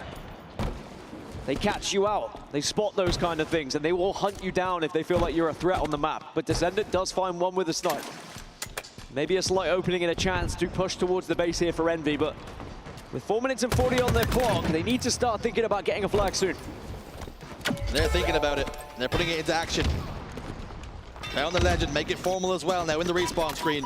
Oh, no. Renegade tries to put down as much damage as he can, but the flag's been fumbled, and that will buy Optic Gaming just a little bit more time. But this one should, now I say should, go home. As he slides up. Bound is trying to close the distance, but Descendant now puts Envy right back into this game, and that will do their confidence the world of good. Yeah, we didn't see the work that was being done on the rest of the map because we were watching Descendant. But it was the rest of the Envy team that were able to push up and pressure Optic, not allow them to have freedom off of that spawn. Now this overshield is going to be big here for Envy. There's going to be a nice push coming from them as well. Renegade tries to hold, but he's overwhelmed. He is swarmed, and Envy is surrounding this overshield, but they're very wary. There could be an Optic trap, but Precision gets it, and now they need to push with it. Precision needs a couple of nades. Oh, no. And the overshield, null and void, not having the effect that you would like. Formal gets a double kill as well. And now he can think about pushing forward for his team. Information coming. The Jackson's weak, down to no shields now, and actually, as a matter of fact, Legend elsewhere scooped up the flag just to apply even more pressure. Envy are in 6s and 7s. There's 2 attacking, 2 on defense. And Formal has the pick of the world. He drops down, forced to. No shields now. Legend settles for a trade across the map, so that one will be dead, but it just relieves the pressure on the rest of his teammates, forcing Envy to play defense. Optic and Formal will fall on the front base. I think the Zoomers get excited when we say 6s and 7s as well. I think everyone around just has a collective little scream, but at 2-1, Optic Gaming need to make sure they don't allow Envy to have too comfortable of a push-up here to get control of top middle again. Otherwise, they might find themselves throwing away a flag and throwing away what did look like a comfortable lead. They have slightly slowed down. They've backed off. They're almost allowing Envy to have a little bit of control here. That's one way to rip away control from them, though. Remember what Descendant did previously for that first flag cap. It was a big shot, but now Renegade started to take control of the game. Halo Infinite's MVP. And he needs a big performance here. Already providing it, 15, 5, and 8. Tags Descendant as he crosses by. But it's Renegade on the Renegade and Bound on the map at the moment. Piggy last man alive for his team. But Renegade's quite happy just to wait. Hold his power position. Bait Precision in. And rip the face. Overshield is up. And that's why Renegade is hesitant to push forward. He knows how big it can be. Body shot finds a home. Bandit gets the kill. Renegade's just holding the line here, but Jackson's got the sniper rifle on the other side. Overshield secured for Optic Gaming. I mean, it's not a bad backup, is it? After you run out of sniper rifle ammo, just getting a free overshield. And it's just 1 minute 30 now left on the clock for Optic to hold as Renegade is still running the show. But we know he's capable of doing this. He's done this multiple times already this tournament against teams like Envy, for example. But Renegade can't be the only one to have these performances if they are to go on, get to that grand final, and also try and take down Shopify Rebellion. We need to see the same kind of performances from the likes of Formal, Bound, and Legend. 3 superstars who can also do the same. All 4 of them have to be at their very best if they are to go on and win this tournament, but they've certainly responded well to dropping down to this elimination bracket so far. 1 more minute then to hold on. And with that, the Envy push comes. Piggy wins a big 1v1, but Bound gets Precision, so it's a 3v3 on the map. Optic Gaming quite happy to hold what they have, play defense. 3 go down for Envy. That means Optic Gaming are holding the line pretty strong now as Bound continues to look for this player who's just slipped through the cracks. Descendant gets another one with the help of a teammate. And that will mean Optic Gaming have got to mind their P's and Q's here. But they're combining well together. And Precision gets shut down. Formal picks up a double kill. This is where you can start to increase those stats a little bit because it's like cannon fodder. They all just start to run towards you as desperate times now lead to some desperate pushes from Envy. And that's a big stick from Formal as well. These sticky grenades have proved to be so vital so far this tournament for those trades. Into the final knockings. Envy are not going to get close. Into the waiting arms of Optic Gaming. Descendant tries to, but fails. And the green wall. 1-0 up in the series. And 3 away from a grand finals rematch with Shopify Rebellion. And if you consider how good Envy have been at Fortress capture the flag, for example, I think it was important that Optic made a statement in that first game to say you are not going to be able to just walk over us when it comes to these CTF games. We can control just as you have. The overshield control was definitely something that was very important for their victory. And once they had that 2-0 lead, they definitely slowed it down. They realized they didn't really need to push the narrative of going for a third. And whilst it did invite the pressure, it did allow Envy to get one back. There was just too much to do, and Optic just too strong defensively. It's hard enough breaking into a base and getting a flag. It's even harder when you have to do it against the likes of Renegade, who really did go on a tear with that sniper rifle during the latter stages. Optic Gaming outslaying Envy 71-54. The score finishing 2-1. Maybe you can say the efficiency can be called into question, but all that matters for them is settling the nerves, getting back to winning ways after that defeat to Shopify Rebellion, and they've done just that here on the main stage. Haven't allowed the result to fester, back to winning ways. Slayer Aquarius is up next. And this is a really good opportunity for Envy to even us up here. It has been a struggle historically for Optic Gaming. Slayer Aquarius, they're 4-4 throughout this season, as you can see right here on the beautiful graphic created by production. On the flip side for Envy, it's 5-1.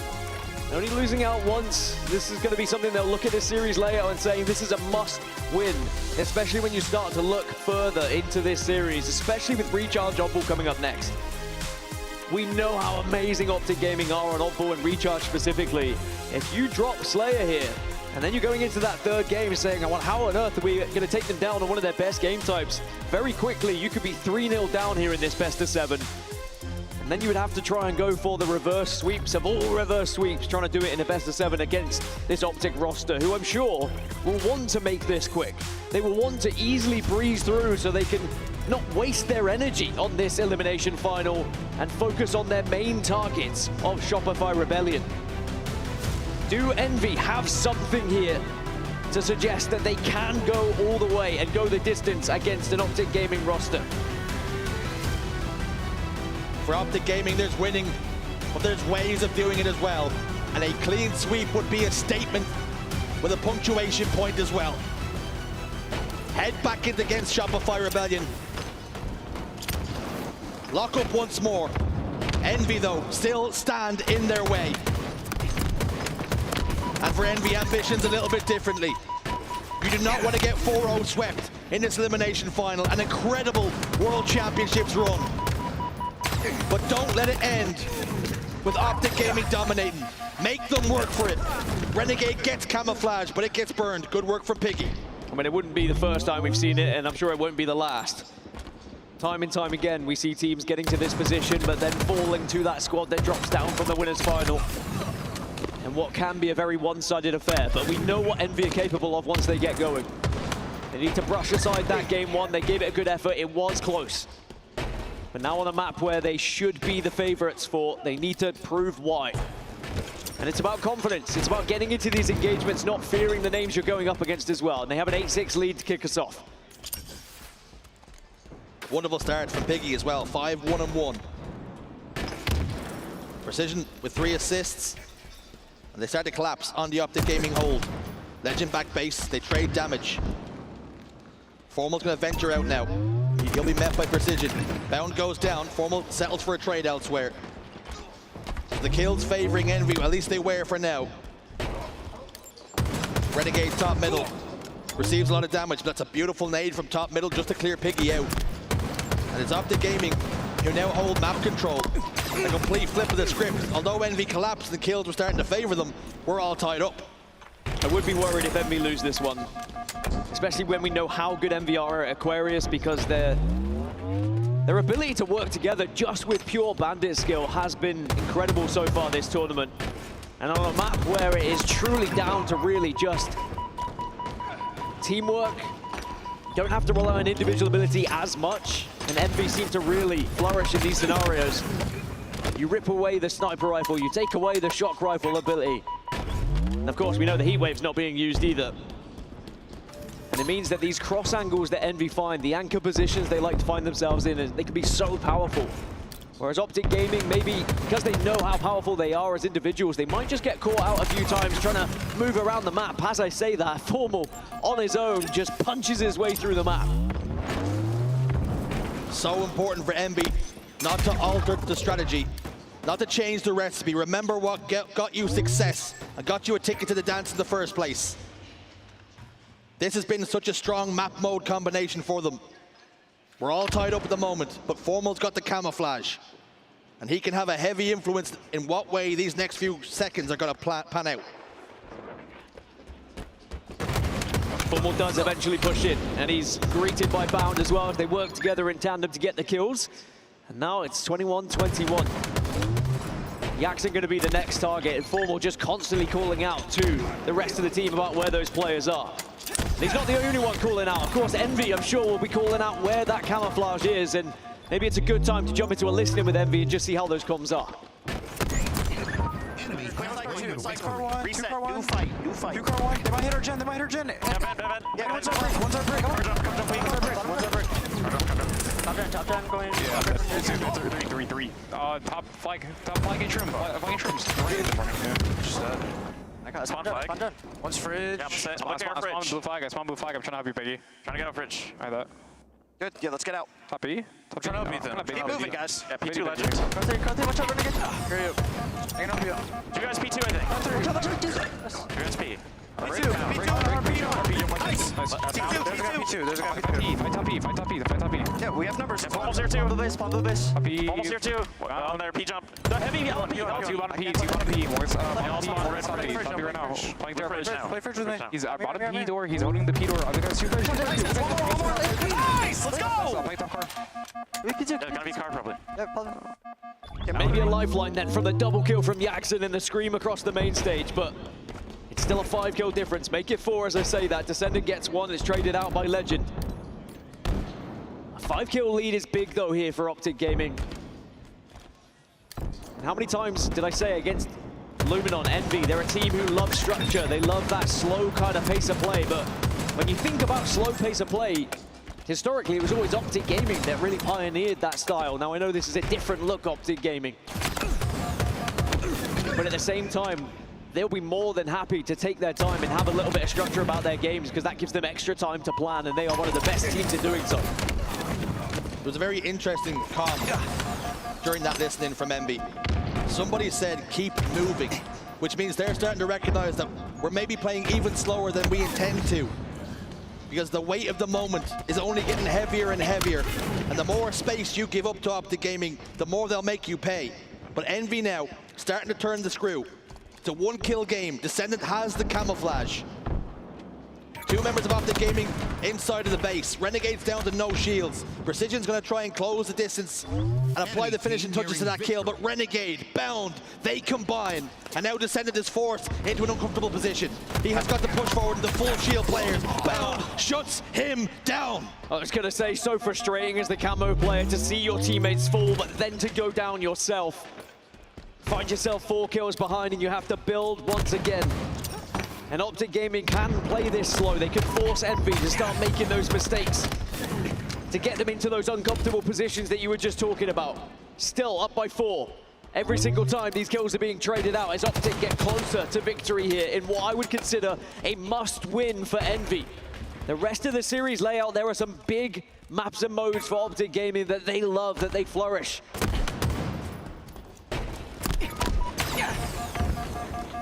For Envy, is this series just on the waves, slowly drifting away from them?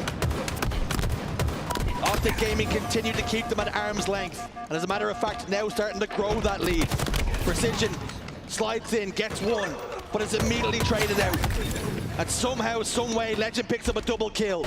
2 kills now for Optic Gaming. That's all that's required to double their series advantage. It's very rare Optic would throw away a lead like this as well. They just need to plan their attack here or plan their defense. Again, encourage Envy to start to push, get that info, and then you start to do the damage together. Notice how they are sticking in pairs on different sides of the map. They get the first. First pick provided by Legend, the French phenom.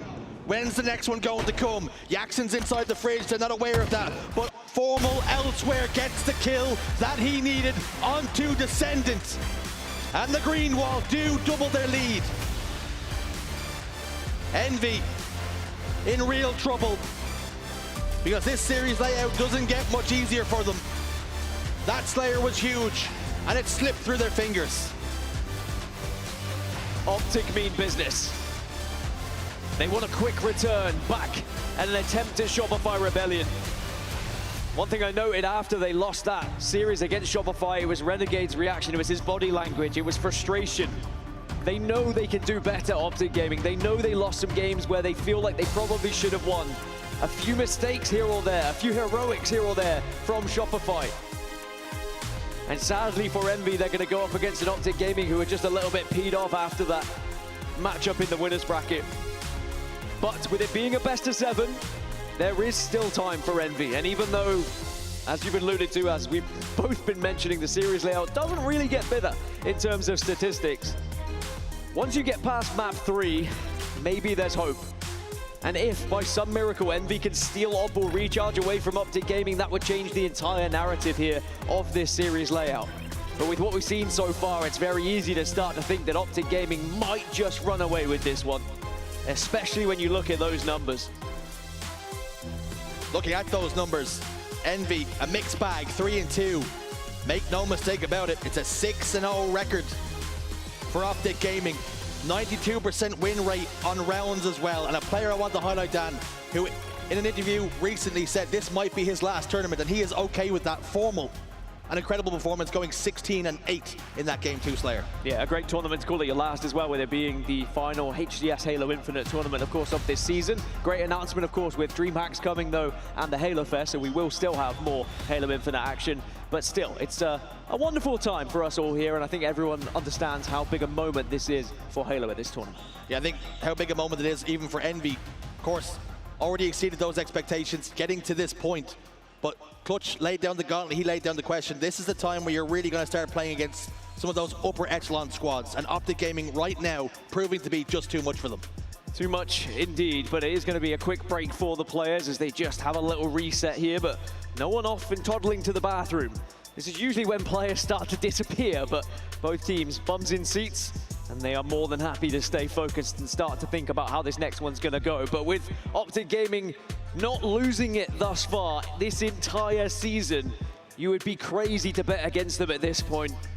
But maybe Envy can pull off that miracle. And like I said, it does change everything. The whole pace of everything changes. It would be a big head scratcher if Envy suddenly were able to pull out a victory here.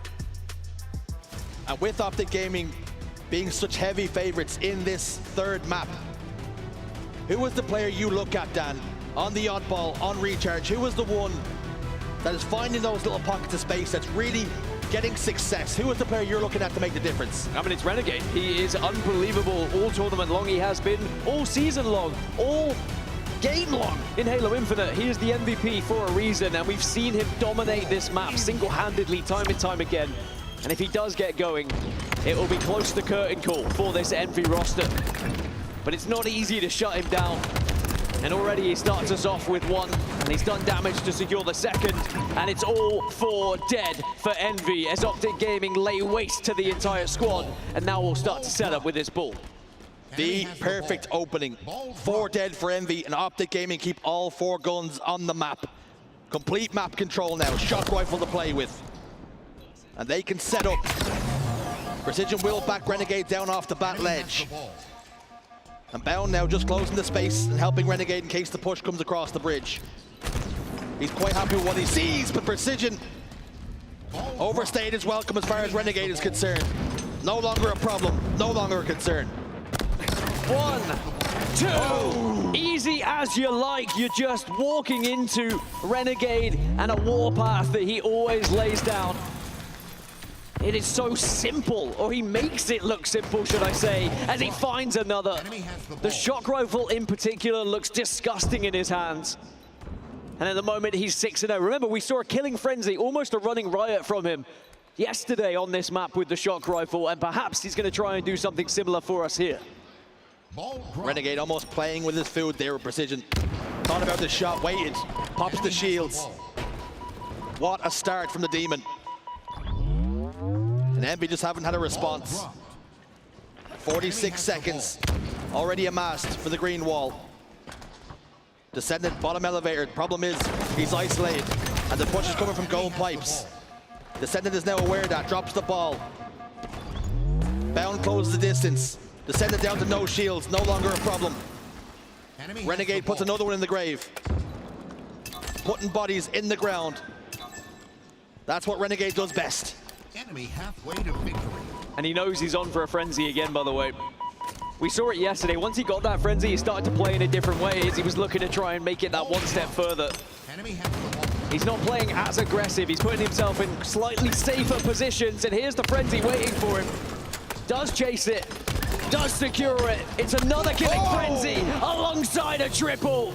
And Renegade has earned his MVP for the entirety of Halo Infinite. And he is running the show. Incredible target prioritization.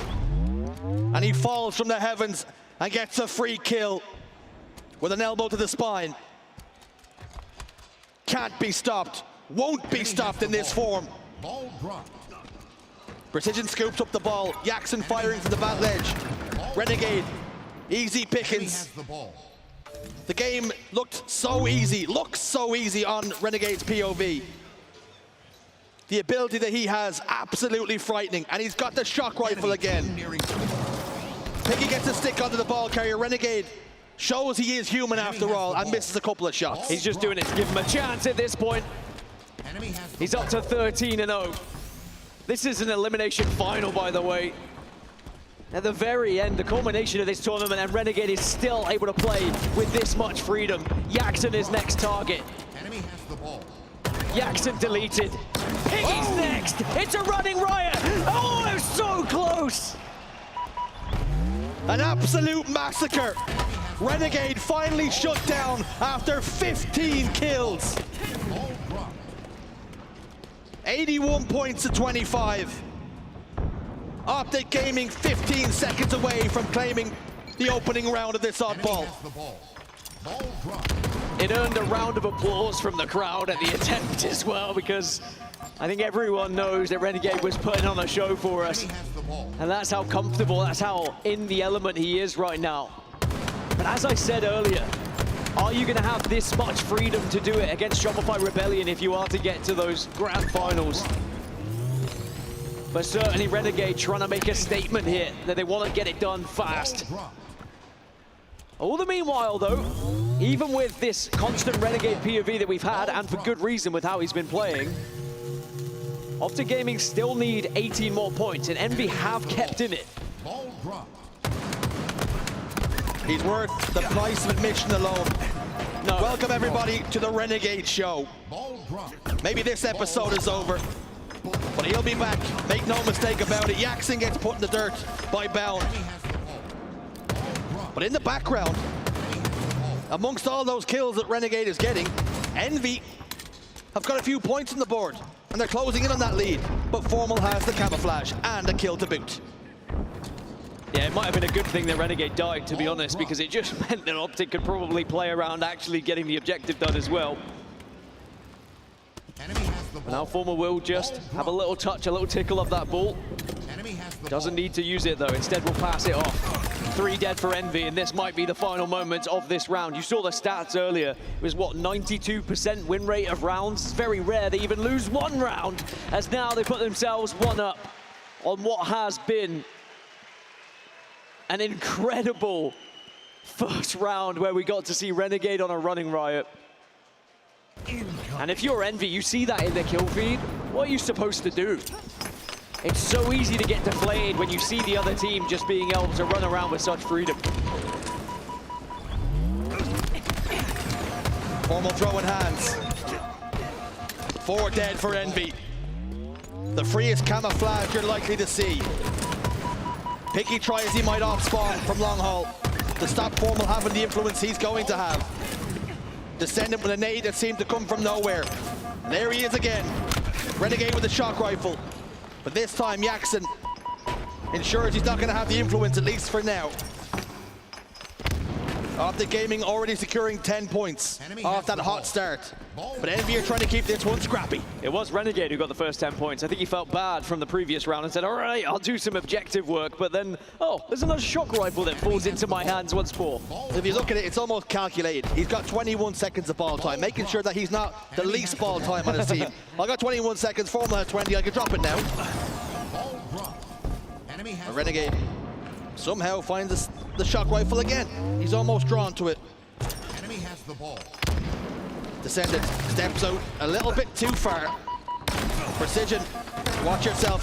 The form that Renegade's in was a brave man to take him on 1v1, but Precision comes out on top. Now can we see someone from Envy do something similar?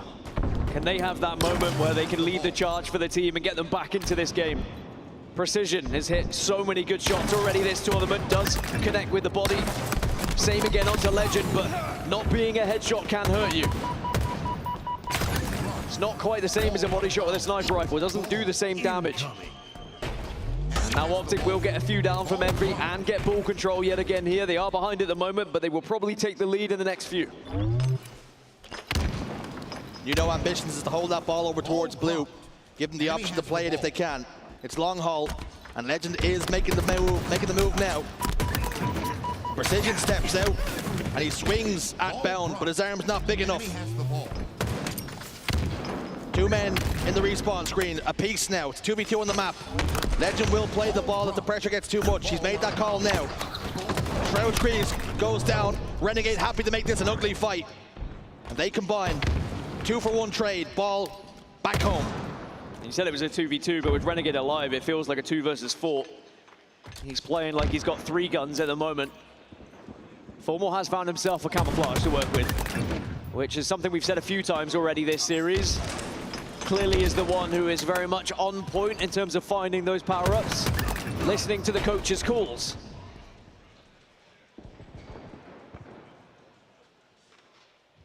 Gold pipes control now for Formal. The shock rifle has now just popped up. Grabs the ball, tosses it towards his team.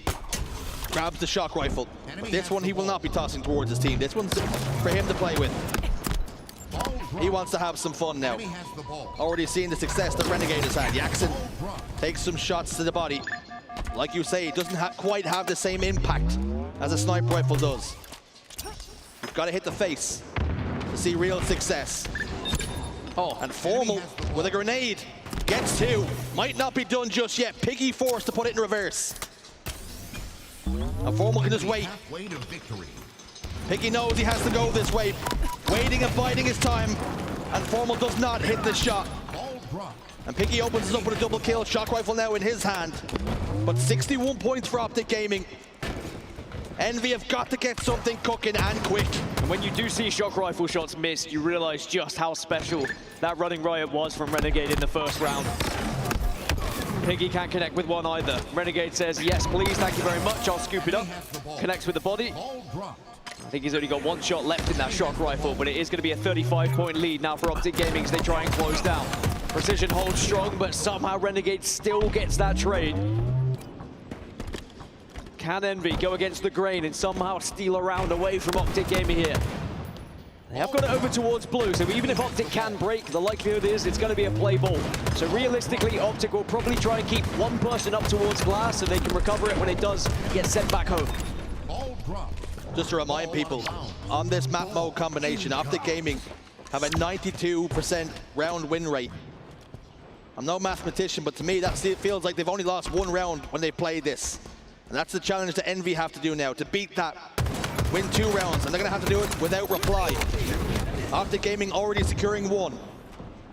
They are now within touching distance, our Envy. So Optic Gaming have got to be careful, but yet another power-up goes the way of the green wall. It must be frustrating for Envy from going from a series where they were getting almost every power-up to now barely seeing one. Not even getting the chance to really look at one. And half the time wondering where on earth it is on the map. Optic recover the ball again, and now Renegade is going to have the ability to go pretty much wherever he wants here. So much freedom, he can just stand top bats and provide info.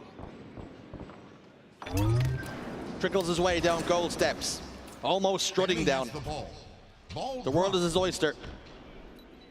He's gonna have a backstab here, but also a player behind him, which he's not aware of. Gonna have to be careful. Now clears his back. Information came from a team. Player dropped off bat ledge. Ball down. Enemy has the ball. And now Formal picks it up. And that will mean that Renegade has the least ball time on his team, and expect him to change that if he can. Precision in tower. Renegade happy to take this fight. Precision gives him the wiggles though, and it's very rare you see that happen to Renegade. Formal gets absolutely nuked out of his boots, and the ball drops down on glass. Well, that was the break. This is the last attempt then from Envy to get hold of this ball and get it set up and try and keep this game alive. Descendants got hold of the shock. Need to see something magical, something memorable, something that will just give a little bit of energy to this squad, to this roster. Sadly, he's just eating nade after nade, and he can't connect with that shot either. And Renegade is just going to be more than happy to scoop that one up. 10 more points required for Optic. Biggie in trouble. Renegade has the ball. And unfortunate for him, no matter how long he holds it, he will be the least ball time on his team, but he will not care one bit about that. Optic Gaming complete the round. Optic Gaming take the map and are one way from a grand finals. It is sadly the way it looked like it was going to go. As soon as you saw that series layout, as soon as you saw that this was going to be map 3.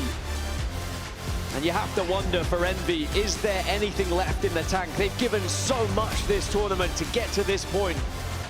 But now you have to dig so deep to try and reverse sweep Optic Gaming in the elimination finals. An Optic Gaming team that is heavily supported by this crowd here at the Halo World Championship as well. They have been behind the green wall all year long, all season long. As we look back at some of the highlights, and it was the Renegade show to kick us off. I had said how yesterday he had got that killing frenzy and he wanted the riot. He got close but couldn't quite get there. Well, he converts it this time in what was such a special and memorable play. Really beautiful to watch. You'd be forgiven for thinking this is the Optic Gaming highlights. No, no, no. Dan said the Renegade show for a reason. The Renegade master, absolutely dominant against Envy. And in the series that Envy had against Luminon, I likened them to being light heavyweights. And that Optic Gaming and Shopify Rebellion would be those heavyweights, and Envy would have to punch above their station. But right now, they find themselves one away from elimination. One punch can land to send them to the map for the final time. An incredible performance from Optic Gaming, and for Envy, they look as though they could be going gentle into that good night. Gentle in the good night indeed. I just want to take a moment as well to thank all the fans and everyone for our inclusion, of course, in Halo Infinite and its history. It's been great to see you rise through the ranks as well, Shurs, as my co-commentator.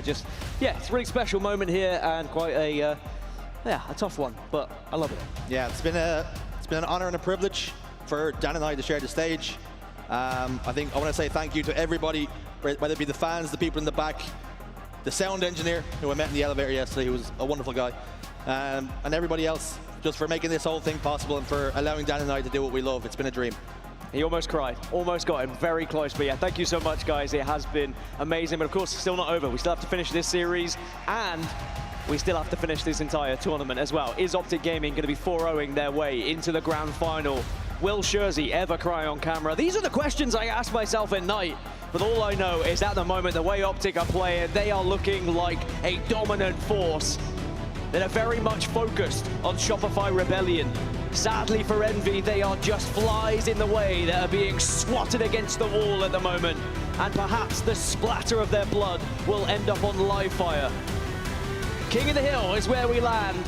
And Optic Gaming, even though King of the Hill has been rough for them, maybe this is where they can convert it to send themselves to a grand final. Time to turn their fortunes around. And for Envy, running out of time. The sand slipping through the glass now.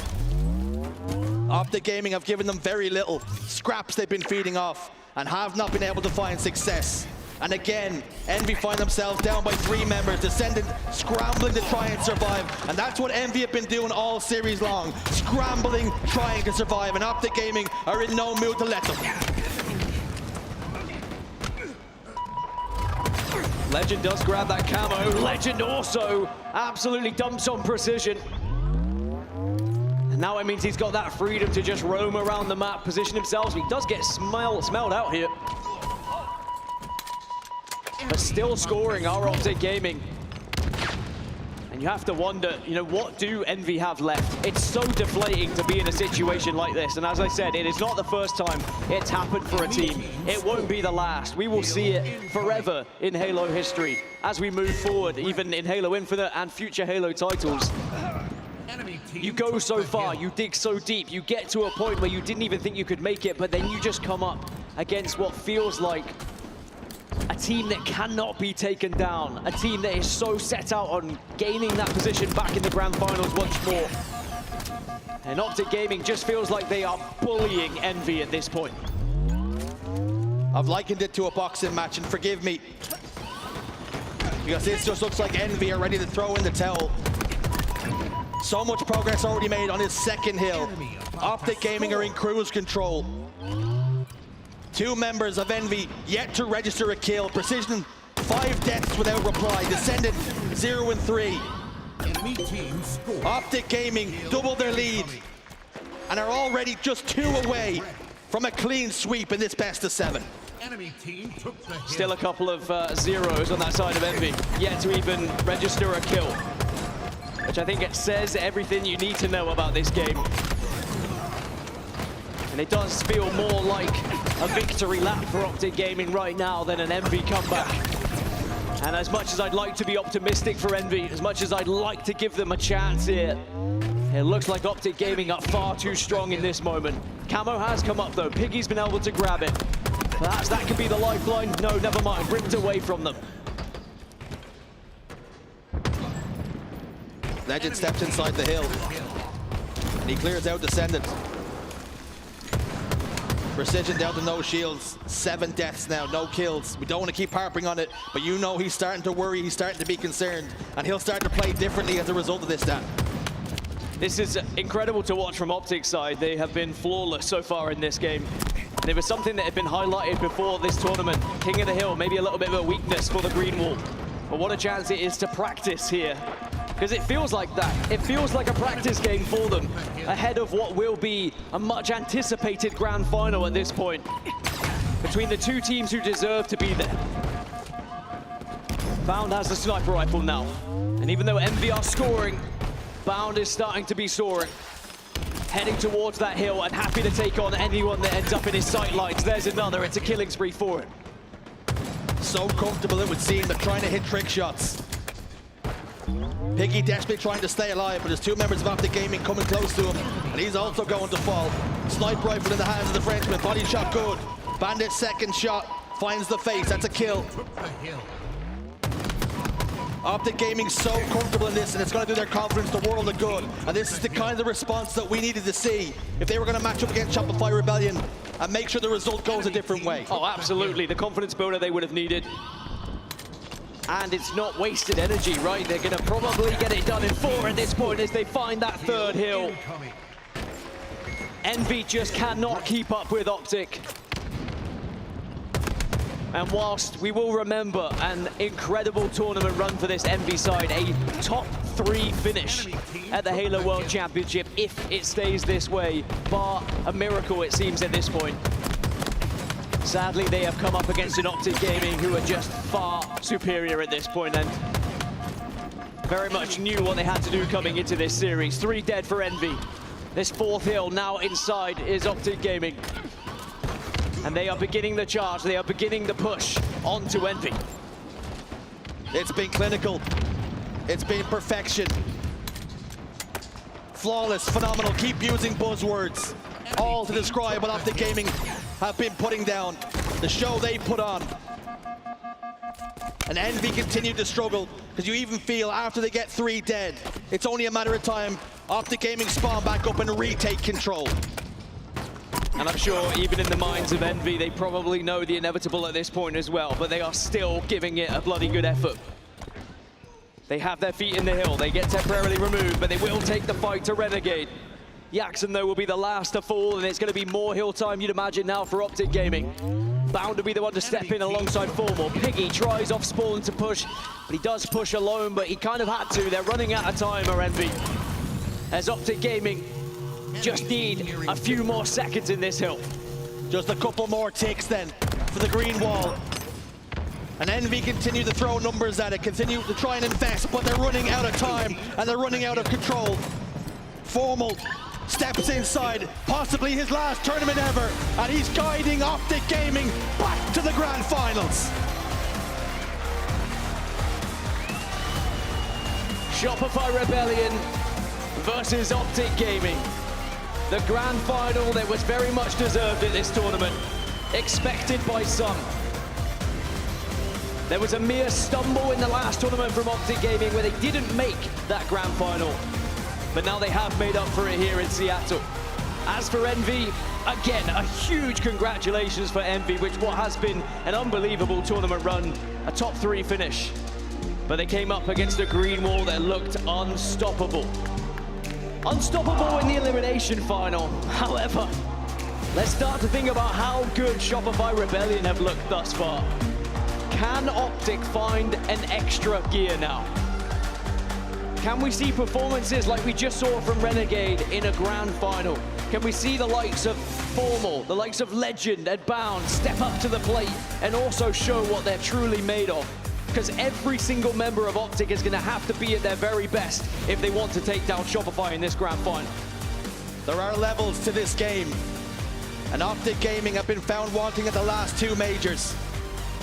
Walshy said he fancies this team as the best individually skilled team on the planet.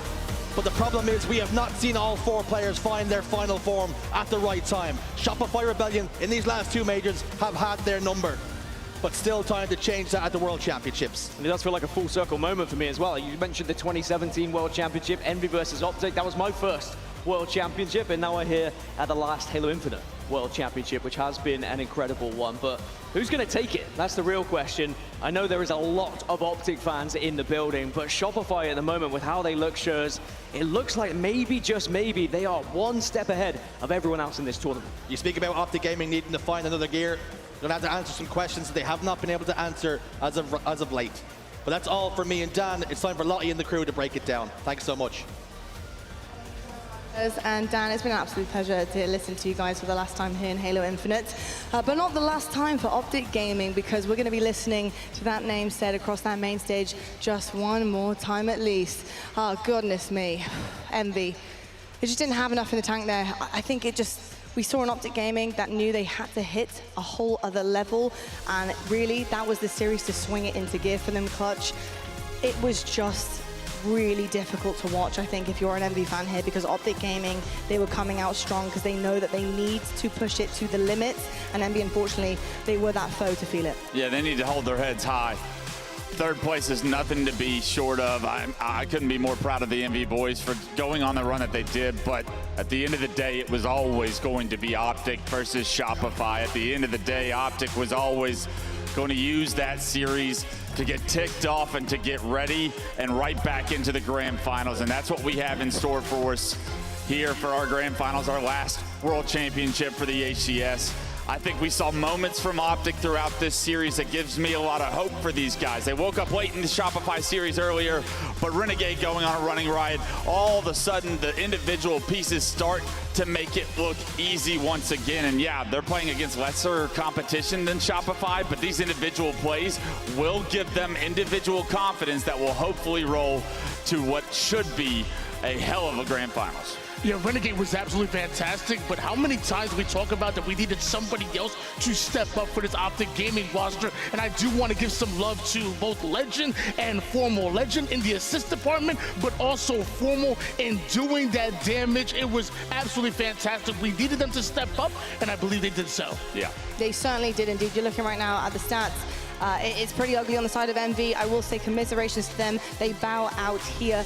Top 3 is an incredible placement for this team. But of course, Optic Gaming, they're just going on strength to strength, and they're going to need to. Here's the elimination bracket, where they did fall flat against Shopify Rebellion earlier on in the winners finals. They then 4-0 Envy. Honestly, that is exactly what we want to see, Clutch. You couldn't have asked for a better series to bounce back and rebound back up. Yeah, here's the thing, is it's going to be a long Sunday if Optic plan on still taking this trophy, so they needed to get this series over quickly.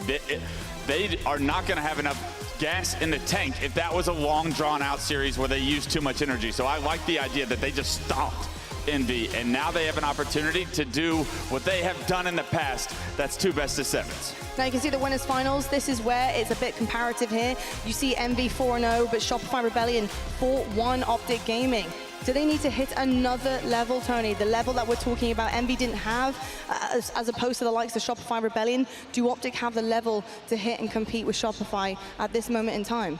I mean, I think they do. I mean, I don't think people realize how good Optic are at isolating players, getting their slays, taking space, and influencing spawns. I think they're one of the best at taking space and really spawn trapping the opponents. The problem is that Shopify Rebellion don't make those mistakes. They stay alive, and we saw it in the winners finals. We certainly did indeed. You know what else I have seen? I have seen so many people getting their hands on, of course, that incredibly exciting new update coming next year, Campaign Evolved. And I managed to get Guy Blaze in there. You know, he cut the line. It's okay. He's allowed, I suppose. But he's also in there checking things out. Guy Blaze, how is it in the Campaign Evolved playable area?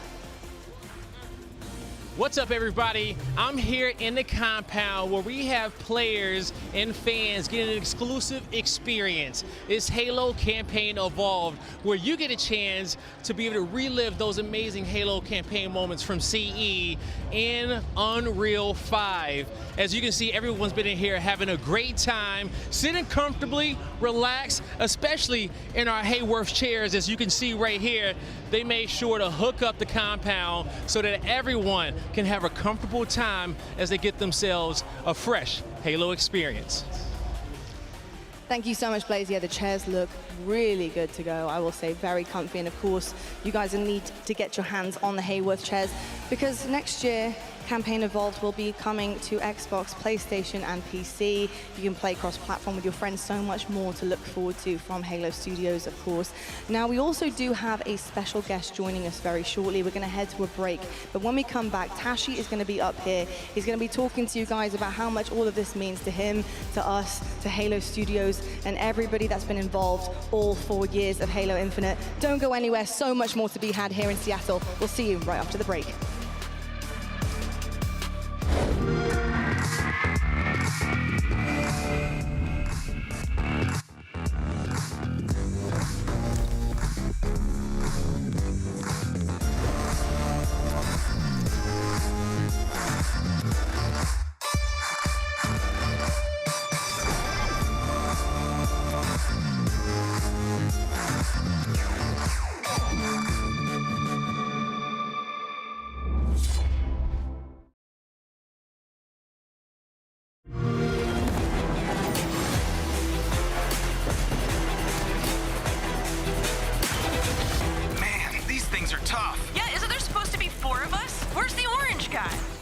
Hello?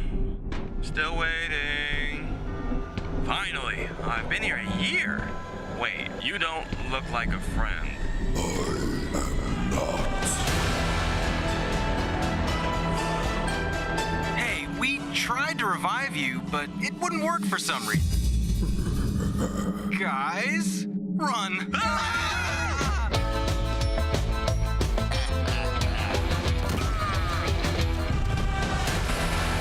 Not on my watch, Jack.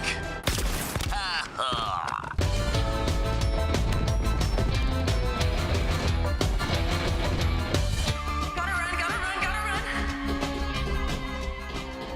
You won't get me? Take this!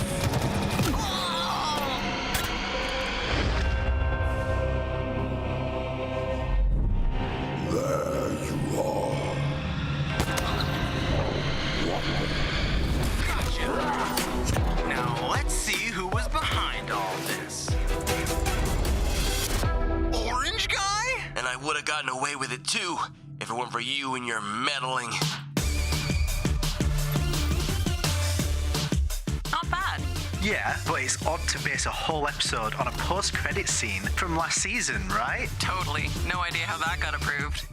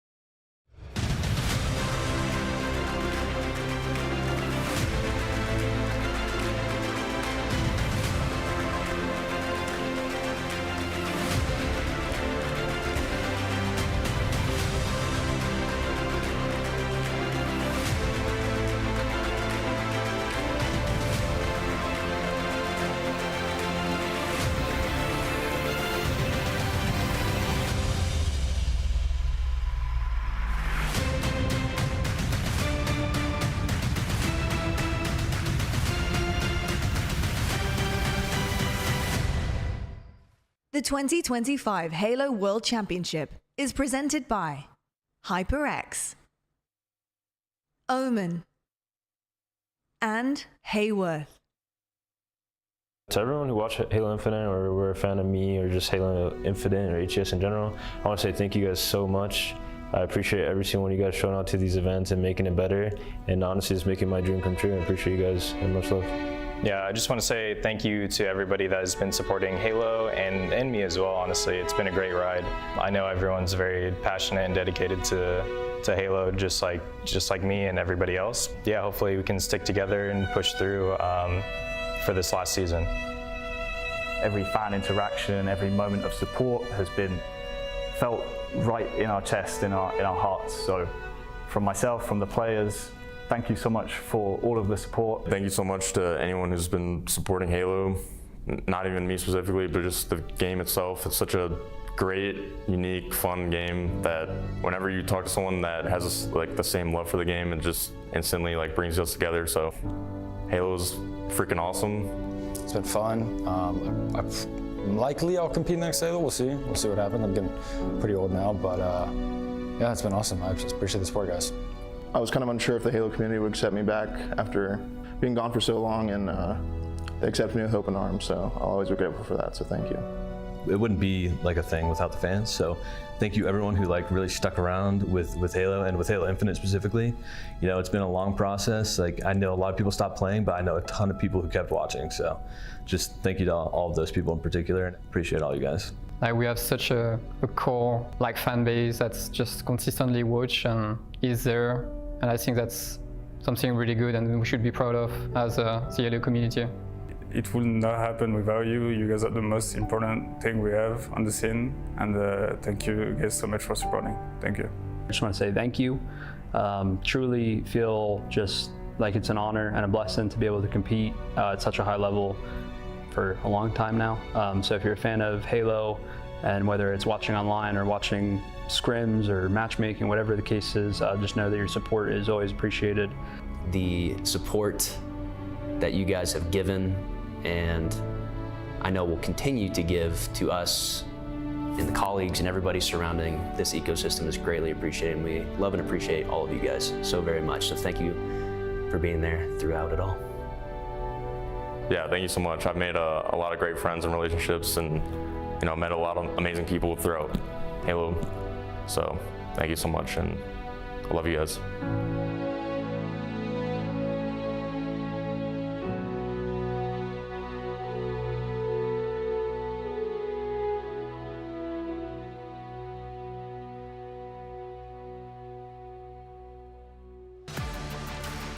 Seattle, you mean an awful lot to these players, but so does that trophy on the main stage, and they're doing it for you. They are doing it for their team, they're doing it for themselves, and they're doing it for the legacy, for how much this means as the final time for Halo Infinite.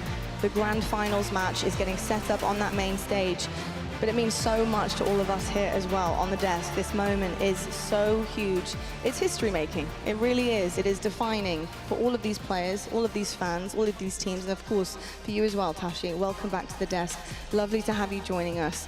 What a day it has been. What a weekend it has been. It has been unbelievable. The crowd is just, they're coming out in full force, but the Halo's also been incredibly forceful too.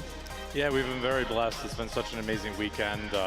You know, Worlds is always really special, but it felt like this one was really special. We have more fans attending an HCS event than ever before. We've got campaign evolved, playable, all the exciting news, everything on the community stage. It's just been, you know, a really amazing event. It's absolutely incredible. Now, Tashi, obviously you've come onto the desk for a reason, although I do love your company as well, so you can stay if you would like.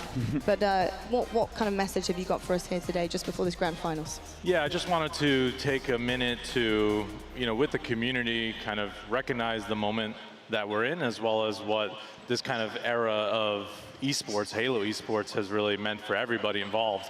You know, I've been watching and being part of the Halo community since the Halo 2 days. I used to watch, you know, in 2005. My first event was in 2006. And, you know, I've just seen us as a community and myself even just kind of go game to game. And as time goes on, you look back and you feel like, oh, I miss the old times and whatnot. But we're in kind of what I think is, you know, really the second golden era of Halo Esports. And I want to make sure this whole community kind of recognizes and appreciates just how amazing it's been these last 4 years and for everybody. And so I have a few thank yous and man. There you go, that's powerful. So I have a few thank yous I want to kind of make sure I show some love to. First starts with all of our talent, you know, here on the broadcast, all of our casters. You know, we trust you guys to represent the game, the community to the, you know, utmost of your ability, not only professionally, but as like pure-hearted, great people and people who love Halo. I especially want to show some love to you, Lottie. Thank you. You have been our fearless leader on the desk here for so many years now. We're so blessed to have you up here. Thank you. They like their Lottie. I like you guys too, by the way. It's been incredible to see you grow as a professional, and to me, you're one of the best in the entire industry. So thank you very much. Lottie, Oh, stop it, you guys. Save it for the main stage, will you? Come on. I also want to show some love to Esports Engine. They're our operating partners who are operating this event, all of our World Championships. We built the program alongside them back in 2019, 2020, leading up to Infinite. We could not have done it without their support and their partnership along the way. You know, all of the amazing moments, how great this broadcast is, how great this event is, we couldn't have done it without them. So I want to make sure I show some love to them as well. Also want to show some love to my team, the HCS team. Yes. Yep. You know, we're a small and mighty team. The guys work really hard behind the scenes, and you know, it takes an army really to kind of put this all on with all of our partners, but it starts with the HCS team back at the studio. So I'm just really proud of the guys and how they continue to run things day in, day out. So big thank you to them. Also want to show some love to the whole studio. You know, the game is developed by 343 Industries, carried it forward as Halo Studios. A lot of love put into this game, a lot of effort, a lot of heart. And it's an incredible game. It's given us so many moments and, you know, a lot to look back fondly on for HCS. Also want to show some love to all of our partners. The teams have really stepped up for Halo Esports, so want to show them some love. A lot of community partners, folks like LVT, European Halo League, just really doing a lot of amazing work for the whole community. So big shout out to all of them as well. Next, I want to show some love to the amateur players. Yeah. Right, we always have an open bracket, all of our majors and whatnot. Even folks grinding down the FFA. You know, this is where the superstars of today are made. You know, they grind it out in the open bracket. That is absolutely the lifeblood of Halo Esports. You know, there was all this talk of like franchising as esports when we were coming up with Halo Infinite, and from my perspective, it's hell no. We're not getting rid of the open bracket. That's part of the DNA. So amen. I don't care about your franchise pro leagues. Like, we're not getting rid of that. Say it louder for the back, Taffy. Also want to show some love to the pro players, both who have maybe retired since the start of the Halo Infinite season, or for those who are still grinding, or even those who turned pros. You have absolutely dazzled us with the incredible plays. I don't think I've ever seen Halo play to the level that you all have played and shown. You carry yourselves so well, always signing, autographs for fans. I saw the line for Shopify was like around the block. There was like hundreds of people. So thank you to the pros being, super professional on Media Day, and yeah, just being great ambassadors for the sport. And last but not least, I want to show some love to all the fans. Everyone watching here in attendance, everyone watching online. Yeah.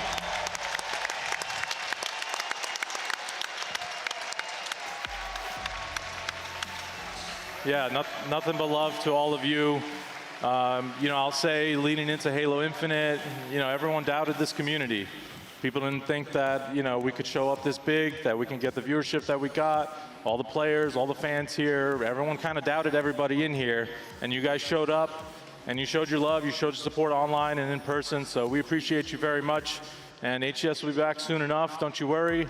But thank you everybody for being here, and we've made a little video going into the grand finals, but thank you everybody, we'll see you soon.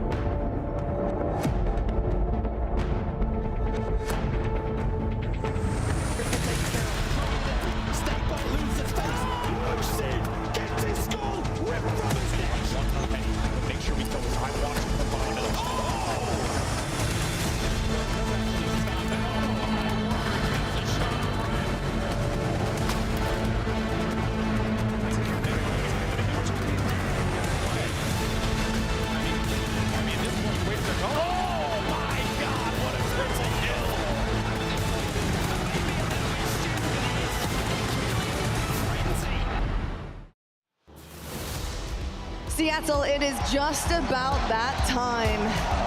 Time for greatness, time for measurable success, time to get things going on that main stage between two of the best teams we've had all season long. And how poetic that it's the two teams that have basically had two halves of our season in their hands. One side, Optic Gaming, the other, Shopify Rebellion, playing right now for that trophy. One of them has had quite a bumpy road this season, although they've got it done many times before, and they can do it again here in Seattle. And Shopify feeling incredibly comfortable, going into things looking absolutely perfect. Now, what do you want? Perfection? Because if you do, Shopify Rebellion has it in abundance. Clutch, looking at this powerhouse roster, they are going to be so hard to take down, but take down they can be. How do they now play this? Optic Gaming are fired up. What level can Shopify hit now, heading into this grand final? I mean, I think we've seen it. I think Shopify's thrown their best punch, and they have showed the world that they are the best team the past two events. They've done everything right this event. Everyone is clicking on all cylinders, and I think if Shopify play their game, it's going to be tough to beat. We are seeing an elevated level from these players. I mean, look at the likes of Frosty, Royal 2, because it's been about those young guns for time and time again now. But Royal 2 is stepping up to the mark, so is Frosty. You're looking across the stage at the stats. It is unbelievable, Tony. It's funny because they know how to shine on the biggest stages. They've done it time and time again. And Tony, they're going for their 4th ring. That they are. This is the moment that will echo through Halo's history, and you see all 4 players on that stage playing like it. I've not seen better Halo in my career so far as an analyst. I love watching the Shopify Rebellion roster, and take a look at the stats. This graphic literally tells it all. You cannot deny the greatness that is put in front of you here, and it is going to take some doing to take them down. Do you see any weakness right now from Shopify Rebellion? Have you seen any at all weekend long? No weaknesses at all here. They are dominant, and they are all individually so talented. I think it's going to be, you either have to match that and outplay them efficiency-wise, or you might as well get off that stage, because this team is here for one reason only, that trophy at the start. What happens when you mix perfect with the most resilient team on a main stage? Well, you get Optic Gaming versus Shopify and Optic.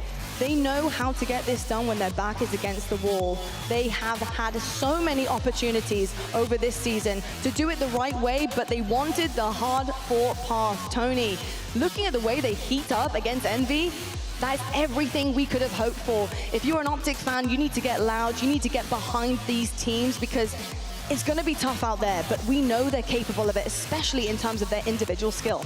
Yeah, we understand how amazing Halo Infinite's MVP Renegade has been, not only in this tournament, but every year and throughout this entire game. But we needed somebody else to step up, and I truly believe Legend did his thing, but Formal really did have his way when going up against Envy in the losers bracket finals. I think Formal was huge, and we're going to need him to have another performance just like that. We need that same Formal, we need that same Legend. And if we get the best of Renegade, they're going to have a chance here. They're going to be able to go toe-to-toe with the juggernauts that is Shopify Rebellion.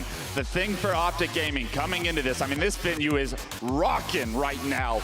They are emotional-based players. You've seen Formal get up and how much it means to him when he's screaming. You've seen Renegade get loud. Legend, he does that. I want to see if Optic can get some of that energy and translate it into the server. If they're able to do that, I think they can slow down Shopify. Let's be honest, it's why every player wants to be on Optic Gaming, because of the green wall are so strong. They are that 5th man with them playing, giving them everything they've got. And you've heard Formal talk about it time and time again. Every interview, he tells them, get loud. We need to hear you on the stage, because it gives them that confidence to keep pushing, to keep going, and ultimately win. I mean, 6 event wins in Infinite. When you thought Formal was done, he was not. He came back to Halo. He's done it in another title, and he hasn't skipped a beat, finding himself yet again, Clutch, in the grand finals of the last Halo Infinite World Championships. You want to know what this moment means to Formal, to be able to end his legacy, his return of Halo Infinite with a World Championship? This is everything, and if you're on Formal's team, you cannot let him down. You have to find a way to get across the finish line. This is everything for Formal right now. He's had one hell of a legacy across Call of Duty, across Halo, and what a cherry on top this World Championship would be for them. That's my biggest question right now, though. I love every single one of those players on Optic Gaming. I think they are so incredibly individually. Is the teamwork there at this moment in time? Tony, we know one of them has been stepping up to the plate all weekend. Do you think that the rest of them can follow suit all together at the same time? Because for me, that's what it's going to take. Yeah, I mean, that's why we talked about the performance of Legend and Foremost so much, because they're such unselfish players, especially when you look at Legend and what he does on the objective end. And of course, Foremost as well, the human UAV. We trust him to feed information to the rest of his team, but they also need him to be a damage dealer, a leader in the KD. It's a lot of responsibility. I feel bad, but this is the grand finals. This is Worlds. This is your final opportunity. You got to listen to this man here. He knows exactly what he's talking about. But you know what? In terms of leaders, leadership, and leading the charge on their teams, Cycle, Renegade, 2 MVPs, 1 throne. I absolutely love this line because it really is a duel, a battle for this trophy, and only one of them can take it. They both had exceptional seasons. Renegade's had an exceptional 4 years, and Cycle is on the up and coming. He is an incredible player. What do you make of both of these, especially as you compare them here, Clutch? I mean, it's so hard to compare these two. They are great at what they do. But when I think of this moment, and I think of the lights and how bright they are, how loud the noise is right now, I have never seen Renegade shy away from that kind of a moment, from that spotlight. I'm looking at him to be the best player in this server. This is Cycle's first time at a World Championship Grand Finals, and maybe the moment's just, maybe he's ignorant to it, right? Maybe it just doesn't faze him. We'll learn that very quickly. Well, I'll tell you what, folks. It doesn't matter about how good your individuals have been. It doesn't matter how good your teams have been this weekend. What matters is what you bring to the table on that main stage here and now and in this very moment, because it all comes down to this. Folks, for the very last time of Halo Infinite, your grand finals are ready, and it's Shopify Rebellion versus Optic Gaming.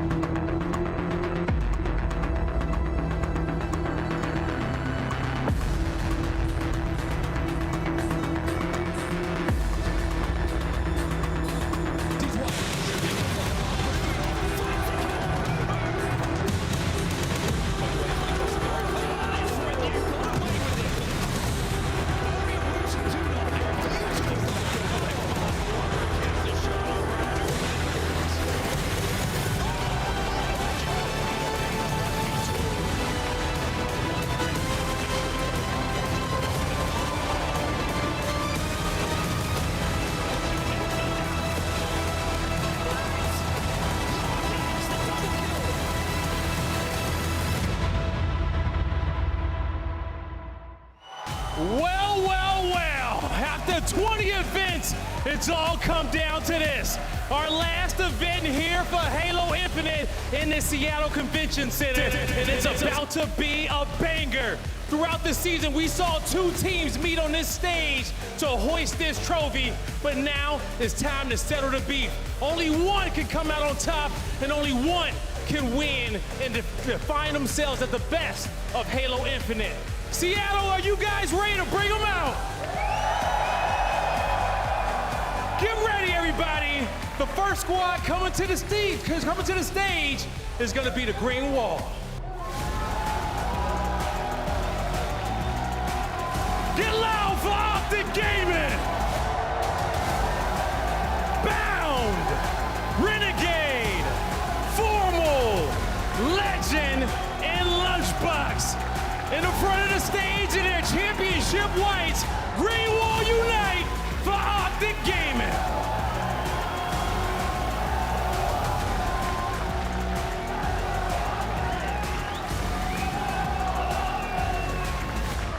Now to bring out their opponents. This squad has been peaking at the back end of the season and looking to go for a 3-peat here on the world stage. Get ready, Seattle, for Shopify Rebellion. Royal 2, Last Shot, Cycle, Frosty, and Bestman. Shopify Rebellion looking to get it done.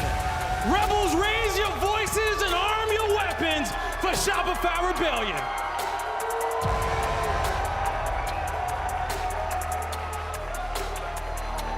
Now the players on the stage and the cast has been ready to go, but we've been missing one thing, and that's you guys. Whether if you're in the venue or at home, we need you to set this stage ablaze. So I'm gonna ask y'all one good time.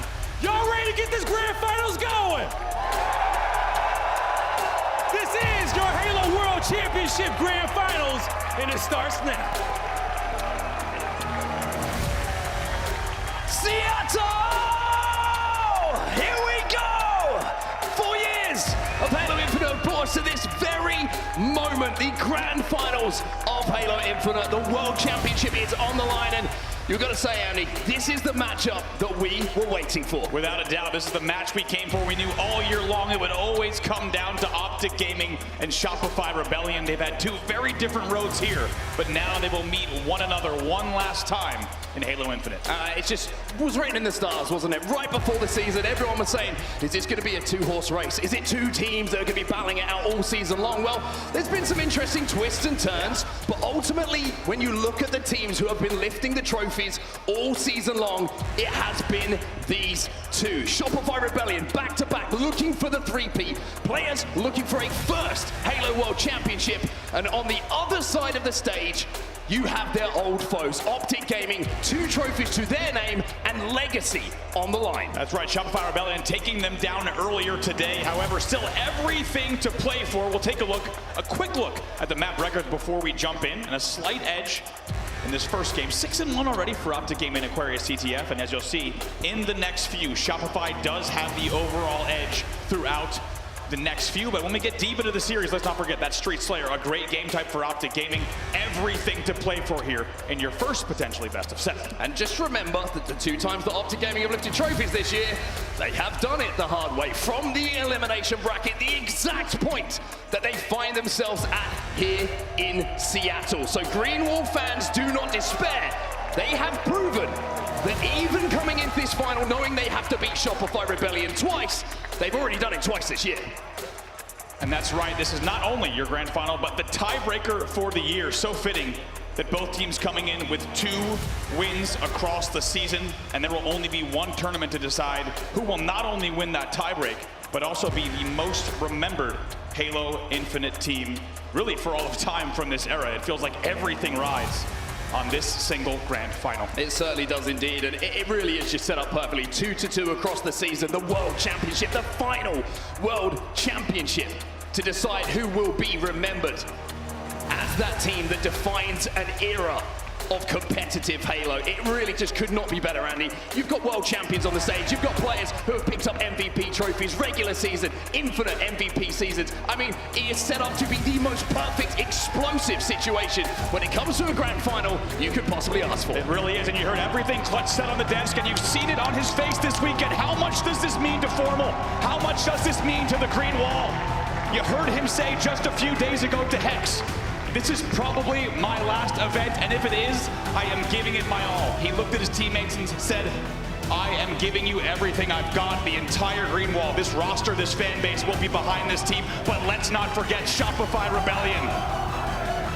Back-to-back defending champions, and they want to steal the last Halo World Championship. We're underway with your Halo World Championship Grand Final. Here we go then, everybody. Shopify Rebellion versus Optic Gaming, and a game type that has been in the suite since the very beginning of Halo Infinite to start it off. We've got some Aqua CTF, 5 flags to win it, or most flags after that time elapsed. 3 dead off the opening means Formal has to slow play this. His flag is already on the move, and here comes the pressure early from Shopify Rebellion.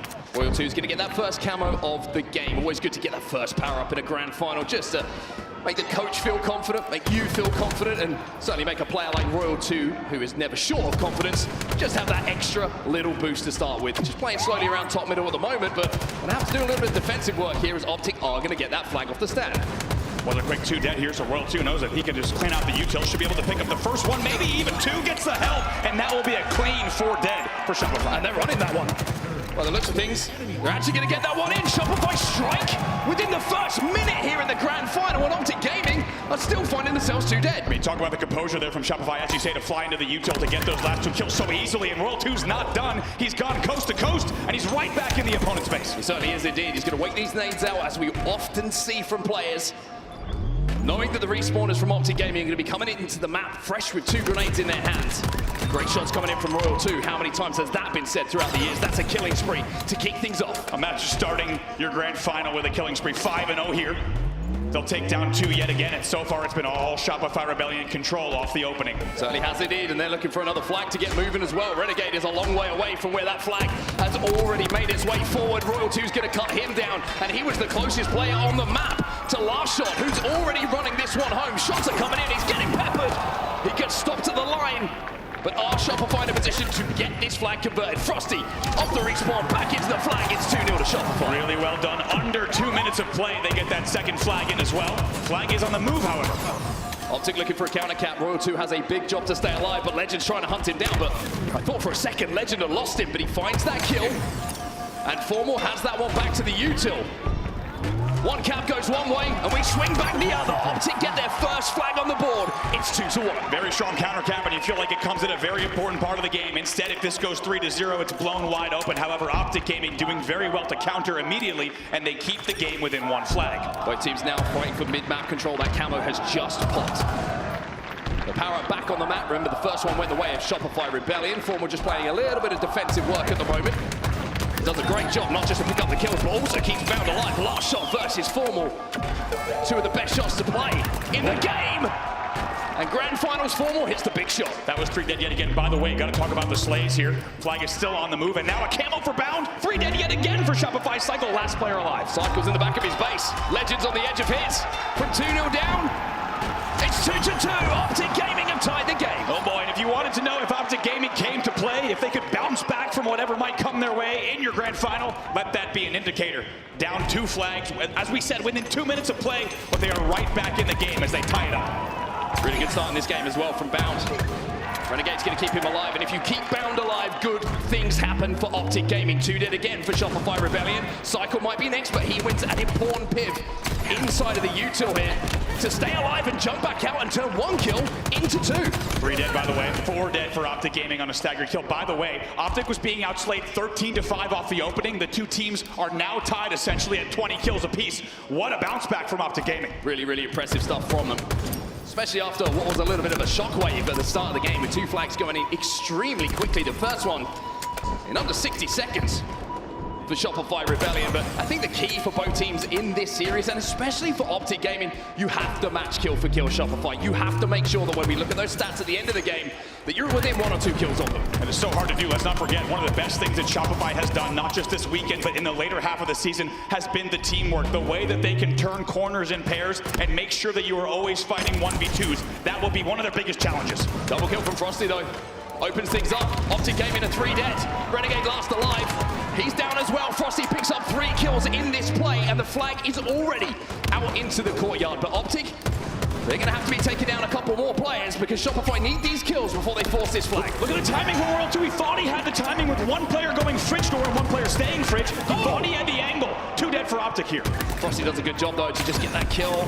Last Shot picks up another top middle. It's 3 dead for Optic again, and from top middle to hands on the flag. He's going to be running this one home now, and I don't think Optic have anyone in a good enough position to really slow this down. It's going to be Shopify who are going to take the lead. 3-2, they're up by 1. And just like that, the kills continue to follow the flags. Unsurprisingly, Shopify now outslaying 30-27, and they will also take the lead here by 1, but still a lot of time left on the game clock. A lot of time indeed, and it's going to be Shopify Rebellion who are 3 dead, but this man's got himself a camo.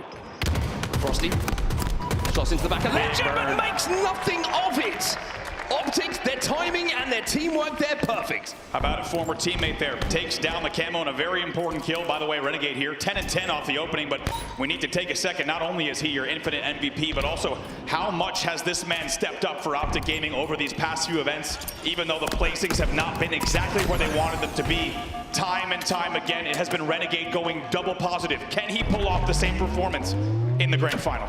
Really interesting moment. Bound just somehow with no shields, managed to take down a player on the B side. He's 3 dead for Shopify Rebellion, 4 dead for Shopify Rebellion, and Renegade is going to have the most simple job in the world, even with a little bit of a stutter step and a secondary clamber. He's going to tie the game up. Bound went huge down on pick 1. It really is a battle battle of individual 1v1s could win this. Once again, Optic is just outslaying by 1 kill at 36-35. And as we said, whoever gets a slay lead by just 4 tends to get a flag on the board with what we've seen so far. It could all come down to just a few 1v1s or 2v2s to win this game, because these two teams have been neck and neck, tug of war throughout the first 7 minutes of play. 2v2 on the map right now, Royal 2 behind enemy lines. And he's been a problem for many, many years when he gets behind the setups of teams. Renegade's going to have to rotate back. I think he recognizes the danger here as Royal 2 is still alive inside of his base. He gets that flag moving and causes a dilemma. Do we go for the kills here? Renegade has to decide kills or flag. Royal 2 just wants kills. Legend will slow it down, but that flag has been touched. And I think Shopify trying to force this. Big flank behind him. Last shot all the way across the map already. Amazing movement. That was 3 dead for Optic. This one will go. Start step again, but this time Shopify will take the lead, 4-3. It has been Shopify who have been ahead for the majority of this game. Optic have been fighting to tie the game up time and time again. They might do it again. But if the next flag goes the way of Shopify Rebellion, this game is over. Last shot gets caught out, thought he maybe had the jump, but he gets the help at the last second. He stays alive on the flag. He's gonna get the pull as well. 3 dead for Optic. Last shot's got this one 50% of the way down. Everyone from Optic Gaming has to watch this from the respawn screen. Last shot jumps up. Shopify strike first. And Shopify will be up by 1 in your grand finals. Time and time again, we say it, you give Shopify just a little bit of room and they will take a mile. And that's exactly what they do. Tied 3-3 throughout that entire game. Back and forth with the flags.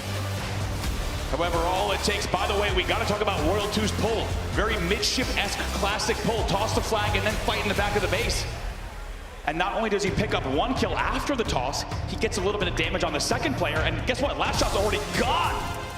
And that's the type of teamwork that we are seeing time and time again from Shopify Rebellion as we take a look at some of the highlights. Before the tournament, we had to do our predictions, and I had to say this man was up there for me when I was thinking about players who just find their best in the biggest of situations. Royal 2 has done it for years, and that play at the end is so synonymous with him. You know, you think about moments with certain players and play styles with certain players.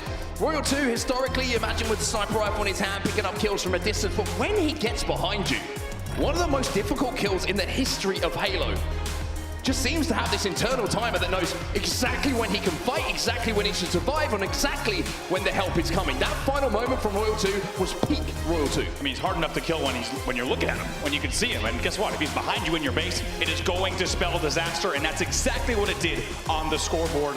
If you're Optic Gaming, it's Shopify Rebellion taking game number 1. And let's not forget, statistically, they were not favored in that game type yet again. Optic with a stronger record on Aqua CTF. Instead, they will take it and put down the first piece of what could be just a first best of 7. Let's take a look at the final performances here in 2025 for Optic Gaming. You can see them here. They're usually pretty good. Grand final in Arlington, they win that one 4-0. In the reset, they win that 4-3 as well. That took them to their first title, of course. In Dallas, it was 4-1 over FaZe, and then a 4-0 in the reset again. So keep that in mind, Optic fans. They've done it before, but the grand finals at SLC was the first time that they lost it against Rebellion, having to come from that loser's side. And Rebellion, that was the first chip that they got for this season. So Optic, we keep kind of hinting at it, they're the only team that have managed to do it from the elimination bracket, but it's going to be a long, long road if they want to do it. We should also mention they've only done it from the elimination bracket. So Greenwall fans here who might be getting a little bit nervous after that first game 1 win. Optic Gaming has been here before, and they know what it takes more than any other league, maybe even in the history of competitive Halo over the past 2 decades, of what it takes to find a way back into a series right now. And you can tell just a little bit of team talk here from Formal about what they need to do in this Slayer, because my goodness, has this ever been a focused game type for them. A very important game, of course, in their last series against Shopify. They both came into Slayer. Let's not forget, Optic has done the hard work in Slayer since Charlotte. Both teams coming into Championship Sunday were undefeated in Slayer at Worlds. Of course, earlier, Shopify does take that Slayer win to close out your winner's final. But you get the feeling that Optic knows this game has a lot riding on it. Yes, we're playing a best of 7, but it feels like tying this series 1-1 and going down 2-0 are 2 very different stories for the Green Wall. Let's think about what Renegade did yesterday in this exact game type and map combination. He went insane with that shock rifle. He went on an insane run and if I'm not mistaken, ended up with nearly 20 kills in a huge matchup that had all of the pressure on his shoulders. So keep your eyes on Renegade once again, Optic Gaming fans, to be the man who lights the fire here under Optic. Let's not forget, as we said, Shopify taking both Slayers in the winners final over Optic Gaming. Optic will need to find a way to dig deep to take this Slayer and get back into the series. If not, Shopify's going up 2-0. We're underway. Trial goes down early. Legend's going to burn the camo. I believe he was the player who certainly had the momentum going for that power up that dropped at the start of the game. So it could be a burn here, but more importantly, it's going to be 3-0 off the rim. Renegade's going to be the last alive. Although it looks like Royal 2 is going to be sniffed out here by Renegade. Great awareness from him, but with the way the Royal 2 is playing, it's probably a good idea to back down from that fight. So the damage output, second to none from this man at the start of the game. Royal 2, though, does end up coming back to bite Renegade and gets that kill. You feel like Renegade does as much as he can in that situation. Eventually, Royal 2 will actually be sniffed out by Formal, who gets behind him at Gold Stairs, which will actually lead to a very nice bounce back from Optic Gaming. They were trailing 3-1, but they slowed the game down very nicely. Now we're tied up 4-4, and Renegade with the shock in hand. We've been there before. Let's see what this man can do. See if it's going to be the same story. Headshots galore yesterday. Body shot helps Formal stay alive in this situation. Another beatdown's going to take down the shields, and Renegade will survive through the splash damage as 3 dead for Shopify Rebellion. Optic into a slender 1-kill advantage. Very important moment there, because time and time again this season, whenever Optic Gaming loses a Slayer, it is often due to early deficits, and that was about to be the case in this game as well. Instead, they stabilize and now have a lead here by 2, still with shock in hand. Shopify slowing the game down, making sure that they get presence on the map before they try and make any kind of play. They're going to be aware of the position of Renegade, and if they weren't, Cycle is going to relay that information now. Let's see how much Shopify wants to slow this down. Now down by 4. This is enough of a margin where they need to be careful. They're going to continue to try to push the aggression. Cycle's also pushing Glass alongside Last Shot, but they slow that push down. And you can tell Shopify knows they need to be careful here. If they have a few more pushes that continue to fail, this could get out of hand. Optic Gaming is doubling the score of Shopify off the first opening moments. Renegade knows exactly where Last Shot is. He also knows where Cycle is. He gives him a little tickle under the chin with the shock rifle, which is immediately turned into a kill for Bound as well. So the teamwork for Optic seems to be on point, as the shock rifle will be put onto the respawn here. Still a 5-kill lead. Cycle still trying to make Glass happen. Pressure is coming in as they're going to take now a 14-9 lead. Let's get into a listen with Optic Gaming.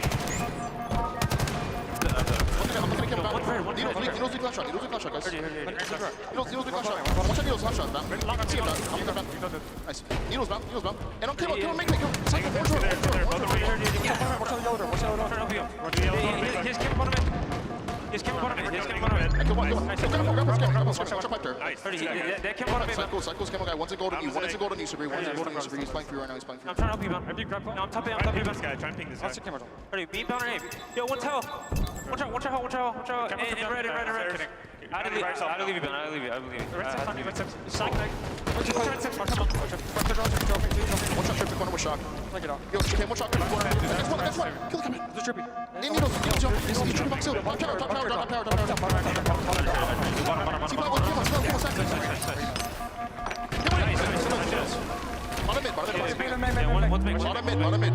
See, camo jump now. Pit on bound. He's pushing stacks. Stacks. Ready, I'm ready, C-jump. Stacks bottom, make move. Drop top here. Play those guys. There's 2 guys in there. Play those guys. Get out. Go blue pipe shot. He's in the smoke. He stacks. Watch out, stacks. Stop on this side. Dead end. He's at 1. I don't know where the last are. There's one's A, 100%. 3 kills the difference between the 2 teams. It's Optic who still hold on to that lead though, and Formal having a very, very strong start to this Slayer game type. 6-5 at the moment, but taking out the camo in that fight a few moments ago shows the value of the kills he's picking up. Yeah, really important. We saw earlier not doing so really cost them when Cycle was able to go on a little bit of a spree to get Shopify Rebellion right back in the game, but you know, Optic Gaming knows just how much they need to be prioritizing power-ups and power weapons if they want to take this game. It's just a 2-kill game. Oh, Frosty got away with the shock rifle, I believe, so he might have a couple of shots to play with. But Renegade will find that kill, and you know Renegade is going to grab that shock rifle at any opportunity. Royal 2 is trying to play bodyguard, But Renegade's going to pick up the present. Love that, just tiptoes in, pre-nades, grabs a shock around the corner, has no interest in the pipes battle whatsoever. And I love the discipline from Renegade. Now they're up by 4 once again. Time and time again in the Slayer, Optic Gaming has been tested with Shopify applying really good teamwork and coordination. But Renegade winning 1v1s like that are going to be the difference maker. They continue to lead by 4. Camo coming up now in 10 seconds or so, so all of the attention for both teams will change towards bottom middle.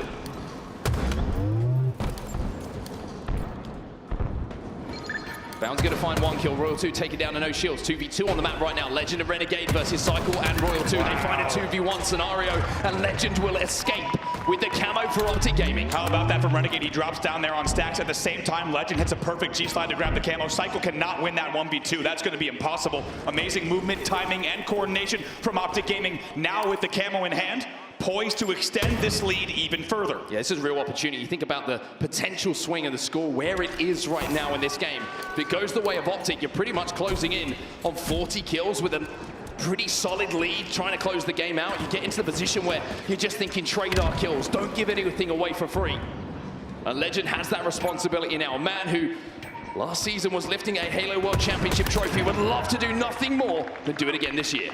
Still just a 4-kill game, so Legend knows his camo doesn't have too much time. Speak of the devil, it's out. Now he has to fight in long haul. Oh, there's an entire Shopify Rebellion roster to fight against, though. The nades are going to be good, but they're not good enough. Royal 2 comes out of that with a double kill on Optic Gaming at the end of the camo hold and the end of the camo play.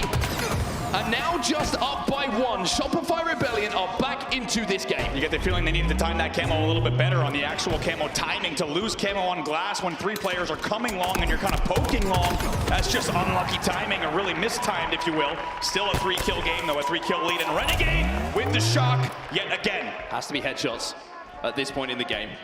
In a grand final after 4 years to get to this moment. The level that these players play at. You know, if you miss a shot, even if it hits the body, there's probably 2 players flying at you, and you're not even going to get the chance to pull the trigger again. And here comes that pressure. Misses the headshot. Now he's got pressure coming onto him. But the chain reaction and the headshot onto last shot is going to stifle Shopify and put Optic into a 5, make that 6-kill lead. And then there comes a flood as well. Look at Bound hitting the double G-slide on the pipes into Whirlpool to help the other 2 players on Optic Gaming. They absolutely clean wipe Shopify to now lead by 6. Amazing timing, amazing pipes control, and collapse as well from Optic Gaming to get a sizable lead here in the late game. Bound, excuse me, finds another one. Oh, Renegade bending bullets round corners. 43 to 35, make it 44. As Optic look like they are warming up, and this man on a killing spree. Grab yourself a camo, Renegade, you deserve it. And what did we say? It was always going to be Renegade. They have depended on this man to go into Renegade mode. He's doing it yet again. He's 11, 9, and 6. Most assists on the team and in the game, and by far the least deaths in the game. It's been an unbelievable run, and only 4 kills to go for Optic Gaming to close it out.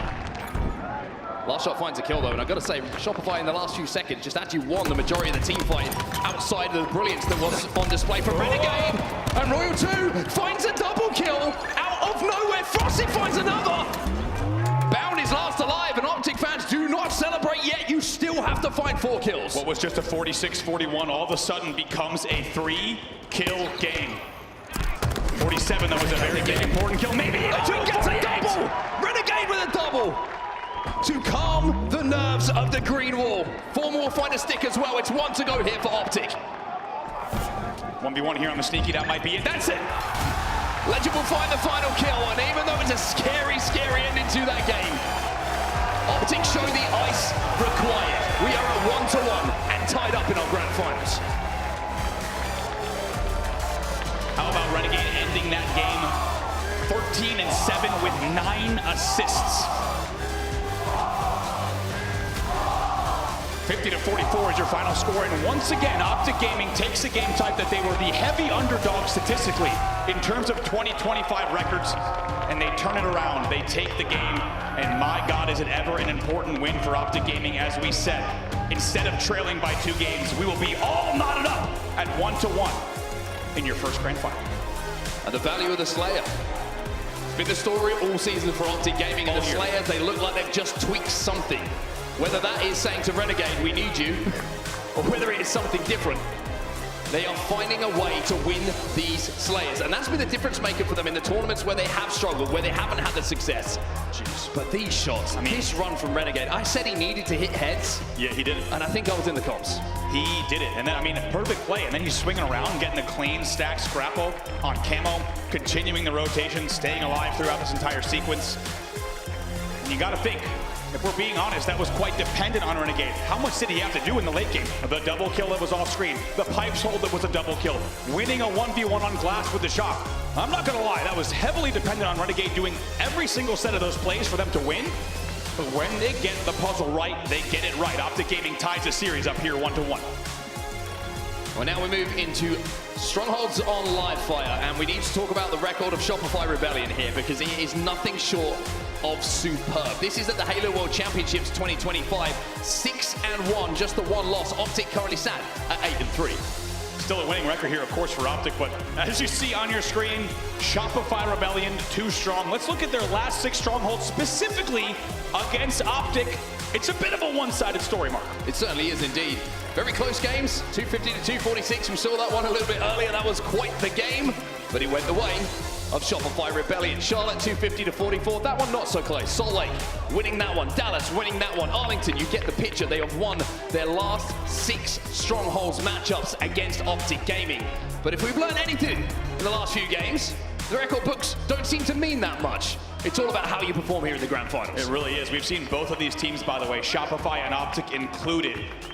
Looking at the statistics and the records books for all of Infinite, the 2025 season, as well as Worlds, and just throwing them out the window, right? Performing in ways that we haven't necessarily seen them do so. But as you said, so far, Shopify Rebellion seems to have Optic Gaming's number in Strongholds specifically. They will need to find a way on the side of Optic Gaming to dig deep. Because you saw some of the results, 250 to 44 in some of these games. That was Recharge specifically, so not on Livefire. But still, Shopify playing the game clearly at a pace that has often caught Optic Gaming off guard. However, as we've seen this weekend, Optic Gaming seems to be playing on a very different level from where they were in Charlotte. I think for Optic Gaming, when you're looking at the results and the big game wins and the close wins, like we just saw on Recharge Slayer, my question is who is going to step up alongside Renegade? Because to put the responsibility on his shoulders to do things like we just saw him do, match after match, series after series, it's a big ask of any player on a team. And I'm looking at that man on our screen right now, whose final event this may well be in his illustrious, glittering FPS career. If someone knows how to perform in a grand final, it's that man Formal.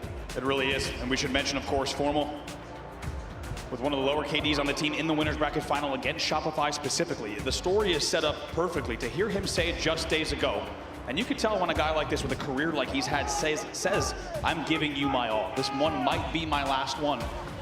And he looked across to his teammates and said, I'm giving you his all. And like Clutch said, the pressure that puts on the rest of the team to also make sure they're supporting him sets up an incredible story here, and also an incredible series, just tied 1-1 heading into game number 3. But I couldn't agree more. There has been a lot of dependence on Renegade on your screen, not just here, but the last few events. And no exaggeration when we say he's been going double positive or more in many games. And while that's fantastic, Optic Gaming will need to be playing together as a team, and every single player doing their part. I agree with you. I think everyone has to be on their A game. You have to play the best Halo Infinite you have played individually to earn the right to call yourself a world champion. 1-1 in our grand finals between the two teams. Strongholds Livefire is up next. Gonna be at a blistering pace here between these two. Look at Renegade so far, 1.25 in the series so far, 25 kills on the board, and you know without a doubt he will be adding to that tally in this game number 3. The question is at the end of it, which team will have 250 points on the board as we get ready to lock in for Livefire. Game 3 underway. The go-ahead game in the series, tied up at 1-1, just as we all wanted it. Renegade's gonna find one off the rip.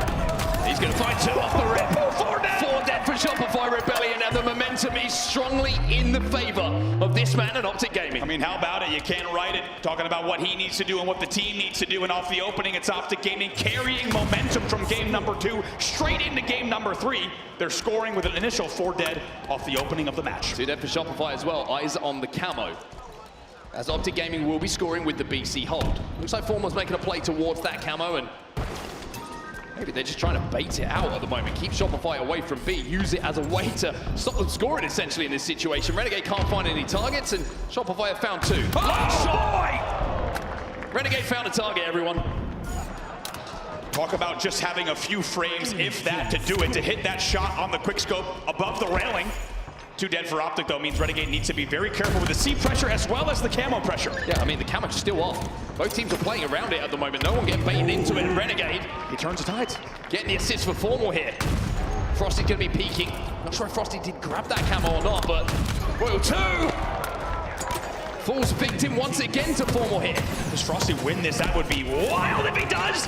He gets help in the end. That should be traded out. Even if he had camo, that will be traded out. So in the end, Shopify keeping things interesting and starting to flip C as well. 1v1 for C here. Looks like Cycle's going to at least convert it here for Shopify Rebellion, but Optic elsewhere rotating towards B. Royal 2 is trying to get in a position to stop it being converted, and does exactly that. It's the nade that comes in from Frosty that cleans Optic out of the back of B, and now Shopify Rebellion are holding B and C and will be pretty close to going into a lead here. What a bounce back and what incredible game management as well. Renegade is not able to grab a ledge. He will fall off. It is a lead change. Shopify, despite being down early and then being in a following 1v4, they find a way and kill 3 dead again for Optic Gaming. They find a way to get right back in. This triple cap was in effect as well. And Shopify just showing you just how fantastic they could look, even when they're playing from a disadvantage, to get control back of the map. Yeah, how quickly did they get across the map to just get the reset as well? Yeah. Start split, spawning Bound was all on his own at tower, trying to buy time for a teammate to get into position to put a few shots into the pushing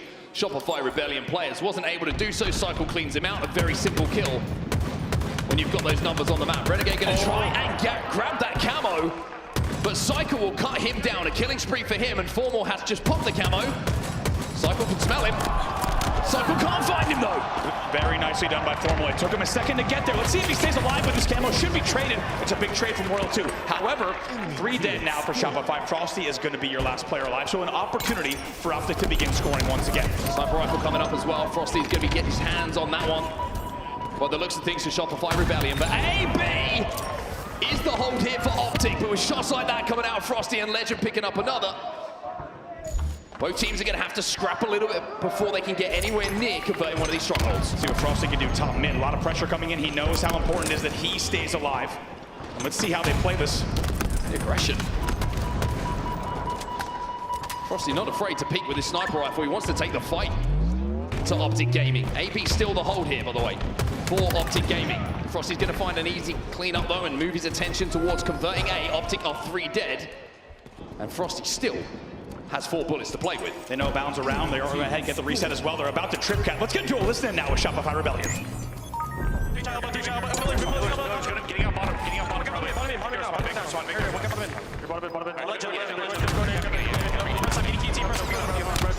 One bullet side bound in A. One bullet side in A. Can you be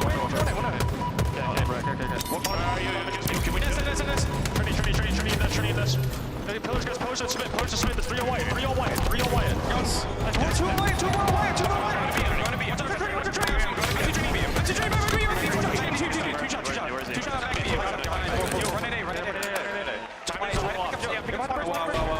We can do it too. I'm going outside the jail. It's hard. It's hard. 3. I'm gonna get something. Funny. Hey, wait. One more spawner. That's a big door. That's a big door, guys. That's a big door. Nice. One more shopping from S. One Weak. Well, no surprise to hear the intensity coming in from Shopify Rebellion as they are continuing to strangle Optic Gaming. It's 3 dead again for Optic, and that's been the story for the last 60 seconds or so. Continued scoring, continued pressure, and continued 3 or 4 deaths. How about the unbelievable run from last shot there with that QT to hit the stick to the QT to staying alive, getting more damage on Formal. QT's back to get even more damage on Legend. All of that play in back green was what paved the way for this triple cap. They now lead by 100 points here in the game. Strongholds, we know, especially on live fire, is a game of momentum and big score swings. So for Optic Gaming, it's about getting a foothold and trying to build your way back into this game. But with time starting to disappear in front of them, or points starting to become a premium, and Shopify closing in on a 200-point threshold, Optic have to pick up some kills, and they have to do it soon, but last shot with this camo is going to be able to collapse onto these players at back green. Just taking his time. He's got the helmet. He knows it with Frosty as well. So clean. Makes it look so easy because the hard work had already been done on the camo grab. By the way, Shopify currently outslaying 40-28, and the trip cap still in effect. They've crossed the 200-point mark. Yeah, Formal tried to do everything right, though, but unfortunately, by staying alive and holding that corner, Last Shot just saw him peeking out for a second. It's an easy pick. It's an easy kill. And now Last Shot makes the difficult ones look easy as well. Camo still in effect. Triple cap still in effect as B is finally flipped here by Optic. This whole time, Last Shot was the last player alive this entire time, and they can't get rid of him on window. Still alive. Optic look like they've forgotten about him. A little bit of help coming in, as Optic will finally get some scoring going their way. A and B is going to be the hold as Last Shot Ethan, as last player alive for so long, still trades his life. 4 dead for Optic Gaming, and look how much time it took there. All it took, Last Shot staying alive window is devastating for Optic Gaming. It might not look like it because they're keeping 2 players A and they're scoring during that, but Last Shot knows if he stays alive long enough to then trade for his teammates and even get extra damage on A bags, it paves the way for the triple cap to continue. C will flip, but not before Cycle continues his dark magic. He will rotate back around once again. 230 points on the board. Cycle is QTing all around the place. Hitting body shots, hitting bodies, hitting anything that moves at the moment. Another challenge, another QT. Oh boy. More damage being done. They cannot kill Cycle right now. They cannot get near a stronghold. And we might be seeing Shopify close this one out right now. We will be, that's it. A starts to flip as well though. Let's see what Last Shot can do here on the push. Just got to convert C here. Formal trying to do what he can, but with 3 in the death screen. Bound is the last hope, and he can't do anything. Shopify Rebellion dominate Optic Gaming in game number 3. And will now be up 2-1. Dominate is the only word for it. And Optic Gaming tasted an early lead, but that was the only taste they got. Because Shopify Rebellion wastes no time. They get right back in the game, and when they got control, about 100 uncontested points. By the way, your final score, 250-88. It was not close. Off of fantastic power-up control from Shopify. Amazing patience, amazing timing. And I think the last 2 plays that we saw, Mark, were such good pieces of evidence for why they're so good. How about Last Shot and Cycle each staying alive, whether it was the QT, whether it was the camo. They are buying so much time for the rest of Shopify as they push up the map. Here's this QT spree. Look at the damage here. He's gonna QT back even after that and pick up more. Also Cycle working together once again with Last Shot at back green. Time and time again, it's the 2-man pushes that we talked about and have been watching all weekend long, still continuing to succeed for the side of Shopify Rebellion. And if you're wondering how players like Last Shot keep putting up this ridiculous damage differential when we look at the end game stats, it's because of their survivability. They don't go into the death screen, they don't over-challenge something, and they survive 2-3 seconds extra in comparison to a lot of the best players in the world. That is huge when you get into these close games and these close series, because extra 2 or 3 seconds, the help starts to arrive. Your survivability percentage starts to increase, and you can output even more damage. 250-88, it was all Shopify Rebellion, and the pressure now is back onto Optic Gaming. And guess what? Next game type, gonna be Oddball. A game type that Optic Gaming knows and loves very well. Let's not forget some of the best Oddball records we've seen in the entirety of Halo Infinite for this team. At one point, 21-1 in the game type for quite some time. And this will be a very welcome placement in the series for Optic fans to see Oddball next up. It's Optic's best game type. When you're looking at the records, it's one that Optic, when you see it in a series, regardless of the map, you're usually thinking Optic have got this one in the bag. The one thing that they can be slightly worried about, though, is Shopify Rebellion, grand record here on Lattice Oddball at Worlds. Got that sent us out eventually. Neither team have lost this, so we're going to have the first loss inflicted in this series. Let's not forget, not just Worlds here on screen, this is actually going to be the entire year because of how new the game type is. They're both 1-0 so far, but specifically the thing we have to highlight, because we have limited data for Lattice Oddball, of course, is their overall Oddball records. Shopify is 15-5, but much more importantly and impressively, Optic Gaming is 23-2 in Oddball on the year. As we said, it is their best game type, and they need to show up here. And the crazy thing is as well, you look at not just the win record, look at the rounds differential. They barely lose a round of the thing. It's not 2-1s. It's not close games. It's Optic dominating this game type. But I think when you're looking at the maps, having this game on Lattice, the newest of the additions to our game type suite, I mean, it's going to be an interesting one. It's going to be a little bit closer just because of the experience that both teams have on this map and finding a way to play it successfully.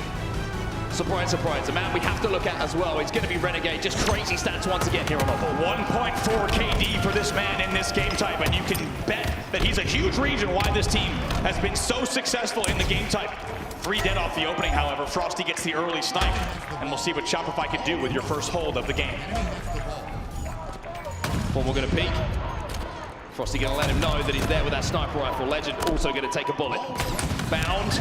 Wow. Wow. Royal 2 and Frosty, they've been doing it for quite some time together, and Optic at the moment are finding out what it feels like to be in the death screen. They've barely been on the map. Optic outslayed 6-1 off the opening. Formal's the only one with a kill so far. He's going to add another one. In the end, it's traded out, so still the only player on Optic with any kills. Usually that's not a big deal, but it is when the other team has already scored 8. Shopify Rebellion now 23 points on the board. And it's Royal 2 who's doing a little of the heavy lifting here. His last shot will connect with the body. More shots go into Legend. 2 shields broken, survivability is there, and you just know when the damage output is coming in from last shot. It's not usually too long after that they turn those damage numbers into kills. Shopify Rebellion. Formal versus Royal 2. Royal 2 still gets out of that by trading with Renegade here. A little bit scrappy though. Shopify Rebellion finally under a bit of pressure, and Optic have picked up a couple of kills. I was wondering if they might try to play this just because they want a little bit of space. Right now it's a 1v2 on the map for just a second. Bound's going to grab that oddball, knowing that last shot is last alive. But look at the pressure. How difficult it is, even when you're up shield to get to a player like last shot. Still manages to take yours down and forces you to drop that ball and take a little second. Optic, though, have picked up the kills. They have cleaned out this side of the map, and by the looks of things, are going to be able to grab some good time here. Wow, they had to brute force their way in, but did they ever do it? As I said, they were being outslayed 8-1. Now they're just being outslayed by, now they're even. 12 kills apiece. Optic Gaming bounces back. They somehow find a foothold off of repeated pressure in every single angle, and they break the setup, and now we essentially have a tie game here. Frosty and Renegade are going to trade here. Cycle finds another one onto Bound, so Shopify winning the trade battle, but Legend, just as I say, that makes it 2v2 on the map. 27, 28, and rising points on the board here for Shopify Rebellion, as the last 2 players for Shopify are going to be now met by the flood from Optic Gaming. Last shot trying to stay alive. Bound will find one. Renegade cleans up the damage. It's 3 dead for Shopify Rebellion. Another excellent push from Optic means more full time. Formal might get this as well. Big trade, because that will keep 4 dead and keep the spawn staggered. Optic Gaming will now go into a lead in the round. Legend in a position to play this ball as well. Up on the snipe bridge at blue. Formal gets the first pick. Frosty flies in. Legend's going to be under pressure pretty soon. And the play ball will be forced, but at 43-28, they're almost doubling the score now of Shopify Rebellion. And now it comes back to a fight for the kills. Shopify picking a couple of cuts. Oh my Bound! That reticle was magnetized to heads. Huge, and Legend also spawns behind them, meaning he's going to buy a little bit of time as well. That double kill was massive in order to keep things close here. Sniper rifle just pops on the map as well. You have to wonder if both teams are going to even think about going for that right now, or if it's going to be a case of just looking for the kills, looking for the oddball. Turning their attention towards the power weapons a little bit later on. Frosty is moving up onto that sniper, and it's going to grab it here for SR. Another snipe for Frosty. What can he do? Last time we saw this in hand, they extended their lead by quite a bit. He's going to look to do the same again here. He knows. Looking for the spawner. But the players from Optic Gaming won the fight inside of red, so that means that he gets flooded. Formal's going to grab that snipe. Shopify 3 dead, and Bound with the oddball in his hand.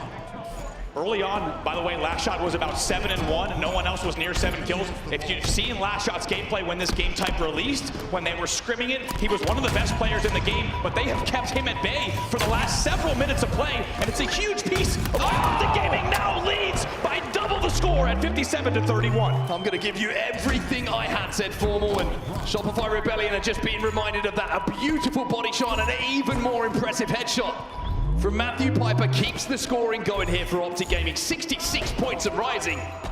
Shopify got to be careful here or this round could be done. Yeah, now with 30 points to go, let's get into a quick listen here with Optic Gaming.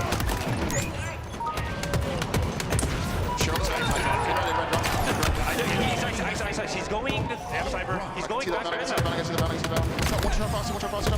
Frosty, top red. I think there's running behind you guys. That'll be on red. There's at least 3 in red. I'm pretty sure 120 minus. Watch the spot.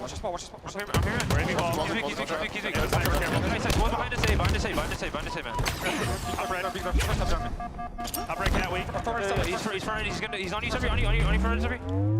I'm looking at box. I'm looking at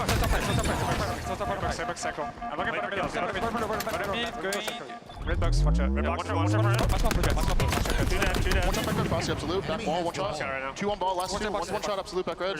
Where's the other kid? For sure, right? Save box. Towards Ziggy, Weak circle, one for circle. Drop bottom mid, drop him bottom mid. He's right back red, weak. A lot of damage. 30. Red box, one shot, red box. Box weak, left shot. There's a lot here. Hey, Siggy, mount. Siggy, kill me. One shot, box above you. He's challenging you. Stay box. So out the listening back into the game, 72 points on the board still for Optic Gaming, but Shopify are starting to rally a little bit here. They've picked up some ball time recently, and Frosty is going to continue that. Formal, by the way, 15-7. We talked about how he said himself that he would be the one to step up for this team and bring his Sunday best to Championship Sunday at 15-8. He has been a huge piece of why they lead, but as you say, Shopify has brought this back to dangerously close levels. Shopify playing very close together at the moment, making sure they can bait and switch and be frustrating every time you think you've got an individual fight. Another Shopify Rebellion player is going to pop out from behind cover, having got their shields back, and contribute to Optic Gaming members falling. Shopify still with his ball in the hands, and I tell you what, with Frosty hitting that shot, taking the sniper rifle out of the hands of Legend, we might be about to see a lead change. Shopify go into a lead here, 76 points and rising, and Optic, they've got to be the careful ones now. Also, I think they have QT as well, which could be devastating. We've seen what this team can do with QT in hand. 85 points on the board and 2 dead for Optic Gaming. Optic need to get back on the map, but all of them fall consecutively. 4 dead here for Optic. Last shot is just going to watch and hold that odd ball as Shopify Rebellion will strike first here. 1-0 as we head into round 2. Let's not forget it was 67-31 in favor of Optic Gaming. They blow a 30-point lead. They're off of very good pushes from Shopify. And as you said, it's once again about the team composition and map movement coming in from Shopify. As you said, so difficult to play against the ability for these players to turn what is a 1v1 into a 2v1 time and time again. Also, by the way, off-screen, Royal 2 did have that QT to just cause absolute chaos to close out the round. And Optic Gaming knows what needs to be done here. They're down 1-0. Interesting to see that Optic got most of their time over at blue as well. As soon as that ball transitioned over to red and in and around ice, Shopify Rebellion just seemed to have the better of them. Whether that was just a little bit of knowledge of spawn control, the ability to bait and switch, whatever it was, or just keeping that ball on the map. Shopify had great control. Where's that on ball right now for Shopify? It's in their hands and it's back at red. 3 dead yet again. Bound is in trouble. He's got a lot of angles here. And even though he had a really nice isolation on that 1v1, Royal 2 just QTs out, lets the damage do the talking. And I tell you what, I couldn't agree more. You have to wonder if Optic Gaming is going to really try to force that ball away. Back to the bridge holes if they can. Nice job with the return to sender from Royal 2. That will keep 2 dead for Optic, but killing spree, double kill as well. He's just doing a whole lap of the map. He certainly is, and Formal might be next if he's not careful. Royal 2 wants this 3rd kill. He's not going to get it because last shot beats it to the punch, but 3 dead again for Optic Gaming. Bound versus Royal 2. It might become a 2v1 very soon, but oh no, Royal 2! Pops him up and knocks him down. What do we say about this man in game number 1? 3 dead for Optic Gaming. You don't want Royal 2 behind you in the back of the base. It's a triple kill on the other side of the map for last shot as well. I didn't even think there were that many players remaining on the map. Pound is last alive, or should I say first spawner, and almost first victim here. Shopify are taking over a frenzy for last shot. 10 without response. What did we say? What did we say? When last shot is kept at bay, you might have a chance. If you let last shot do this thing, 21-12 with a frenzy, they're going to be leading 80-0 against you. This one could be over in a moment. We're going to have to rewrite the record books in a few moments' time, because Optic and Oddball has been W all season long, but Shopify Rebellion have come to play. 85 points on the board already for them. And finally, it looks like Optic Gaming will get a point on the board in this round number 2. But boy, have they got some work to do. Royal 2 and last shot, 22-13 right now. He is having an absolute field day here. It's Renegade he goes up against. It's 3 dead for Shopify Rebellion. Again, Renegade, the savior for Optic in that moment. 4 dead. So finally, a moment to breathe for Optic Gaming after being on the receiving end of an absolute slaughtering, an 85-point run, and as we said, a frenzy as well to start a round of oddball. Don't know if we've even seen that all season long. Let's see what Formal and team can do to stay in this one. They're scoring yet again, and they've got 24 points on the board. And we said, what do you need to do if you're Optic to stay close to Shopify Rebellion to win games? You have to match up the Slays. Well, Bound and Legend ain't doing that in this game. 8 and 19 for Bound, 10 and 21 for Legend. You are not going to have the space required to have success if those are the kind of numbers we're going to be talking about. And as you say, compare that to the numbers you're seeing on Shopify Rebellion. Two very different stories, but somehow Optic Gaming has gotten back in this game in a pretty big way. Renegade wanted to not trade at all costs, but it costs him because Royal 2 stays alive. And this is going to be it here. This is going to be it. 3 dead for Optic. Unless a couple of God Nades find their way to the feet and the body of Frosty, we are talking about Shopify Rebellion being up 3-1 in your Halo World Championship Grand Finals. And now they find themselves one map away. How about that as a statement? To take down Optic Gaming, who, as we said, was 23-2 in oddball, but to do it was just stone cold faces. There's no emotion on the side of Shopify because the job is not done. You can tell, as we said, these guys came here for not only one reason, but this roster was assembled for one reason. Just like the team on the other side of the stage, it was all about taking home the final Halo Infinite World Championship trophy. And now they find themselves just one game away from doing just that. The stats speak for themselves, really. Last shot, 25 and 16. 13 assists, leading his team for assists as well. Royal 2, 24 and 15. On the other side of things, Legend are bound with 1 to forget. Big Dammy, of course, coming out last shot just shy of 7K damage. And it's just like we've said, anyone who's watched that man's POV, he knows something about the timing and the speed and the rotations on Lattice that clearly other players cannot keep up with. And of course, the entire Shopify roster supports him so well in that. But you can absolutely time to a T what Last Shot is doing on the map and who was leading in every round of that game. Early on, Last Shot, as we said, was 8-1. When he got slowed down, Optic Gaming was winning. As soon as he comes back in, and obviously when he gets a frenzy, it's completely over. I mean, how often do you see that in a game type like oddball, you shouldn't even really ever be getting frenzies. And on Lattice? Yeah, come on, think about the amount of angles that the opponent is gonna have against you off the spawn. The amount of times they'll have to push you. It is unbelievable to get a frenzy specifically on that map and game type because of the demands and the speed of it. But they are doing just that. Shopify Rebellion leads 3-1. Next up, Origin Slayer. We talked about Slayer once more. Optic have stayed in series this event through Slayer. Can they do it once more and send us a little bit further into this best of 7? One thing they have to be slightly concerned about is there's a gentleman on the other side of the stage whose name's Frosty, who we've kindly called the Oracle of Origin. This man knows every angle, every nook, every cranny, every LOS, and how to hit every single snipe shot that is available on this map. So Optic are gonna have to pull something out of the bag here if they want to keep this series going. Talking about Frosty, the man you just mentioned. Smile on his face, and for good reason. 2016 Halo World Championship win with CLG, a 2017 win with Optic, and how about a 2023 win with FaZe, now on Shopify Rebellion. If there's one man in the Halo Championship Series who knows how to find a World Championship win and hoist that very trophy, it is Frosty, and how fitting that he now has the opportunity on the map, as you say, that has become his namesake, the Oracle of Origin, an opportunity to take home that trophy yet again. Or is this going to be the final chapter of Halo Infinite and the final chapter of our grand finals here at the Halo World Championship? Or do Optic still have something to say here? Can Optic still summon up something special and keep this series going? They're going to need every single member of the Green Wall to do so as we head into Slayer Origin. And let's not forget, 2 players on this Optic Gaming roster are defending world champions. They still hold that title after their win last season. And they're gonna need to find something special to stay alive in this. Optic Gaming will need to win the next 3 games to force us to a second best of 7. Most importantly, 1 game at a time. They need to win here. First pick's gonna help. Renegade's gonna get it.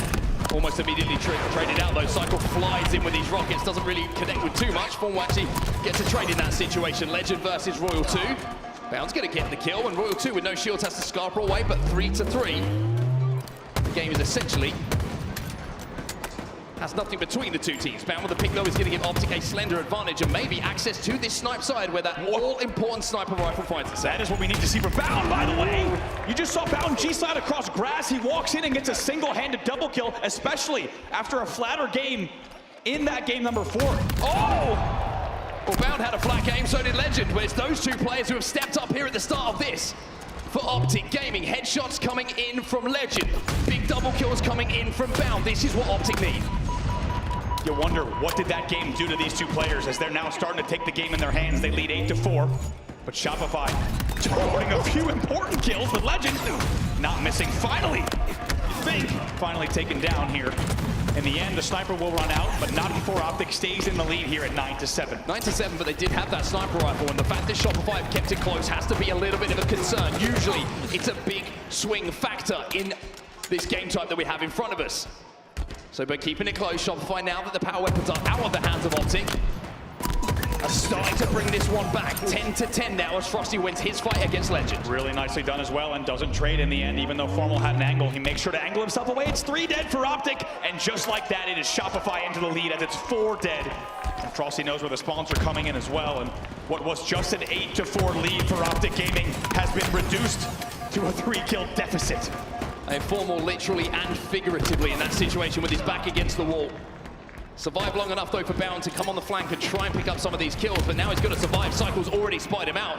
And Bound just needs to run away in this situation. Royal 2 doesn't even let him do that. He gets cut down at the pass, and it's 16-11 for Shopify Rebellion now. 17-11. They are just finding the gas when they need it. Last shot with another kill. It's 18-11 now. Optic Gaming needs to stabilize. They need to find a foothold, maybe get just a little bit of damage and a pick, but right now they're keeping them on split spawns, and Shopify is playing this game perfectly as they take the lead by 7. Renegade has found some rockets though. Maybe that's going to be a way back into the game here for Optic Gaming. But Cycle wins his fight against Legend, which makes this a little bit more difficult, and all it's going to be with the power weapon is a trade. Optic find themselves 3 dead again, and Cycle finds a rocket to play with as well. Oh, and gets the free damage as well with the re-peek, and he knows there's going to be more company up top. Legend slides away, but he's not going to get away. It's 2 dead again for Optic. This is getting out of hand very, very quickly. Optic need this sniper rifle. If they don't, this could be curtains for them. We got to do it 26-16. It's the mid game, but they have a 10-kill lead. Let's get to a listening with Shopify Rebellion. He's going red sniper, blue bear, red sticky, press it, blue bear. He's going. You're good, press a good side, press it above you, drop the end, you drop it. One your side, 5 your side. You have to reload the side, Go bottom in, hunt. Red bear, good. Red flag. Look at red flag. As a maybe you're grass. You're gonna get trade. Sniper down. Blue silver. Red bear. Fumbles it. Or dead. That was for Renegade. One just Renegade. We're missing two. Two spawners. I'm going. Could split window. Red flag. Two flag. Give me a second. Flag. Legends red elbow. I got one. Let's get elbow. When you come. Put him. Where's he? Red. I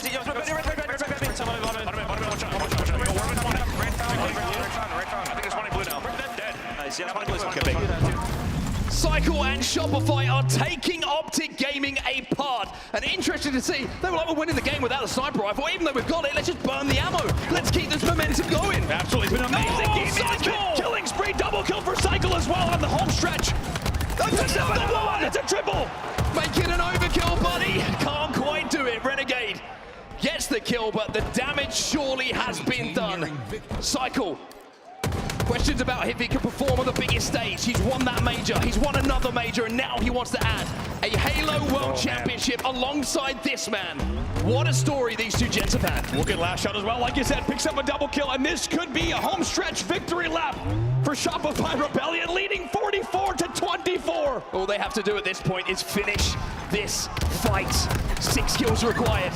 There's one of them. Cycle again on 18 kills. Cycle is 18-4, by the way.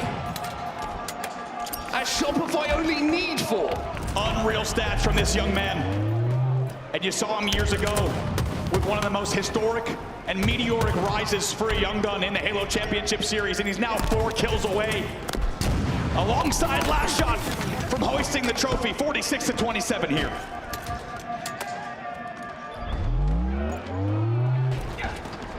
It has been an absolute steam train of a performance in this game from Shopify Rebellion.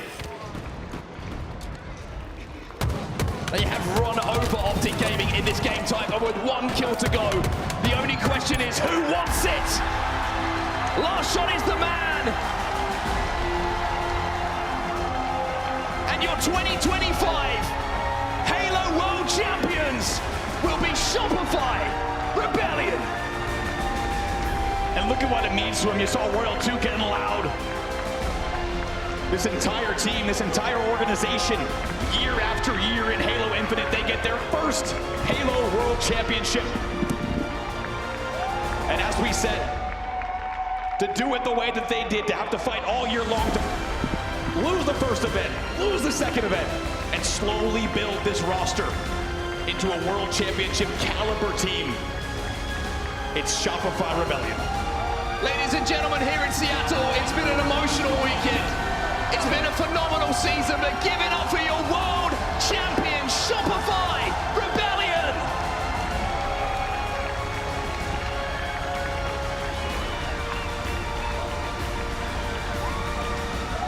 Slow and steady has won the race. This team, an unbelievable year from them. And as we said, the veterans here, Frosty and Royal 2, picking up the young guns in Cycle and Last Shot, giving them their first ever Halo World Championship trophy.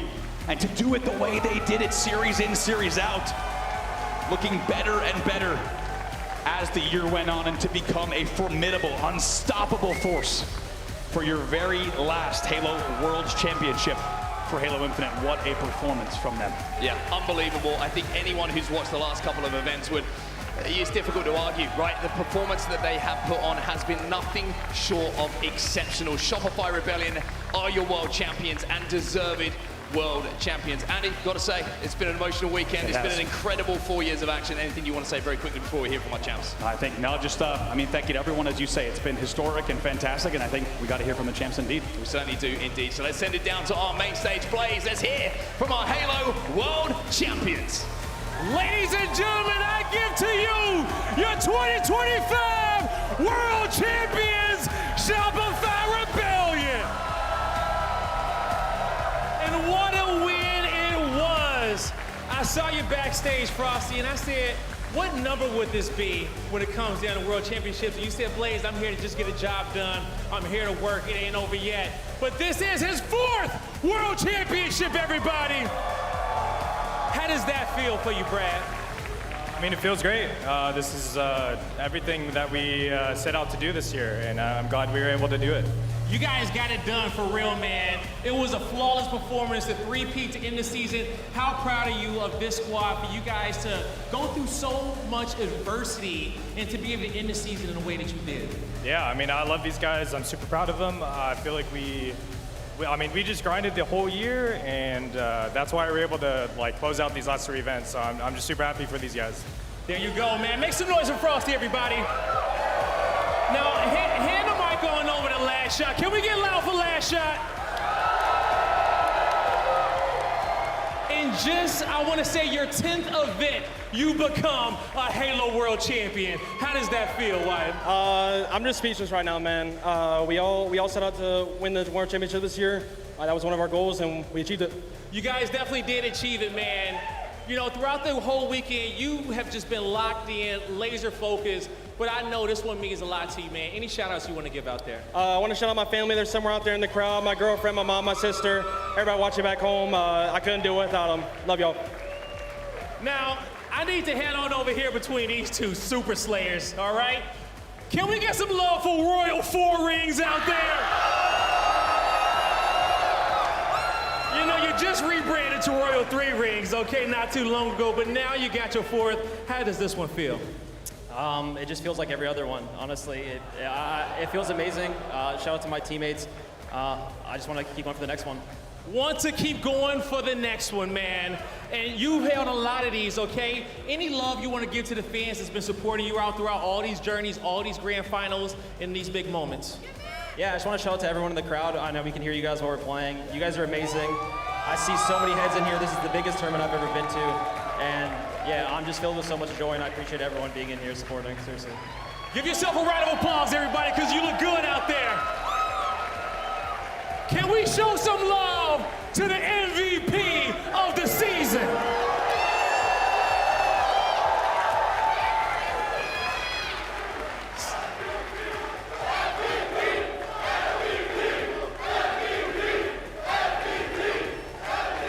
Psycho, you used to dream of times like this, and now you are a Halo World Champion. I know that feels amazing. What's going on through your head right now?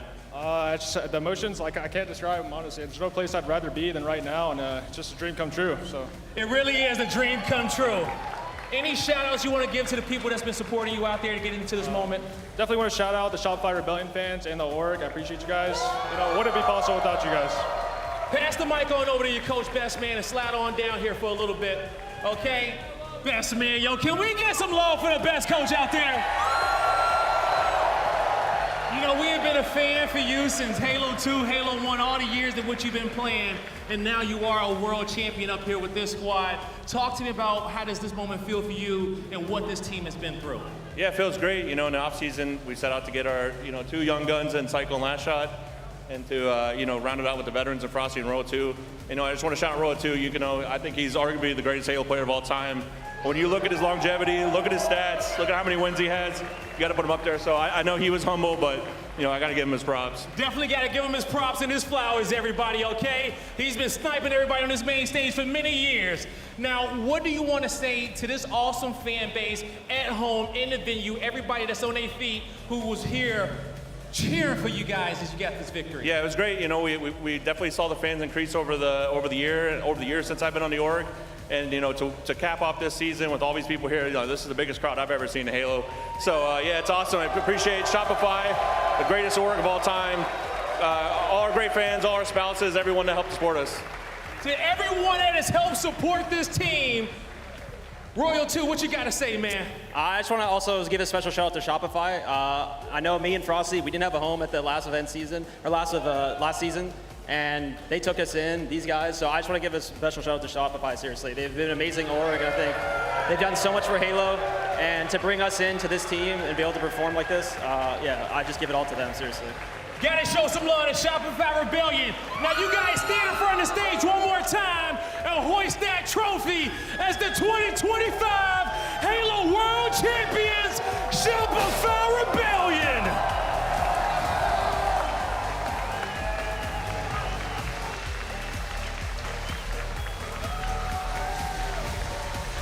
Your final Halo Infinite World Champions, Shopify Rebellion. They get it done, the perfect. It was exactly what they needed. Across that main stage, they really have been nothing shy of perfection. And as we're looking at that trophy getting thrown around here in celebration, it truly is that. I mean, with every single person in this venue supporting their teams, no matter who you are here for, being gathered together is what it is all about, and celebrating the very, very good teams that we have, of course, in all of the world here for Halo Infinite. But of course, there was none other like Shopify Rebellion Clutch. Thoughts coming out of that grand final where Shopify just had their number over and over again. I mean, to do that against a team like Optic, to be that special, that dominant, that will ring in my memory for the rest of my life. That was one of the most dominant performances I've ever seen in a grand final against what I would consider is such a strong team. And I'm just thinking of the pathways on how we got here. Royal 2 even mentioned it. He was doubted. He was dropped for the first time left. And for him to rebound the way he did and play lights out at this World Championship, that's everything for me to see. And Frosty, I mean, I go way back with Frosty as well. I couldn't have more love for that guy, and his gameplay was so impressive. His leadership for these young guns, Cycle and Last Shot, to lead them throughout this season, to set the tone for these guys. I mean, it just shows you he is capable of anything. And for Last Shot and Cycle, it is just an incredible achievement. The individual play, I was not familiar with your game, but now I am. I certainly am indeed too. I don't like getting personal on the desk very much, but I will say, you know, Royal 2, Frosty, they have a special place in my heart due to the history that they have had, especially in my household. Two very good friends of mine. Watching them kind of have no place to go, as they alluded to in their interview, and to see them come and do this in their season and being that team to beat, it's been so special. And I think as a broadcaster, Tony, storylines mean everything to us, and what a story Rebellion have told. And being able to bring Last Shot and Cycle up into the mix, it's been incredible to watch, and obviously history making. This is the kind of moment that players dream about their entire careers, and it shows the love of World Tour and Frosty. Well, I have a special place in my heart for Psycho and Last Shot. I talk about it all the time. When I first started casting, I was casting Last Shot in SWAT tournaments. Psycho was carrying me in matchmaking in Halo 5 when he was barely in high school. It's not easy. So thank you, Psycho. But this is a special place in my heart for these boys, because as I've grown in my career, I've watched them become the grown men in front of me right now, and I am so proud of them. Their first world championship, and they really have etched their name in Halo's legacy. It really is a legacy set. And you know, you heard from Cycle on the desk when we gave him MVP of this season. I said, what are your goals? And he said, well, it's to get an MVP, and it's to win championships and win worlds. And I said, well, you've got a very, very good chance of doing that. And look at that, goals set, goals obtained. It's incredibly special. We're looking right now at the elimination bracket, and we of course have to give our commiserations to Optic Gaming, who fought so hard. Second place they will take home, with Rebellion at first, and the prize pool, it really is just a wonderful kind of situation for a lot of these players who put in blood, sweat and tears across this season. So a very handsome lion's share there for Rebellion. I mean, Clutch, when it comes to Optic Gaming, so much to take away from them. Obviously, they're going to be incredibly disappointed. I think second place kind of sometimes can sting a little bit more than others. Being so close yet so far from victory, and it being the last one. What do you want to say to Optic Gaming with how they fought, especially this season? It really was a tale of two halves for them. Yeah, I think of the time that I got second at a championship, and it was by far the hardest I ever took a loss, and I'm sure that this is going to weigh heavy on these guys, but I hope that they're able to look back on all of Halo Infinite and understand how much impact they had on the scene, how special of players they were. And it just wasn't your day. This was all Shopify's day. It was always Shopify's day. The dominance of the grand finals, I think, is something that they can look back on and just say they had our number that day. And I think that's okay. If it was a much closer series where you lost and individual decisions and shots mattered, I think it would be a lot harder to hope that they're not too upset, because I love the guys. We love those guys. They did so much for Halo Infinite, and I can't wait to see what they do with the rest of their careers. 100%. They're so incredibly talented, and there's honestly just so much more to come for them, of course, as we continue their careers on. And here's our KD leaderboard, Tony, looking upon this. It really was littered with Shopify, Rebellion, and Renegade being right back at the top time and time again. But here we have Royal 2, Cycle coming in just below him. Renegade still on the board, of course, rightfully so. Sab from Cloud9. We've actually seen Sab on a couple of KD leaderboards at the end of a Sunday, but also suppressed up there too. I think it just shows you the way that KD leaderboards shift, Tony, that you are just getting better competition. It is a brawl out there. The fact that we're seeing KDs kind of suffer a little bit here and chip and change, it just shows you how great the Halo gameplay is and how competitive. And I'm so happy we're talking about Royal 2's name again here. I call it the Royal 2 effect all year long, where he's been so great for so long. It feels like we haven't been talking about him enough. Now, top of the KD leaderboard in the tournament that matters most. What a huge performance for him and Shopify Rebellion. What a huge performance from every single team that came our way here in Seattle. It always is. It's an absolute honor to watch them do what they do. As we bring our family onto the desk, it's lovely to have you lads joining us, of course, for the last one. I have to come across my wonderful analysts and ask them their final thoughts as we close things out here. For the last time, Clutch, what are your closing thoughts as we bring this one to an end? I thought you were going to make Tony go first. Oh, man. All right, here we go. Man, Halo Infinite, you changed my life. I moved away from home for a job at Halo Studios, helped create it, helped develop it, and to be able to provide this dream, to sell this dream to the players and what they gave back to the community, the action, the tournaments, the series that are unforgettable. It's such a special time period of my life. I've got family around me now. They were once colleagues, became friends. I consider these people family, so I couldn't be more grateful for the window of time Halo Infinite gave us, and I hope that everyone has something in that similarity to be able to share. Love to hear that, Clutch. Thank you so much, Tony. Oh yeah, go on, give it up for Clutch, guys. There we go. Best in the business, guys. Vote Clutch for Esports Awards, please. Please. Tony, what about you, sir? Yeah, you know, I'm right there with Wes. Halo Infinite truly changed my life as well. You know, when I first started casting, it was, you know, for a couple buddies' minds in 8's lobbies. We were just out there having fun, and little did I know that I would be on the stage here, and I never would have imagined it. And so, yeah, you know, honestly, thank you to the Halo community. Yeah! Thank you to the... Man.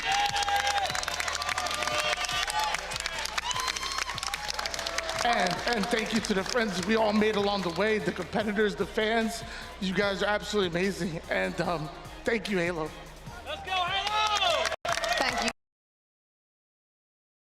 Love you, Tony. All right, well, I guess it is my turn. I'm gonna have to lock in pretty hard, just as hard as the players maybe on that main stage for a second. So I have a lot of thank yous to go out, so bear with me. I guess I will start with you guys, the fans.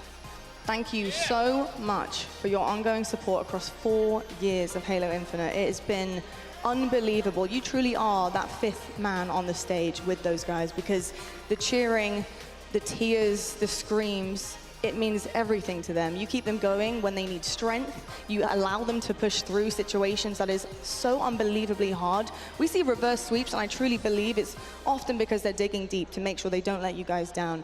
And that also goes for you guys at home, because we see you, you know, being there for all the fans, tweeting, the likes, everything, the support that you show them when they might not just hit it. They might not hit the mark. They might not get the win. It means so much that you consistently support them no matter what through the ups and downs. So thank you so much for all your consistent support.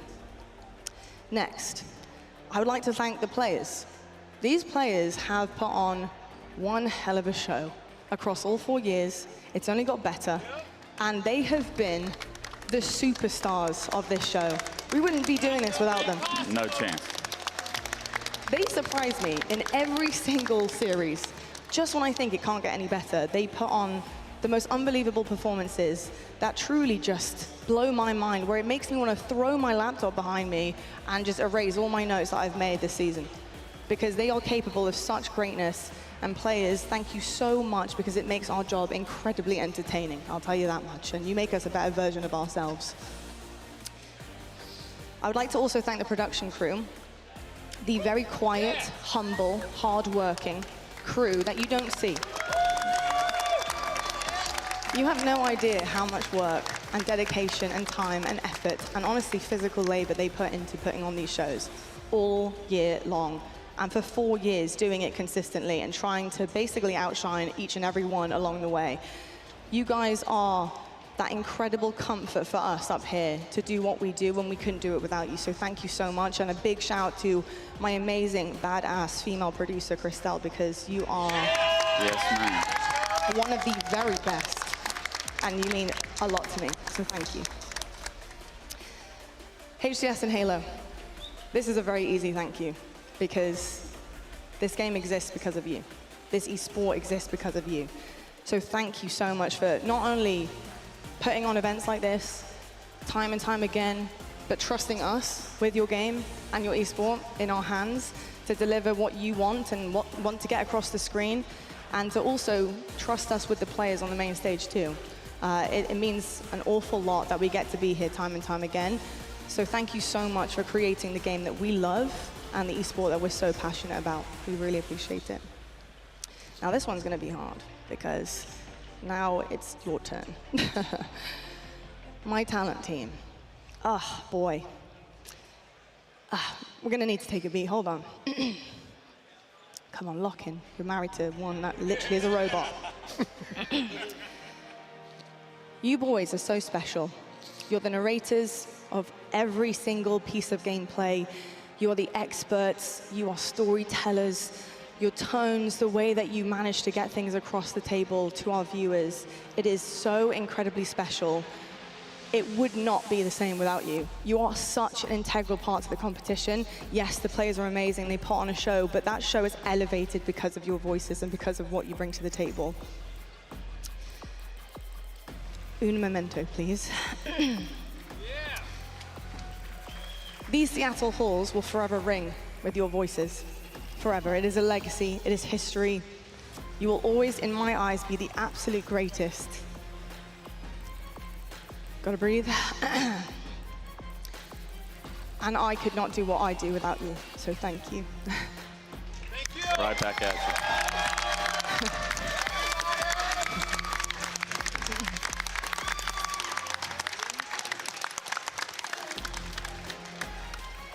Am I gonna relock in? Okay. So, as my family and I are so proudly saying goodbye here today, I'd like to say my last line that I always say at the end of a broadcast, and well, that will do it from us on the desk for the last time. And I hope you've enjoyed every single piece of action, broadcast show across these 4 years, because we certainly have, and I know that much. And I know it feels like goodbye, but it isn't goodbye. This is a see you soon. Because Halo is a story. It's a book, if you will, and it's full of chapters. And in order to read all the chapters, you have to close one. And in order to open a new one, it's so important to say goodbye, to get the very best out of what is coming next. And that, my friends, has been your Halo Infinite.